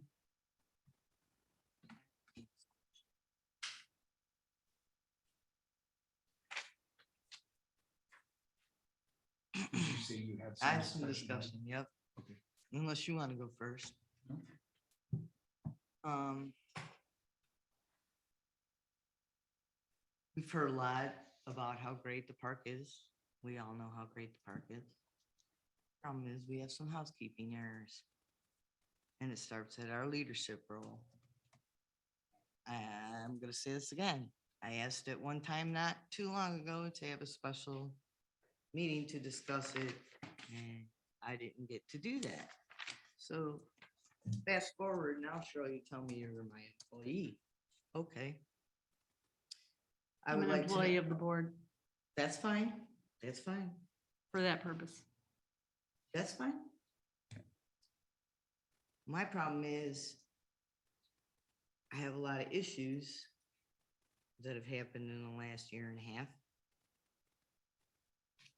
And I'm not gonna air any dirty laundry. Somebody wants to know what I experienced, call my phone number. Just don't look in last month's newsletter because it's not right. Look on the website. My next question is, I'd like to see this job help wanted, put in a newspaper and relieve Cheryl of some of her duties because I just think she has too much to do. And I think that some of the issues we might have had in the last year and a half might come because she has too much to do. Having 2, 3, 4 jobs is very, very difficult when you end up working for all the same entity. Let me put it that way. The problem I have is the issues on the table show poor delegation, lack of teamwork with a complete team. And I don't know if there's communication issues or what, but I read the job descriptions and I don't have a problem with the job descriptions. I don't even have a problem increasing the pay for this person. I just don't think it should be somebody so close to making all the decisions, because when you put somebody too close in a position and they don't understand the different hats they're supposed to wear, problems occur. I have tried to attend a couple PrAC meetings, but unfortunately the ones I've picked have all gotten canceled. I will try to be a better steward about that. But I would like to see a help wanted ad go in the paper. I'm not against leaving her to finish some of her projects for 90 days, 60 days, 90 days, till we possibly find a replacement. But I think we need to put it all under one umbrella, but not necessarily all under one person. That makes sense. In other words, the head of it should probably be somebody different. I mean, have a board liaison, that's great. But putting your feet on the ground and getting involved in all the projects, that needs to be a separate person, in my opinion. Anyone else?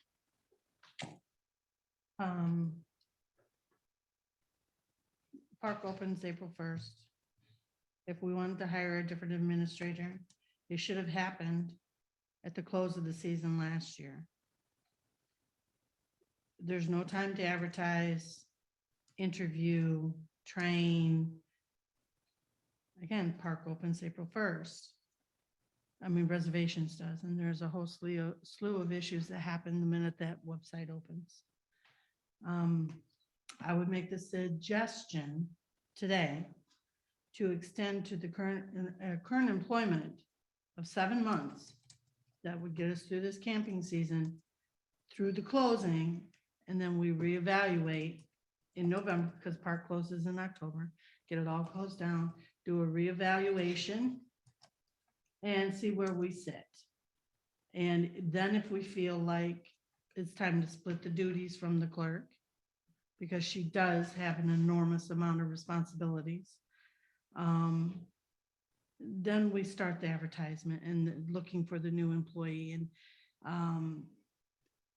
vetting them and training them before the new season starts. I just can't understand. First of all, I don't understand why we do this at this time of year. Why we wait until budget time, why this is the cycle we're in. We can change that cycle, but you don't change it just before the season actually starts. We've already heard from an abundance of people how well the park is running. Why do you change something if it's running really well? We've heard a lot about how the park is really running well. Not just from the park rangers themselves, but from people actually using the park. I don't know where you're getting your information, Heidi, and you refuse to say, got it, don't care. Okay. But I've heard from people today here saying just the opposite. Nobody's perfect. I will say that. I have never had an employee that was 100% perfect. Sorry, Lois. People make mistakes. Stuff happens. And when you're dealing with campers that have been drinking all day out on their boat, sometimes there's not nice conversations that have to happen. Sometimes you have to show up at the park at 2:00 in the morning to meet the police. We pay under $8,000 for a park administrator. Okay, let's. I don't see this happening. Okay, let's take it one step further and go out of the box here. And here's why I'm bringing this up, because Cheryl's got 3 elections. That's a lot. It's a lot of work for her. How about if we put first of all, let's even go out of the box even further. Let's see if any of our park rangers would like the responsibility for added revenue. Who knows, maybe somebody on the Pratt Commission would like to do it for added revenue. You still have the problem of time for training. And she'd still be can I spending all her I time got one more training. thing on my sheet here. And She can really, she can train, and if you're a really good trainer, you only have to train for a little while and let the person go, and then you just kind of, review it every couple of And weeks. And I'm not sure. if you take somebody that's already pretty much familiar with the job responsibilities, knows a lot about the park, maybe already sits on your Pratt committee. I can Guess I'm answer boring those you. questions. Okay. I have talked to Dan Bellinger. He's the head ranger out there. He is not interested in taking over any more responsibilities. The other thing we're not thinking about is, where's this person going to work? Currently, the clerk works out of her office doing park stuff. Where are we putting somebody else to do park administrative stuff? That ranger station is like this big. You All can't gotta put them be in there. figured out, but at least let's start a process, so Well, we're you- not sitting here discussing this again. Well, that's why I brought my proposal forward, that we do it at the end of the camping season, not at the beginning. There's just too many things that have to be done and done right. And it's not going to happen if you do it 2 or 3 weeks before you open the park. It's crazy. Those are my comments. Cheryl? Go ahead. No, ladies first. No, I'm intending to respond to all of the comments after I've heard all of them. Okay. So my comments are that the township does regulate this position. And I can appreciate everyone who's traveled hours and who have spent lifetimes at the park. It's not about closing the park down. It is about disseminating all of the duties that are in the park. Allow me to further explain. Where's the plan of succession? If something were to happen to our clerk now, she has a deputy, so the township continues to run. Okay? Can pick up where she would have left off. We don't have any of that for the park. As has been pointed out to us here several times, stuff's going to get real April 1. I've been on the end of the phone calls who, they have trouble logging on or whatever the case is. It is a huge undertaking that the $8,000 that we pay her is ridiculous. It's not a realistic dollar amount. So we've heard lots of complaints about, oh, my pay only increased 10% this year, or, oh, my pay only increased 13%. We lose a clerk during the summertime to this post. And well, Why are you laughing, Why are you Cheryl? laughing, Cheryl? It's not You're funny. the only one that doesn't see it. I'll address it when it's my turn. May I laugh during your, You're welcome to. okay. So it's not about her doing a bad job. It's about one person doing cemeteries, one person doing park and recreation, one person doing so many things, except for the job that she was elected to do, which is the clerk. And so my proposal would really be that we think about a realistic wage. I've got no problem with going through this summer. We are going to have some changes in the job description, though. The employees will follow the same protocol as if it was a township board employee. I'm not going to get blindsided by wage and hour claims that we've held somebody's paycheck. That's illegal. And I don't care if your deputy's got 50 years of experience or your deputy's got 50 years of experience. Payroll, holding payroll is illegal in the state of Michigan. Been that way for a very long time. So those employees at the park need to know Cheryl is not the only person that they come to. And according to previous employees, that's what they're told. If you have any complaints, you see Cheryl Goss. But really, the supervisor, according to our policy and procedure, is involved with employment things. So is the clerk. And so when under duties and responsibilities, I'm recommending that number 10 be changed or eliminated, and we just follow the policy and procedure manual. And so, yep, there's lots of things that we can do. We've already identified that we set the park rate before we determine what the park wages are. And we all understand that that is out of whack. And yes, Ardella, I totally agree. At this time of year is no time to be looking for another employee. I just want to cover ourselves of the statutory items that have been brought to my attention consistently every year.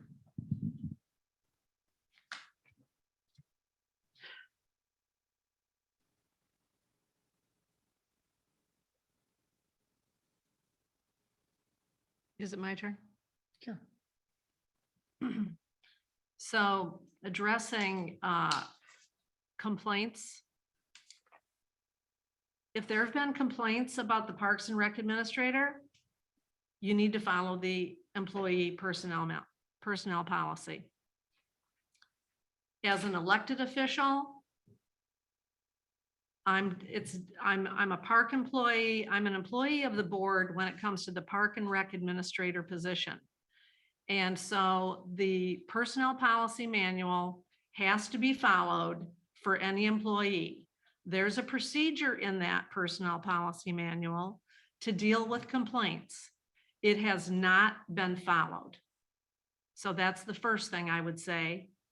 If you've gotten any complaints, you need to follow the personnel policy manual, because it sounds like Heidi's got some complaints that she's been given that have never been relayed to me, and she wants to bring it up at a meeting, and that's not the place you bring those things up.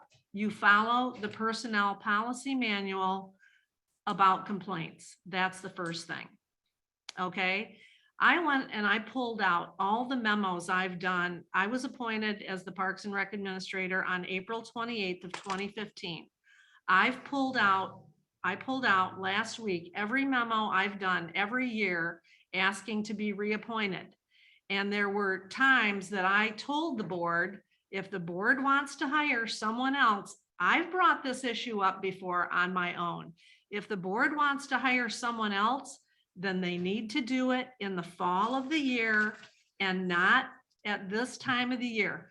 The reason this has kind of stayed this way is because this is the procedure that was in place with the prior Parks and Rec Administrator, Carol Hocken. It was always done around budget time for the next fiscal year. And we've just continued with that procedure. But really, that procedure doesn't make any sense. It should be done in the fall. I've offered previously that the board should do that in the fall, and it's not been, no one followed up on it. So here we are. As far as that I've got too much to do, I work a lot of hours in the summer, and the Parks and Rec job doesn't take away from my clerk duties. First of all, I promise the public that I will be here 32 hours a week, Monday through Thursday, 9 a.m. through 5 p.m. And I am. No other township official in this township works the hours I do at this township hall, and serving the public, answering the phone, doing all the things that the clerk's office does. I started taking Fridays, I don't promise the public for many years. I even come in on Fridays, and I still do from time to time if I don't have anything else going on and I want to do some things on a Friday. However, Fridays, I have took that off a few years ago so that I can run errands for the park, so that park rangers aren't away from the park running errands, picking up this or that. I go do that. I bring things to the park. I'm at the park on the weekends. I don't see any of the rest of the board at the park on the weekends, just out there to see what goes on. Scott and Shannon are shaking their heads yes, because they don't see any of the rest of you out there on the weekends either. Do I stay there for 8 hours? No, not generally, unless I'm working a ranger shift, which I do towards the end of the season, starting in about mid-August. I take ranger shifts out there on the weekends because our college kids leave in mid-August. And so we're down rangers. I don't get another dime for that. I've told you, Labor Day weekend this last year, I put in about 32 hours at the park. I didn't get an extra dime for that. I have my little salary that I get, this fiscal year. I think it's $138 a week or something like that. It's not a lot. I'm not complaining about that. But you'll have to remember, I have 3 elections this year, but in 2016, I had 4 elections. And in 2020, I had 4 elections. And, the busy people are the ones who get the work done because they don't have a lot of time to screw around and they use their time wisely. So we get it all done. Also, I would tell you, I delegate stuff off this Parks and Rec list here. Dan does almost all of the training of park employees because he's very good at it. And he does that type of thing. Book pavilion rentals. I do that until the ranger station opens. Then I turn all of that over to the employees in the ranger station, and Peggy does all of that. So, and this respond to inquiries, I do that for the 7 months that the park's not open. But when the ranger station's open, all of that goes out to the ranger station and they answer the phone. I mean, I'll even have people ask me, I want to apply for a refund. I tell them what the procedure is, and that's an kind of an automated thing through the online website. Okay, so, and yes, this does need to be updated. I noticed that as I put it in the board packet. You know, there doesn't say anything on here about the Parks and Rec administrator will pick up shifts, ranger shifts, when there's a shortage of Parks and Rec employees, and that person absolutely must be able to do that. As far as your number 10, interview and recommend Parks Recreation employees to the township board, we changed the policy a couple years ago where the board never did interview Parks and Rec employees. Okay, the only thing we do, we changed the policy so that the fire department and the park do the only thing, you know, the chief doesn't bring his employees here to be interviewed by the board. He only comes here to get a wage. He only comes here to get a wage approved, and that's all I do with the park rangers. I'm already getting applications for park rangers. We aren't interviewing anybody quite yet because we just haven't got to that point yet. Dan, I know, has had people approach him with people who are interested in working at the park this summer, but we changed that policy in the policy and procedure manual. The board does not interview park rangers. The board doesn't know enough about what to interview about out there. They don't know the procedures that happen at the park. At the same time they have an interview, the park rangers the potential park rangers are given a tour of the facilities. They're told, these are your duties in this building. These are your duties in this building. Would be your duties, you know, stuff like that. The other members of the board are not up to speed on all the duties that park rangers have to do and all that type of stuff. It really doesn't make any sense for the board to be interviewing park rangers. And like I say, that policy has already been changed. So, you know, the board can vote the way they want. You know, I do want to continue as the Parks and Rec administrator until this fall. And so that we can, and we have been, and you say, what's the plan of succession?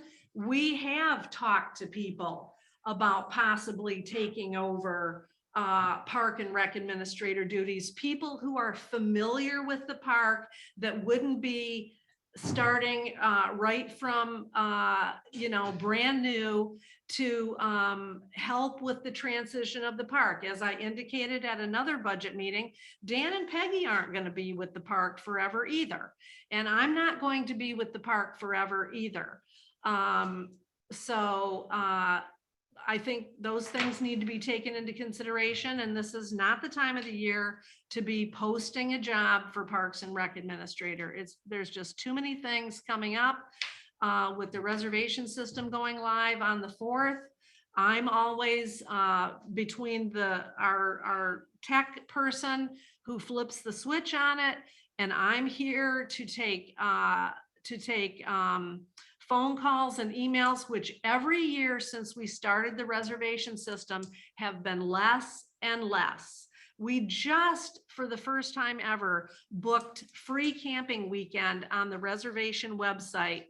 And it went off like a charm. I had one phone call. So we can continue to tweak the reservation system, educate campers who are using the reservation system about how they can avoid getting errors on there, mainly people with their credit card information. Is a problem. But other than that, this will be, I believe, the 9th year. We started in 14, 15, 16, 17, 18, 19, 20, 22. This will be the 9th year of the online reservation system. And it is working well, and it's relieved so many ranger hours of doing reservations by phone that we were told when we first got here. Yes, everybody calls at midnight on April 1st. And lo and behold, all the phone calls couldn't even filled up everybody's voicemail. Then calls keep coming in on every phone in this township hall. We couldn't call out. We had to use our cell phones to do any township business at all because the phones wouldn't quit ringing. And then it took the park ranger who was working on that at the time, and she's the one who told us this was a process. It took her 3 weeks to call back every camper who had called. And of course, some of them had called 2 or 3 times because a couple days later, they haven't heard anything. So they call again, leave another message. That was a fiasco disaster. And even though we had some glitches with our park online system the first year, because we didn't have our payment gateway exactly in place, it has all, every year we have less and less, and we've had to add tons of capacity to it because it's a very popular park. I think the first day last year, every day our first day receipts have gone up. I'm thinking last year we did $87,000 worth of business on the first day or something like that. I reported it to the board. So I am asking that the parks, that I be appointed for the Parks and Rec Administrator at least through the end of October, or, first part of February, when we have gotten the park all closed down, everything closed down, the water, the septic, everything put away, all that kind of stuff that we have to do after the end of the season to, put the park to rest for the winter season.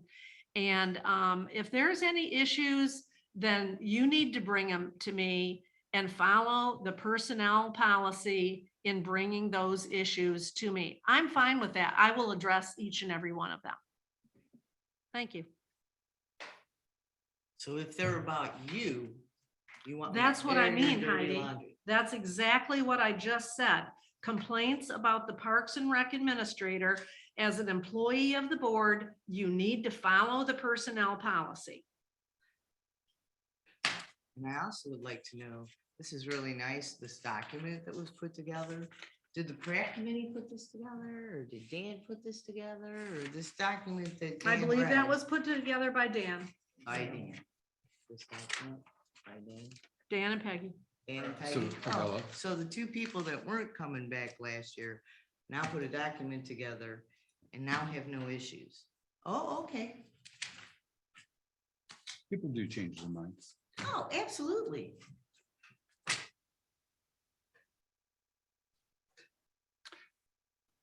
I'm looking for a compromise here, and it's on the hiring. Otherwise, I will not move forward.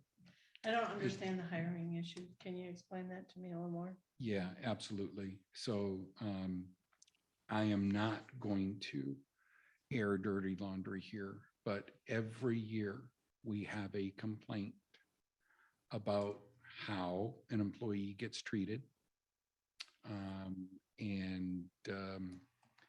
They feel, they have been told during their training that Clerk Goss is the only person they can talk to.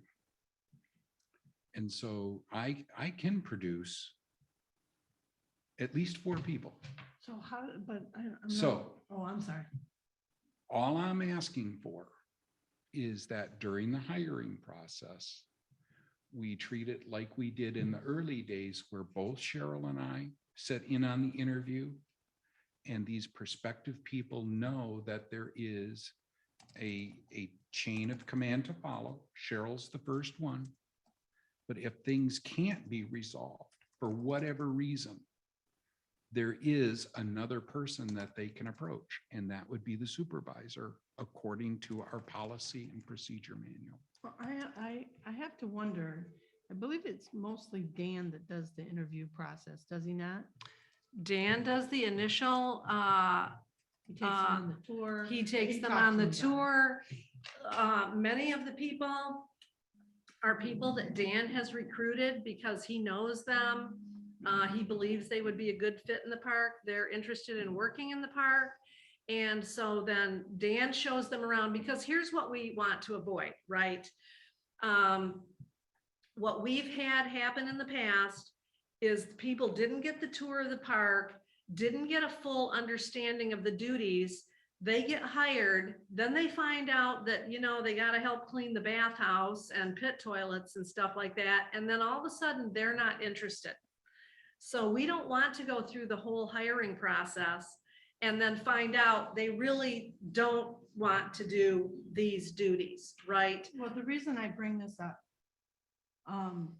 is I think there is a compromise here. I don't like the idea of upsetting the flow that they've got going with vetting out who's going to be a reliable comeback, show up for your shift employee. I would like to leave that intact. Could we not address this issue by making sure that every employee gets a copy of the section of the policy manual that deals with, maybe even, you know, a new page or something that we create that would say, here's, as an employee of the township, what you can expect. Here's where you go if there's employment issues. I remember when we had our business, we had to have an employee's manual. You had to have one.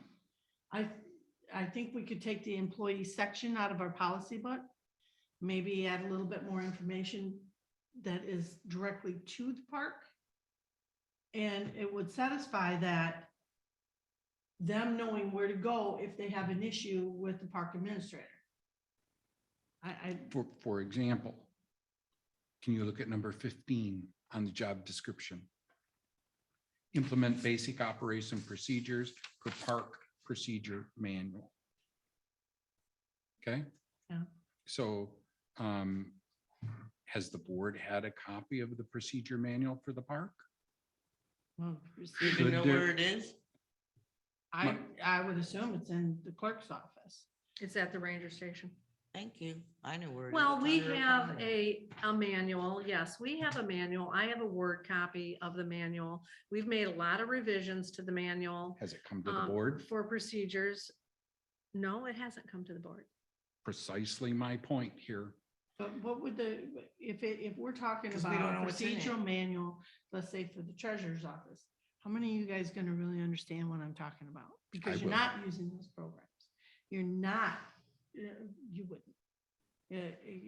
Oh, I'm this not is getting saying, I'm better, saying if man. you sat down and went through the procedure manual, the things I would be referencing, you wouldn't really know what they are. You'd have to look them up to find out what I'm talking about. I'm not saying you couldn't follow step by step, Ron. I'm not trying to demean anybody. I here. understand. I understand. And isn't it going to be the same thing out at the park? I But mean, the board is responsible for all policy. And we just have to bring that back into our purview. And we've let it go. And that happened when, you know, we had 5 board members. So I got outvoted. This is not a new message. This is not a new message at all. then what I think we should do is maybe make a list of things that are on this list that you think should be broke out. The only one I've asked to have removed is the interview and recommend park and recreation employees to the township board. And I'm saying that we follow our policy and procedure manual at the township board, where the clerk and the supervisor interview these people. Now, If she's wishing to delegate that to Dan, I've got no problem with that, right? That's what a department head is supposed to do, is to delegate. So I've got absolutely no problem with that. I've got no problem with how Dan does it. None of that. I'm not asking for any of that to be changed. Simply that there's two people involved from the township when dealing with employees. That's it. And that's not what the policy and procedure manual says. When And- we changed that a couple, 3 years ago for the fire department and for the park. So if you want to follow the policy and procedure manual, you need to read that, because that does not say that the supervisor has, or the board has anything to do with park interviews.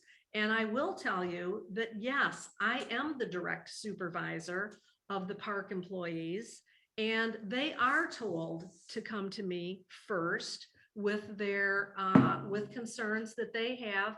And I will also tell you, Ron, that there have been complaints about you. Oh, I'm certain. And there of it. are people who do not want to talk to you.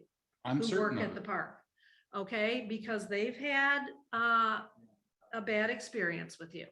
And so I'm just gonna leave that where it's at. You're not an employee of the board, you're an elected official, so that's never been brought forward, but that is a consideration. And so, and I have never, ever told a park employee that they could not go to the board. I have never done that. And some park employees have gone to the board, and I have never told anyone they couldn't go to the board, and I have never discouraged anyone from going to the board, ever.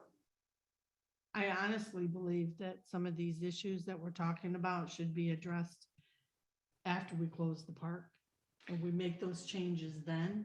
Okay, so I disagreed last year and likely the year before with the policy. So if we want to get this done, I'm telling you my minimum requirements. Otherwise, I cannot in good conscience allow people who knowingly violate employment laws continue to have I no. think it's funny again. It's not funny. I'm not Well, laughing, let me- Heidi. Let me ask you a question. Please. When you were first in business, Ron, did you ever make any mistakes? Della, you? I'm Did not, you? I'm not even going to dignify that with an Because, answer because you did. because as we know, you've got business experience as well. Yep. And the clerk's deputy, my goodness, 38 years with 500 employees. I wonder how many paychecks were withheld. I can answer that. Absolutely zero. But I can tell you that's one mistake in how many years? Oh, it was no mistake. Otherwise, Wage and Hour wouldn't have got involved in it. Okay. Wage and Hour would have never called.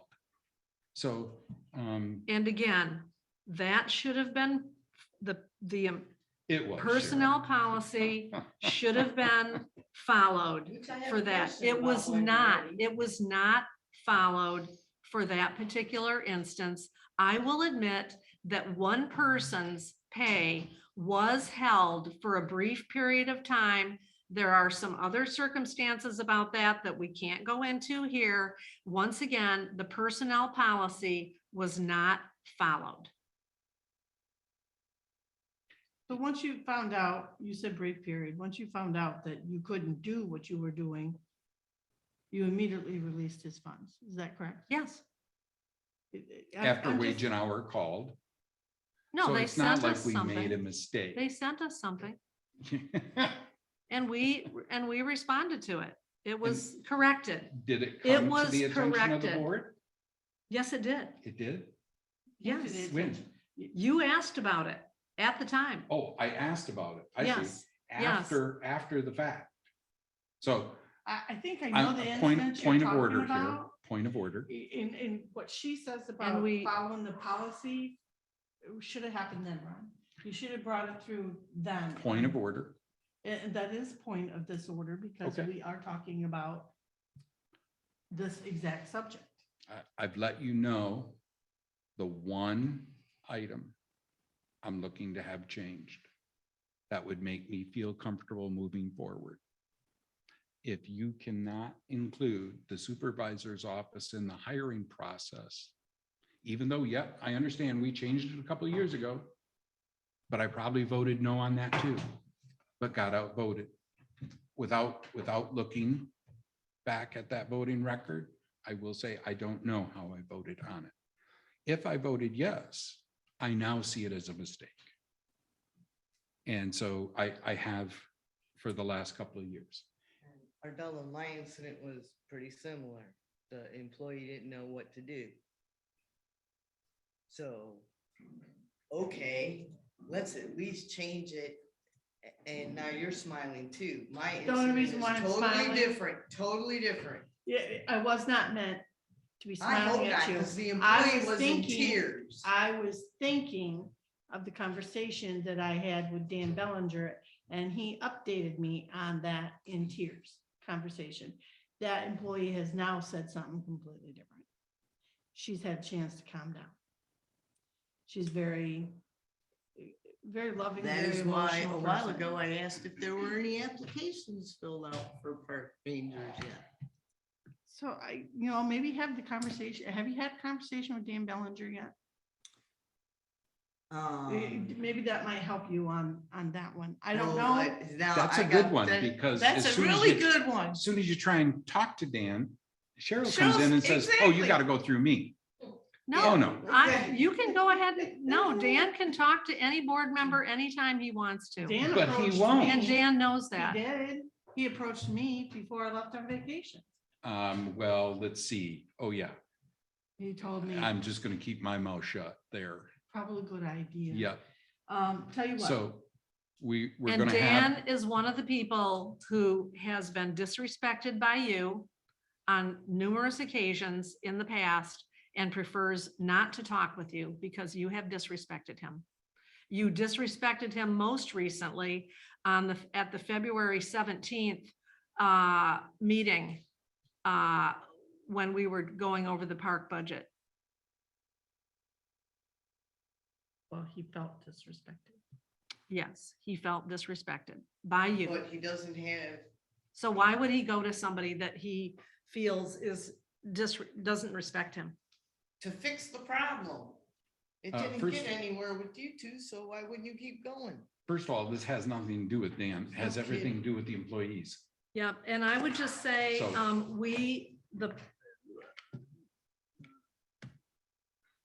bringing a change to which there's are other things that need to be changed on this Parks and Rec Administrator job description. Bringing that to the board is a good thing to do, but the policy Has to also be changed. has to Yeah. also be amended, because the policy right now does not require the board or any member of the board to be involved in the interviews of potential park employees. And this wasn't really on the agenda to change policies and Well, if you remember correctly, a week ago or a little more, I tried to call a special meeting. Yep, again.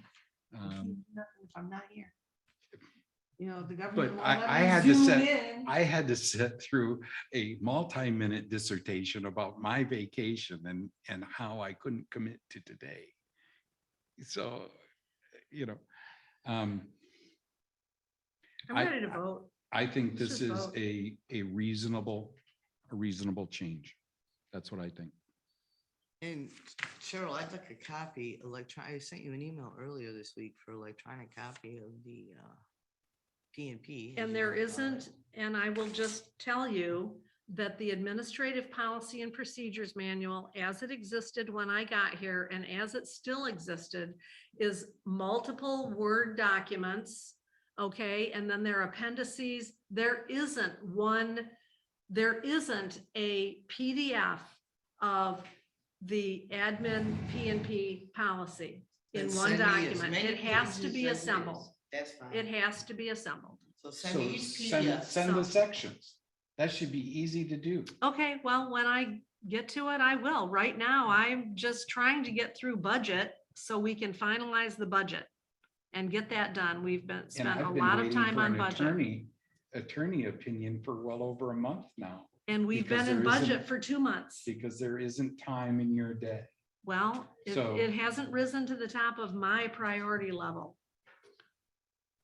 I have to prioritize things every day in order to get things done. And budget and board packets and minutes have taken a lot of time and been a priority, as well as getting ready for the May 3rd election.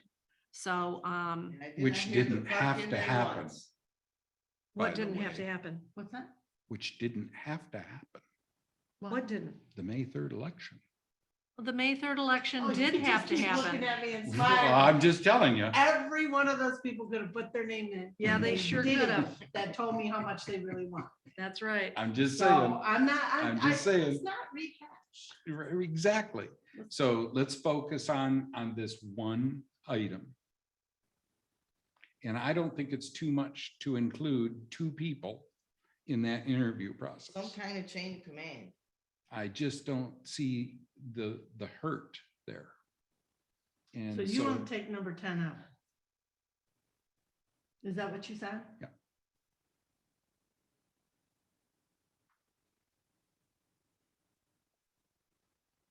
And that still doesn't fix the policy issue. Well, It all then- needs to then- be brought back.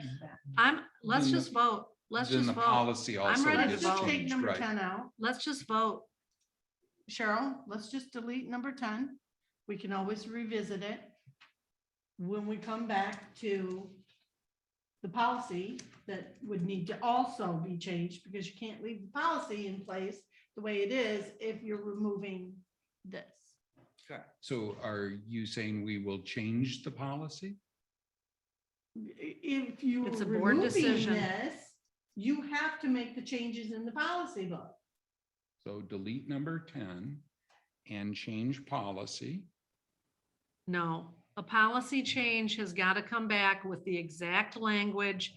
We don't have that in front of us here today. Well, he's That's not gotta- saying that. He's saying it'll have to come back later. Yeah. We don't, Okay. hey, we All right. can't do that today. No, And so then we'll just move this business item until after the policy can be brought back. I added 23. Are you taking out 10? So it would just be number 22? Well, those would all be renumbered, right? Is that what you're saying? I'm not sure I understood. Okay, you're taking out number 10. So, Potentially, right, so there won't be a 22. there won't be a 22. I want to add a 22. You want to add one. I want to add one. Something about I've read and so just something that I've read and signed the P and P, call it whatever you want, employee handbook, something. So that when we do go and put this out as a want ad down the road, that they know that there's an employee handbook or employee manual or whatever you want to call it. There is a page in, I believe, it's the last It page is of the section- personnel policy. of section 3. It's the last page of the personnel policy.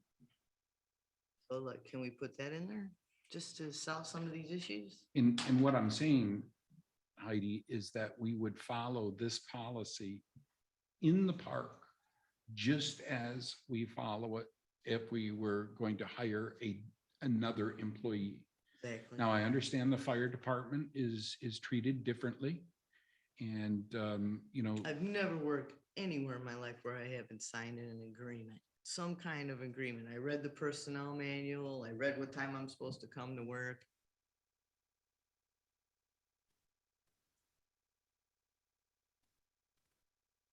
so if we signed or provided all of our new employees with section 3 of the There you admin go. policy and procedure that has a signature page, and that's kept on file, does that Yep. It'll solve a lot of issues. Is that currently done, Cheryl? Yes, So we could ask for proof of that? you could. Okay. You signed it? Anyway, I think I Have said you all signed this in the very beginning when we wanted to talk about eliminating 10. I said if we provided this information to new employees, they'd know they have somebody else to go to besides the park administrator. And it was like, but now you want to add, hey, guess what? You're going to get a copy of this. I believe I said that right out the gate. I'm getting angry now. No, I understand. Really, every employee should have the right to have this agreement. Everyone should. Mhm. At least that section of it. But as Clerk Goss noted, the board did vote to change that the park operates similarly to the fire department. And the board agreed to it. Yep, and I'm just saying that. So now you've rethought it and you Yep. don't think that's a good idea. So Yep. you would like to reintroduce it back to reduce that policy back to what it was before. Yep. Got it. Yep. So we agreed to change it back to the way it was.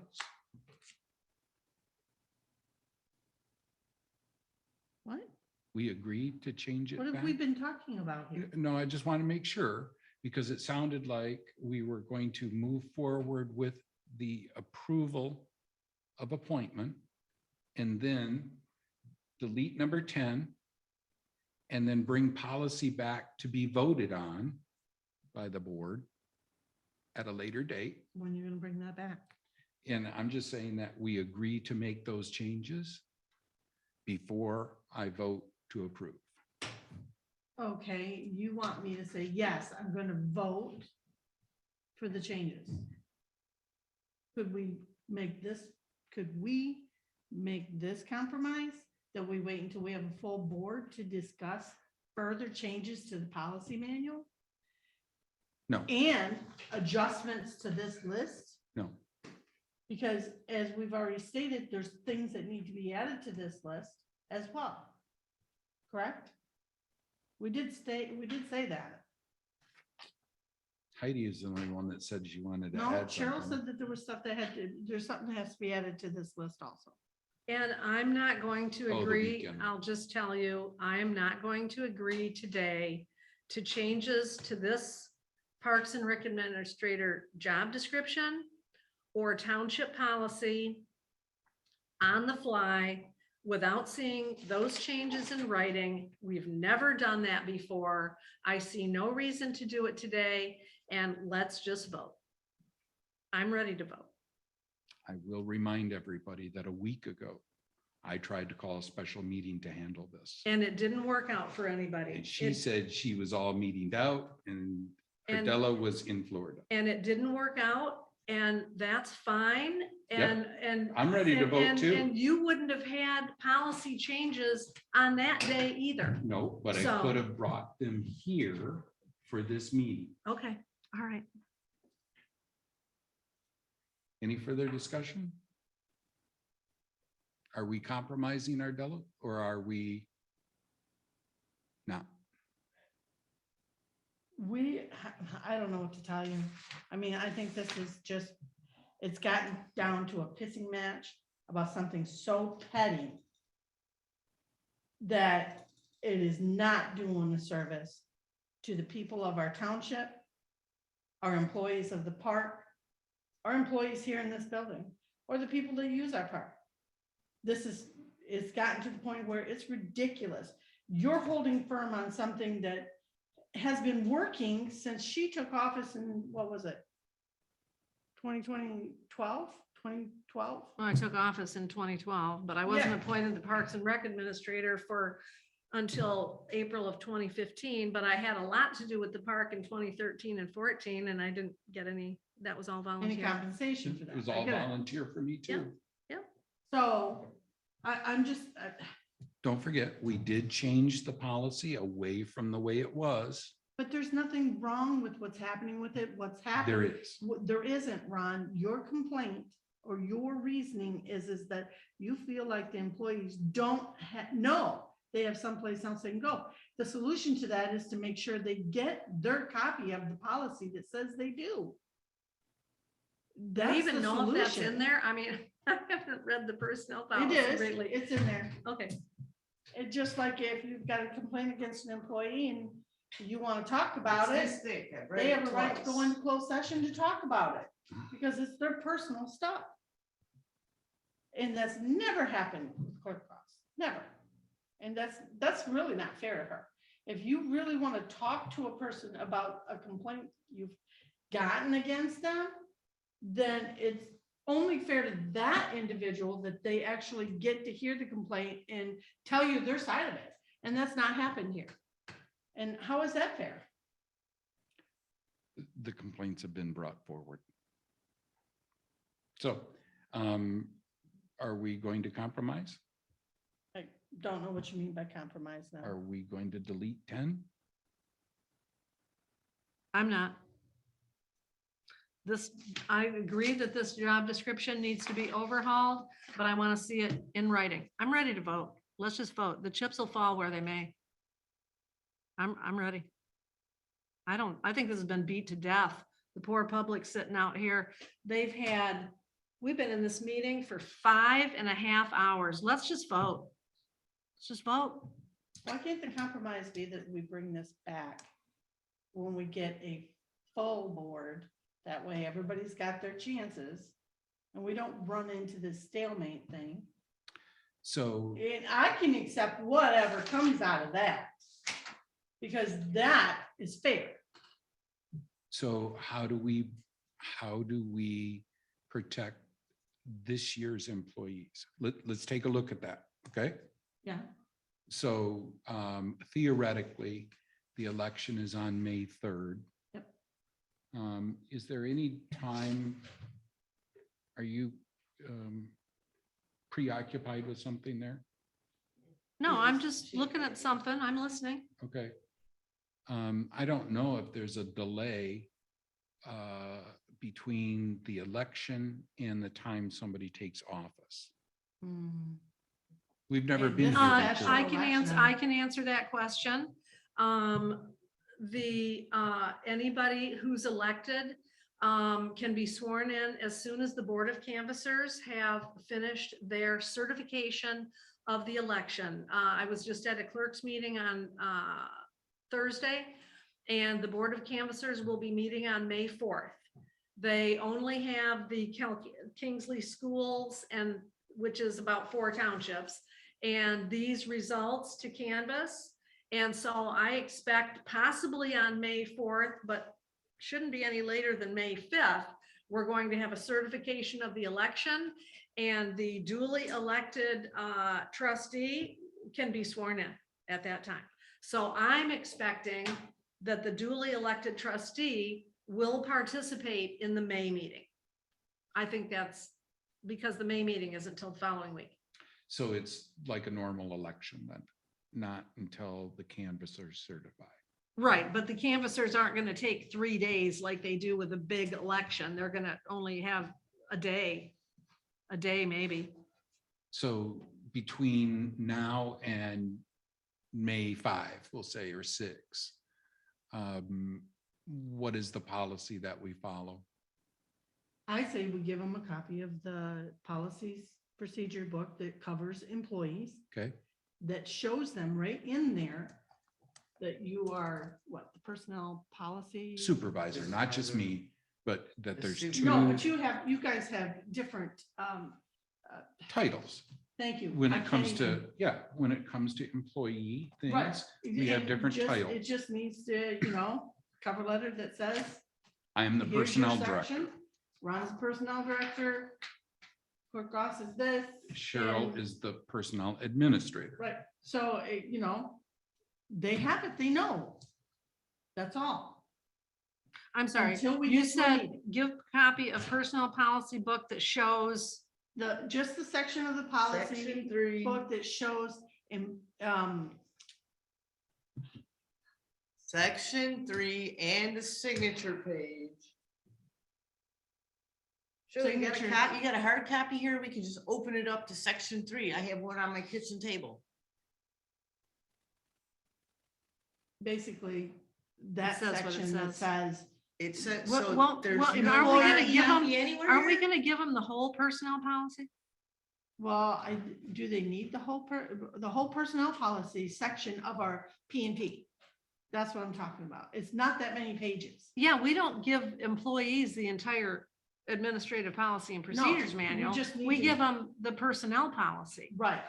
which is a small section. 5 or 6 pages. No, I think it's more than that, but still. But still in there, it tells them where they can go.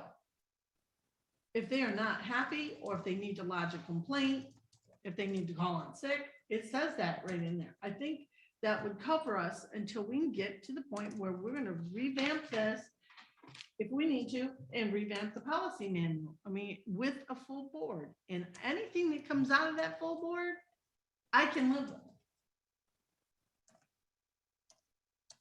I just have one question. So you're telling me right now, in this building, there's no hard copy of that book?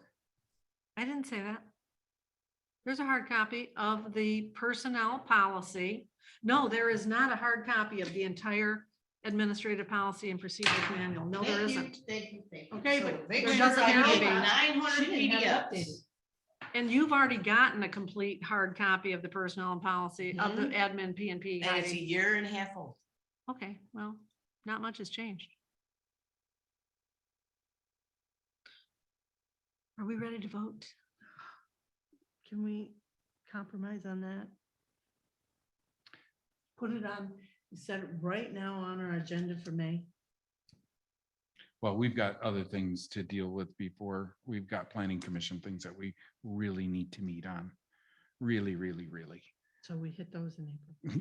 Yeah, no, And then it we can gotta work hit in those in April. March yet.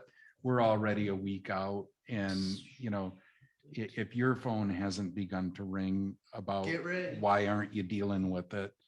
Mine certainly has. And so as soon as we can schedule a meeting for that, it's imperative. It really is. So, And that's another thing that the personnel policy is going to have to be followed on that. We It's a need to- complaint against an employee. Which is special session, I think. You can't air that in public. If you do, I'm not gonna be here. she's right. I mean, you know, employees, if 'Cause we, I'm not if, taking that hit, no way. if that's what the board decided to do was some type of censure, right? And I'm not using that term correctly, but we as a board have to get together and talk about supposedly what had transpired or what has been recorded as transpired, and then determine how we want to move forward. And I do think we have to look at the Opens Meeting Act to see exactly what section of that conversation can be a closed session. Because I don't think that we can, as a board, and again, I'll have to look at it, it's been a while since I've looked at it, so I don't recall, just being honest. You sit out here and you have the conversation about what it is you need to go into closed session on. How much of that do you actually reveal? Because everybody knows what's going on. We've all received the letters. The letters are gonna go in a board packet. Everybody's read the newspaper. or Maybe. They've looked at the ticker. It's not a big secret. You're right. It is a big problem. And maybe it's more of a, not just a personnel problem. Maybe it's a direction problem that we need to redirect. We don't know that. Speaking of redirect, let's deal with this, but that's exactly where I was at with this first meeting, right? So I think we're on track. So you're saying, and I can compromise on as long as we provide section 3 of the Township Board Policy and Procedure Manual, specifically personnel administration.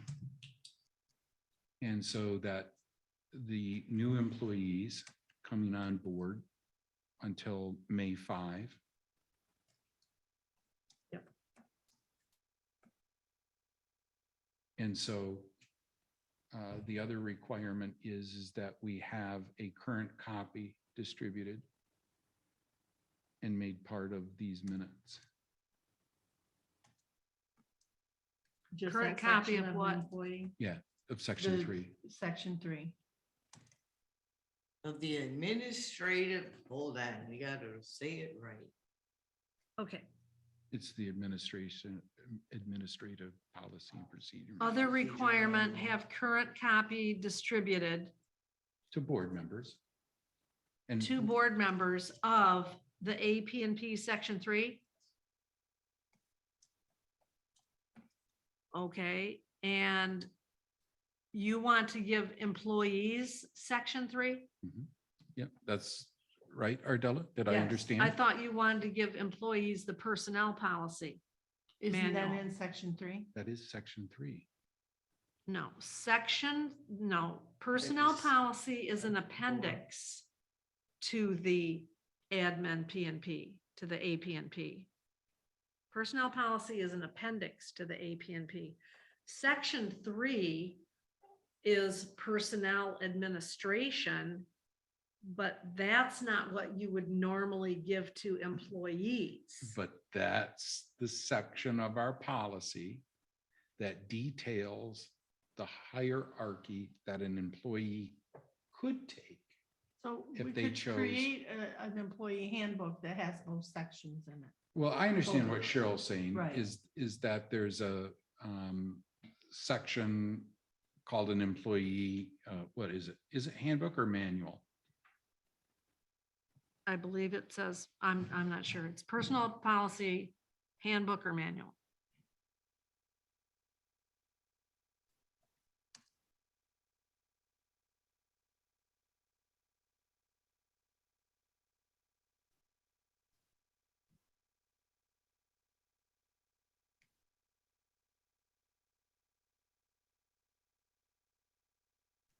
I'm checking right now.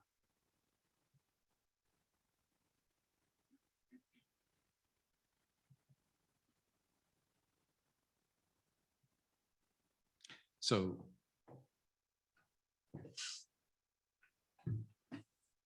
really what we want to do is provide them section 3 of the policy and procedure manual. That would accomplish the goal of letting.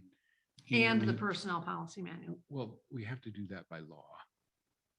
Okay, well, Is that I'm just already listed making in there? sure I understand it. Is what listed in there, Ardella? The personal, the policy manual.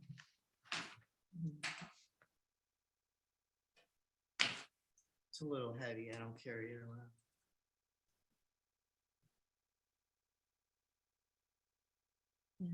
Section.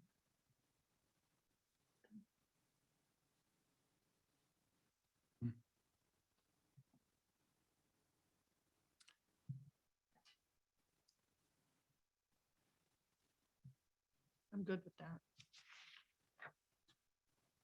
So I don't have a copy of the employee handbook. What appendix is it? I don't remember what section it's under.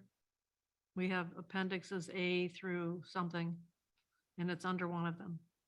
I have A through L. Yep. We can get that today.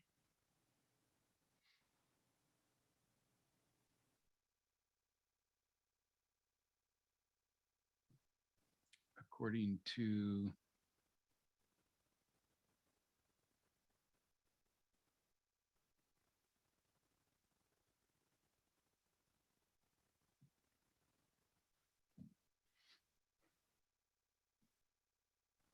Not a really easy document to read.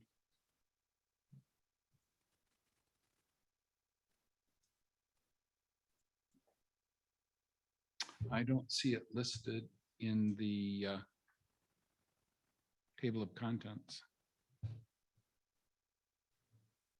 Do you want me to go look on my computer? Sure.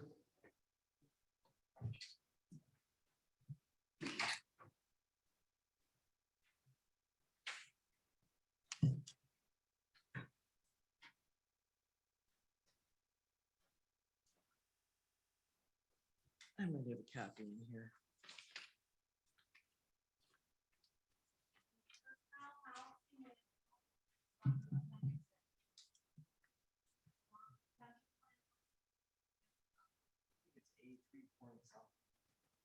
So Appendix A, at least the copy that I have, says personnel policy, but there's no manual attached. Appendix A is a single page. Well, there's a title page Yep, that's for all. Appendix A. Right, but that's there's all I 3 have. policies under Appendix A. Yeah, I see that. Right. But nowhere So- do I have those 3 files. Well, they exist. Would you send them to them? Sure. Send them to me too, please.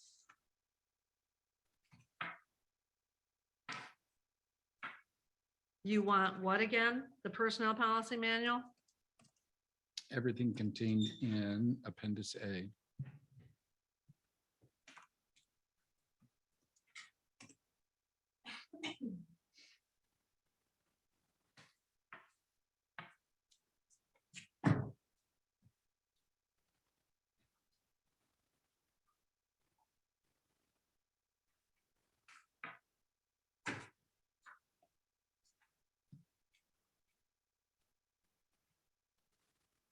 So where are we, Ardella? My understanding is that we're going to schedule a meeting to bring this particular item back when we have a full board. In the meantime, we're going to be providing to any new employees Appendix A and Section 3. And we can call that our new employee handbook. Okay. Does that sound fair? We're gonna give them, okay, we're gonna give park employees Appendix A, which has the pension plan ordinance in it, and the vehicle policy, Well, which the whatever pension plan doesn't section- apply to them. Okay, so the section that does apply to them is what we give them. Okay, so that would be the personnel policy manual. Okay. And include the signature page. It's already included on there. Just check.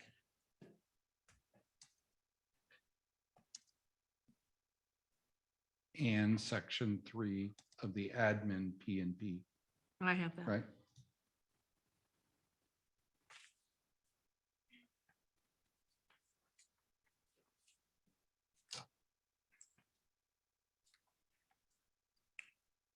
We good? Mhm.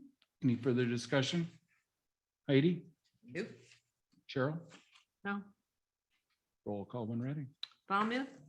I knew you were gonna wait till the last one, because I kept track, Cheryl. Heidi, I have. I a don't list care. here. Yeah, I I'm went going 1, 2, right by 3, the 4. list. I went 1, 2, 3, 4. You did not. Are you scared to vote? No, not at all. Let's But just you vote lied then. again. I didn't lie about Oh, anything. yes, you did, because I kept track of how many times you said my name first. So I'm gonna watch the tape and you Well, are wrong. I'll be happy to vote You first. are Do you wrong. not want to vote first? Are you afraid No, to? that's Goss? not Yes. even the point. Bennett? Yes. Pop? Yes. Valmuth? Yes, but that's not the point, Cheryl. Again, you do it on purpose every single week. Nope, nope, nope. I don't care about your check sheet. I kept my own. Nope, That's the nope, nope. second time your name has been called first. Yeah, and think of how many votes we did tonight. Poor Heidi. It was the second time you called me, but think of how many votes we already did. You skipped a couple, Cheryl. All right.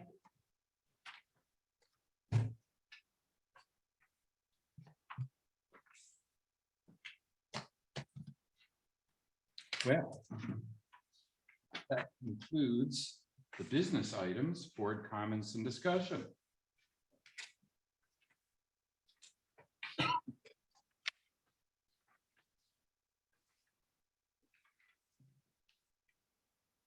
And we have our second public comment, which I would like to start off with board members reading their emails that we received that didn't get on the first public comment for whatever reason.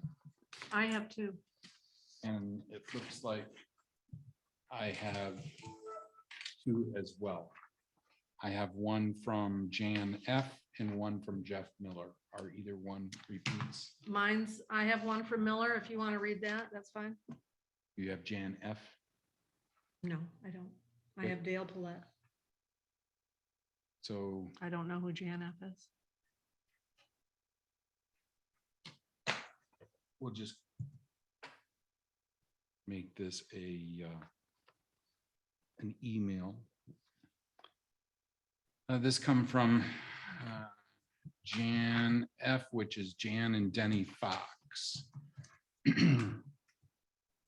Please read this for us at public comment. Much appreciated. Jan and Denny Fox. Life is busy and hectic for all of us. Inflation is hitting all of us hard. As you are looking at our community's budget proposal, please take this into top tier consideration for the good of all of us. Please make priorities that fit the entire community. Please make cuts where at all possible. We can do that if we work together and respect all of our needs and diversities. We have a couple of items we'd like to address. One, most people are not in a position to vote or raise their own salary. We voted for you to take care of this and protect our community. As you walk through your budget, I trust you are all keeping in mind that all of us will need to sacrifice and tighten the belt. The Whitewater Township proposed budget needs to be balanced. As this novice sees it, it appears that it would be spending more money than what the township has in annual revenue from taxes. I hope you are all working hard to right that. None of us can afford to have less money in our paychecks due to higher taxes because of poor oversight. 2, marijuana. Yep, there it is again. If I understand correctly, in the beginning, there was never a budget for marijuana. And yet what was budgeted for attorney fees has gone towards it, plus some. Money not earmarked for this has been going towards it for several months. Ironically, this expenditure has managed to bypass the vote of your employers, the Whitewater Township community members. We are sorely disappointed in how all of this appears to have been pushed forward during some of the COVID pandemic most difficult and lockdown times. It appeared along the way that there has been some evasiveness and lack of transparency in regard to it. Unfortunately, even some outright pushback. All of that has led not only to lack of understanding, but has fostered mistrust. I am sure it is frustrating to all of you as well as all of us. You are well aware that many in our community have some very deep and credible concerns with the whole thing. I understand that there are particular rules and regulations required in order to put this topic to a vote. Consequently, while those details are worked out in order to do right by the entire issue for all of us, it is imperative to place a moratorium on permits until the community can vote on it. And there's special arrow marks around that statement. If you have an obligation to the people you represent, you have an obligation to the people you represent to wait. Right now, all of our hard-earned tax dollars continue to support it without the permission of all of us. We frankly resent that. This is basic stuff. We love this community and we have the best neighbors anyone could ever ask for. Jan and Denny Fox. Sorry, I read that a little slow. It was my first time through. Would you like to go, Cheryl? Yep. I have an email from Jeff Miller regarding the 2022 camping season. I am Jeff Miller, one of the seasonal campers who have already booked a site for this summer. My family and I are longtime campers at the park. My wife, Kim, and I first camped there over 30 years ago, and now our children and grandchildren are also regulars at the park. We know many other families who also have been enjoying this campground for years, as we have. The campground is our summertime first choice for getaways. I'm sending you this email today because we are hearing there is a special meeting planned for tomorrow at 9 a.m. to determine if the campground will open this year or not. We've seen several changes to the park over the years and have discussed with camp staff many more changes and upgrades which are being planned. We've also are hearing the township is struggling with staff shortages this year, and possibly this is part of the discussions planned for tomorrow. We hope the issues can be resolved so the park can remain open for camping and boating. Possibly some changes for campers' responsibilities could be made to elevate, I think he means alleviate, staff shortage. Campers could take their own trash to the container next to the office. They could purchase firewood and transport it to their site themselves. Other seasonal campers have also suggested they would be willing to assist with some workload to help with the staff shortage issue. We are unable to attend the meeting tomorrow to show our support, so we hope you will be able to speak for us. Thank you, Ron, Jeff. Then I have an email from Dale Paulette regarding the park. To the board, my family and I have been coming to the park for 5 to 6 years. The park is our favorite location in Michigan. I was shocked that you are considering closing it. It is a great location and beautiful spot. I would ask yourself to consider how closing the park would affect surrounding businesses. When I and all the other families visit the park, we spend money at local businesses, restaurant, fruit markets, gas stations, etc. It's just not the park that it will affect. Any given weekend, I personally spend a couple hundred on fuel for the boat, another 200 to 300 on restaurants, and several more hundred on miscellaneous other gift shop or market items. I ask you to please make a smart and good economic decision and keep the park open. Thank you, Dale Paulette. Would you forward a copy of that? The Dale Paulette? Yeah, to board members. And I'll do the same if you guys want Fox. And did everybody get Miller's, or was it just Cheryl and I? Did it just come in before? I think Miller's came in on Sunday. Well, mine only shows it only came to me, but he does say I sent this to Ron and wanted you to see it as well. So I got it after you did. I got it Sunday at 9 p.m. So I'll send. And I would ask if any board member responds to those emails, that they include the entire board in the response.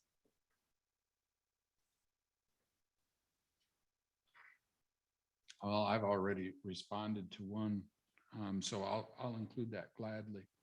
Thank you.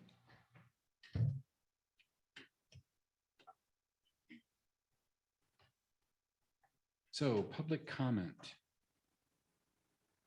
Let's start out in Zoom land. Any public comment in Zoom land? Sherry. Connie, I see your hand is up. Good afternoon, Connie.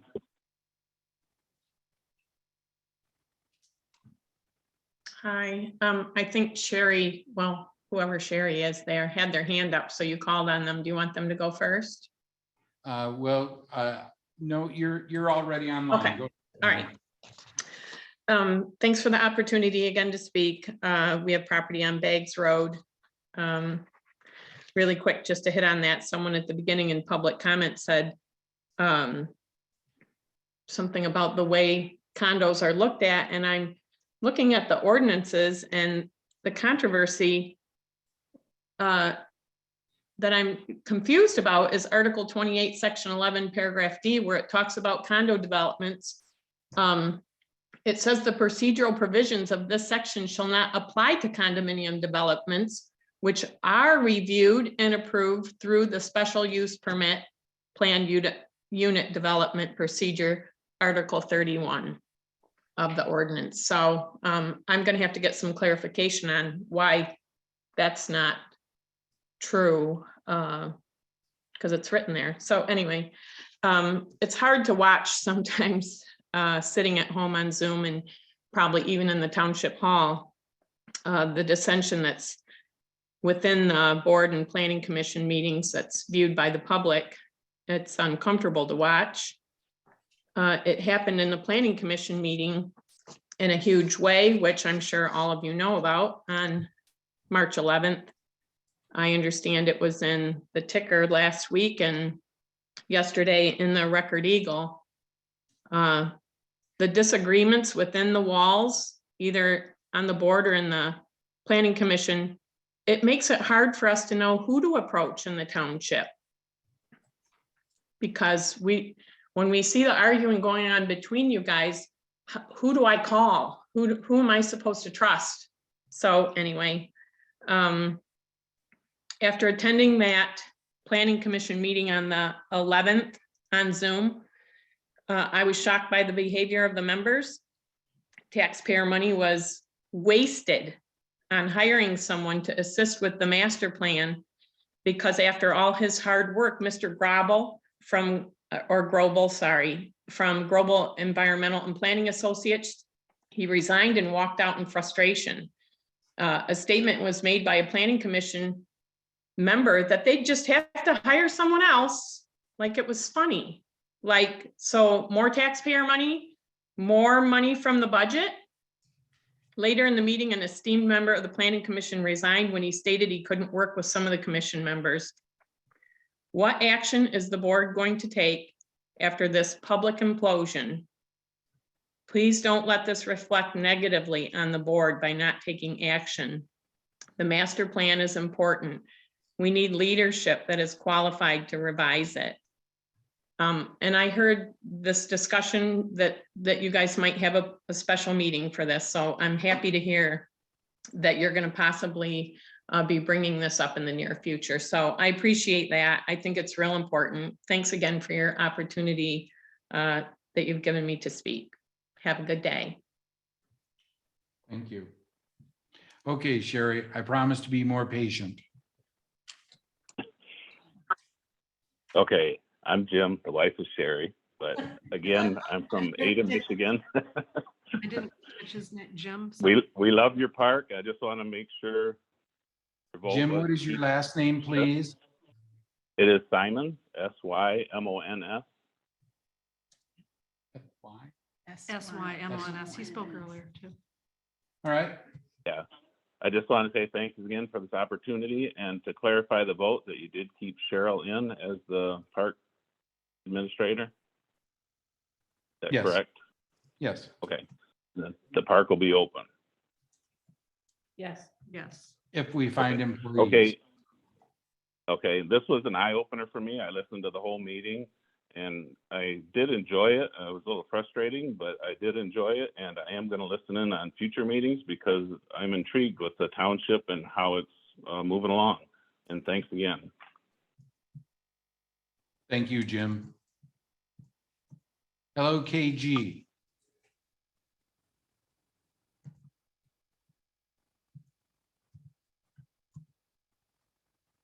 All right.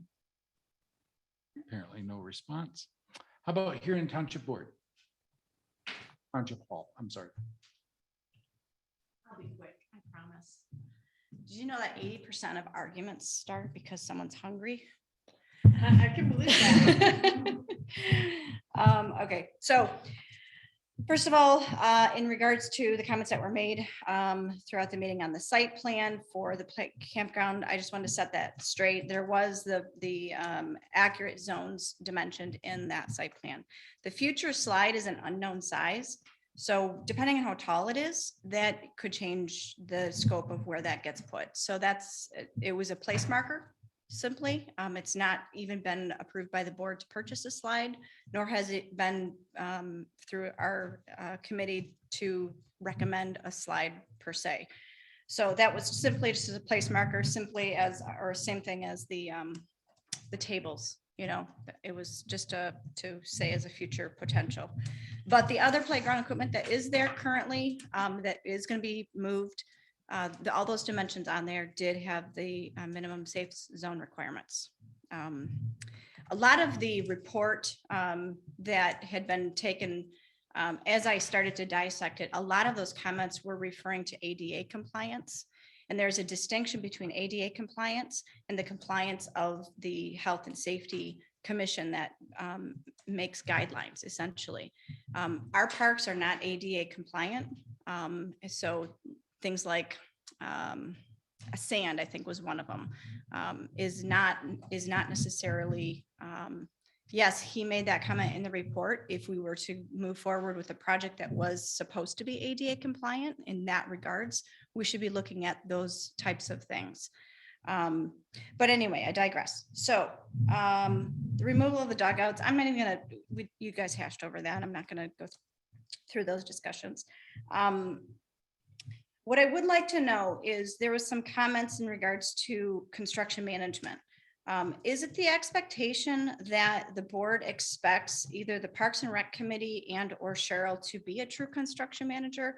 Or is it something that you guys are really saying we should be hiring out projects to have a true construction manager involved? And if that's the case, then we need to know that. That's obviously another expenditure that currently is not in the budget.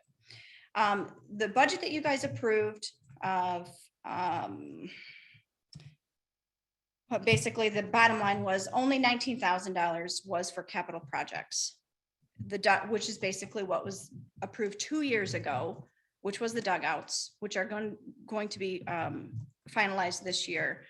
It has no, basically then there's absolutely no funding for any potential projects of any kind other than the tree removal, which, as I expressed earlier, I felt should have been evaluated more as an emergency fund capacity, not taken out of the ability for the Parks and Rec Committee to do some good in the community. So as I see it right now, you have a Parks and Rec Committee that we need to have from the board a little bit of guidance. Number one, procedurally, if you guys are approving budgets, it sounds like now we need to make sure those projects happen within the same budget year that you have approved them, or else they are then taken away. We also need to have a better, I guess, moving forward this year. What do you guys want us to move forward on? Because you have given us zero budget to do any kind of projects with. So it's going to be a challenging year to move forward on anything as far as that goes. I do want to make a comment about the reservation and the automation system. I think it's been a fabulous thing with the campground. I would suggest that if we could extend that to also the pavilion rental, maybe even the high prey baseball field and the batting cage, that would also help alleviate some of the time and responsibilities that the clerk currently has, an automation process. And going forward, as you guys start to review the parks administrator position, I would also encourage you to look at that person. If they're going to be a full-time employee, that they have responsibilities to start with the High Prairie Park, evaluating means of revenue, i.e. doing more leagues, bringing more leagues into the community, doing, someone brought up today, doing tournaments, things of that nature. So that's all I have. Thank you very much.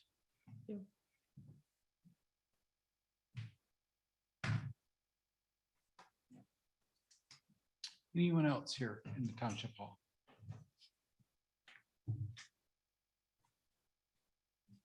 Hi, I'm Karen. This is my first meeting I've been to, and to be honest, I'm very disappointed with the combat between everybody up here. You're working for our community, and you should be working together. There's going to be disagreements. I understand that. I get that. But you're putting, to me, I have a bad taste in my mouth as to who's running our township, because I don't feel like you people want to work together. I have this feeling that you guys have your personal vendettas against each other, and that's more important than uniting the township. We all have our personal desires for the area. I'll be honest, my reason for being here is Baggs Road, the development on Baggs Road. We live on Baggs Road. We don't want to see condos there. But I understand too that that's not that's not everybody's priority. But I think the biggest thing is safety in our township and working together as a community and telling us how we can work to help everybody, how we can help the township. Like I said, this is my first meeting. I had no idea. None. Now I do, and I will be back. But I would really like to see, if you've got your personal vendettas, if you've got your personal feelings, please put those aside during a meeting and try to work together. Because if we fight, nothing's going to be accomplished. No matter how small or how big the issue is, we've got to work together. Whether you are more for the recreation and parks. I mean, I had no idea. I live in the township. I've lived here since 2005. My family has been here since the probably 1940s. I had no idea that there was so much emphasis on Whitewater Park. No idea. You better believe that I'll be going over there to check it out. I mean, we've used a boat launch before. But it's things like that that make us all realize what we really have here.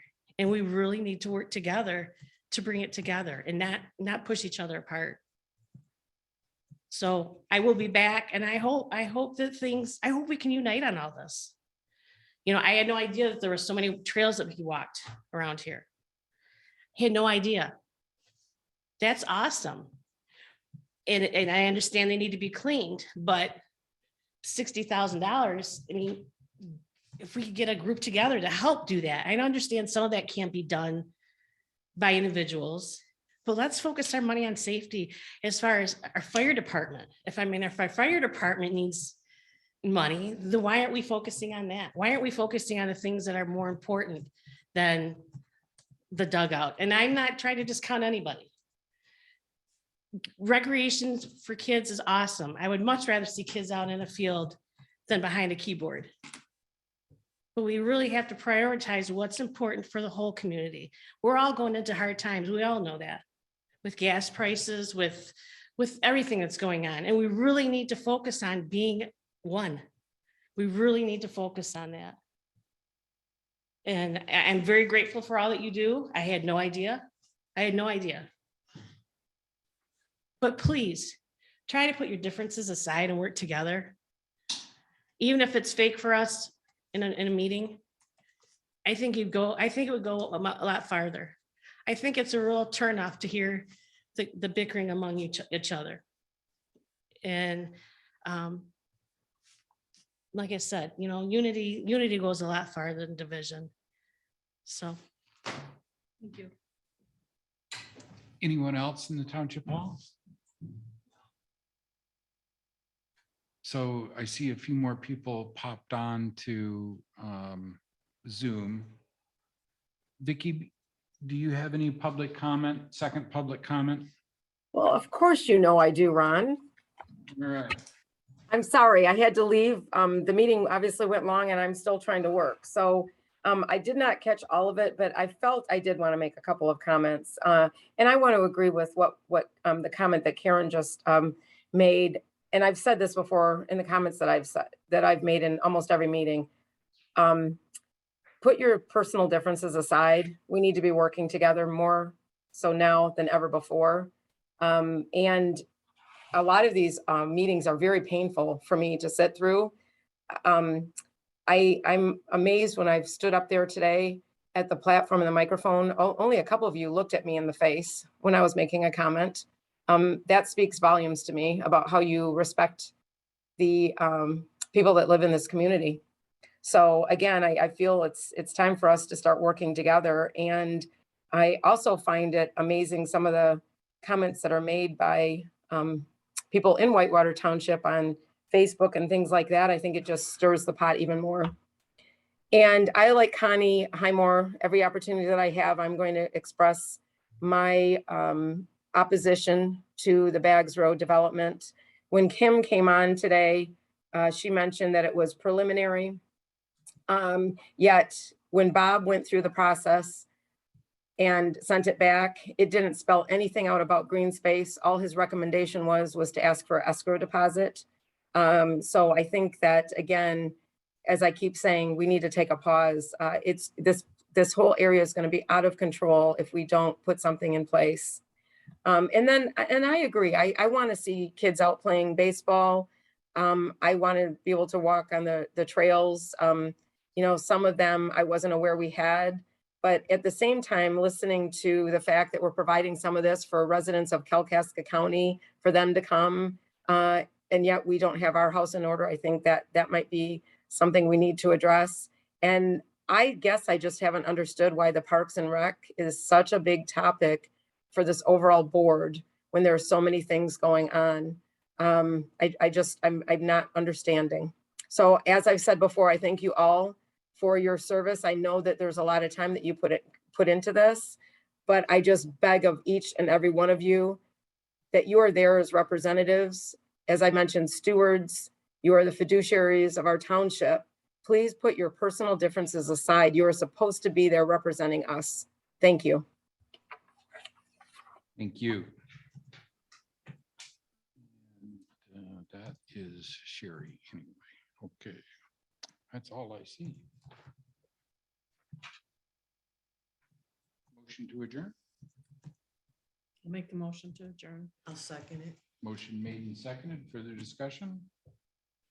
Roll call when ready.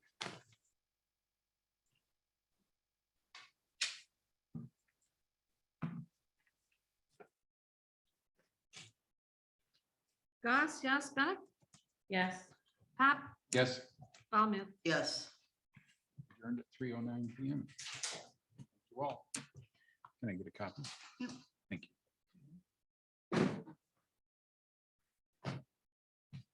Thank you, Scott and Shannon.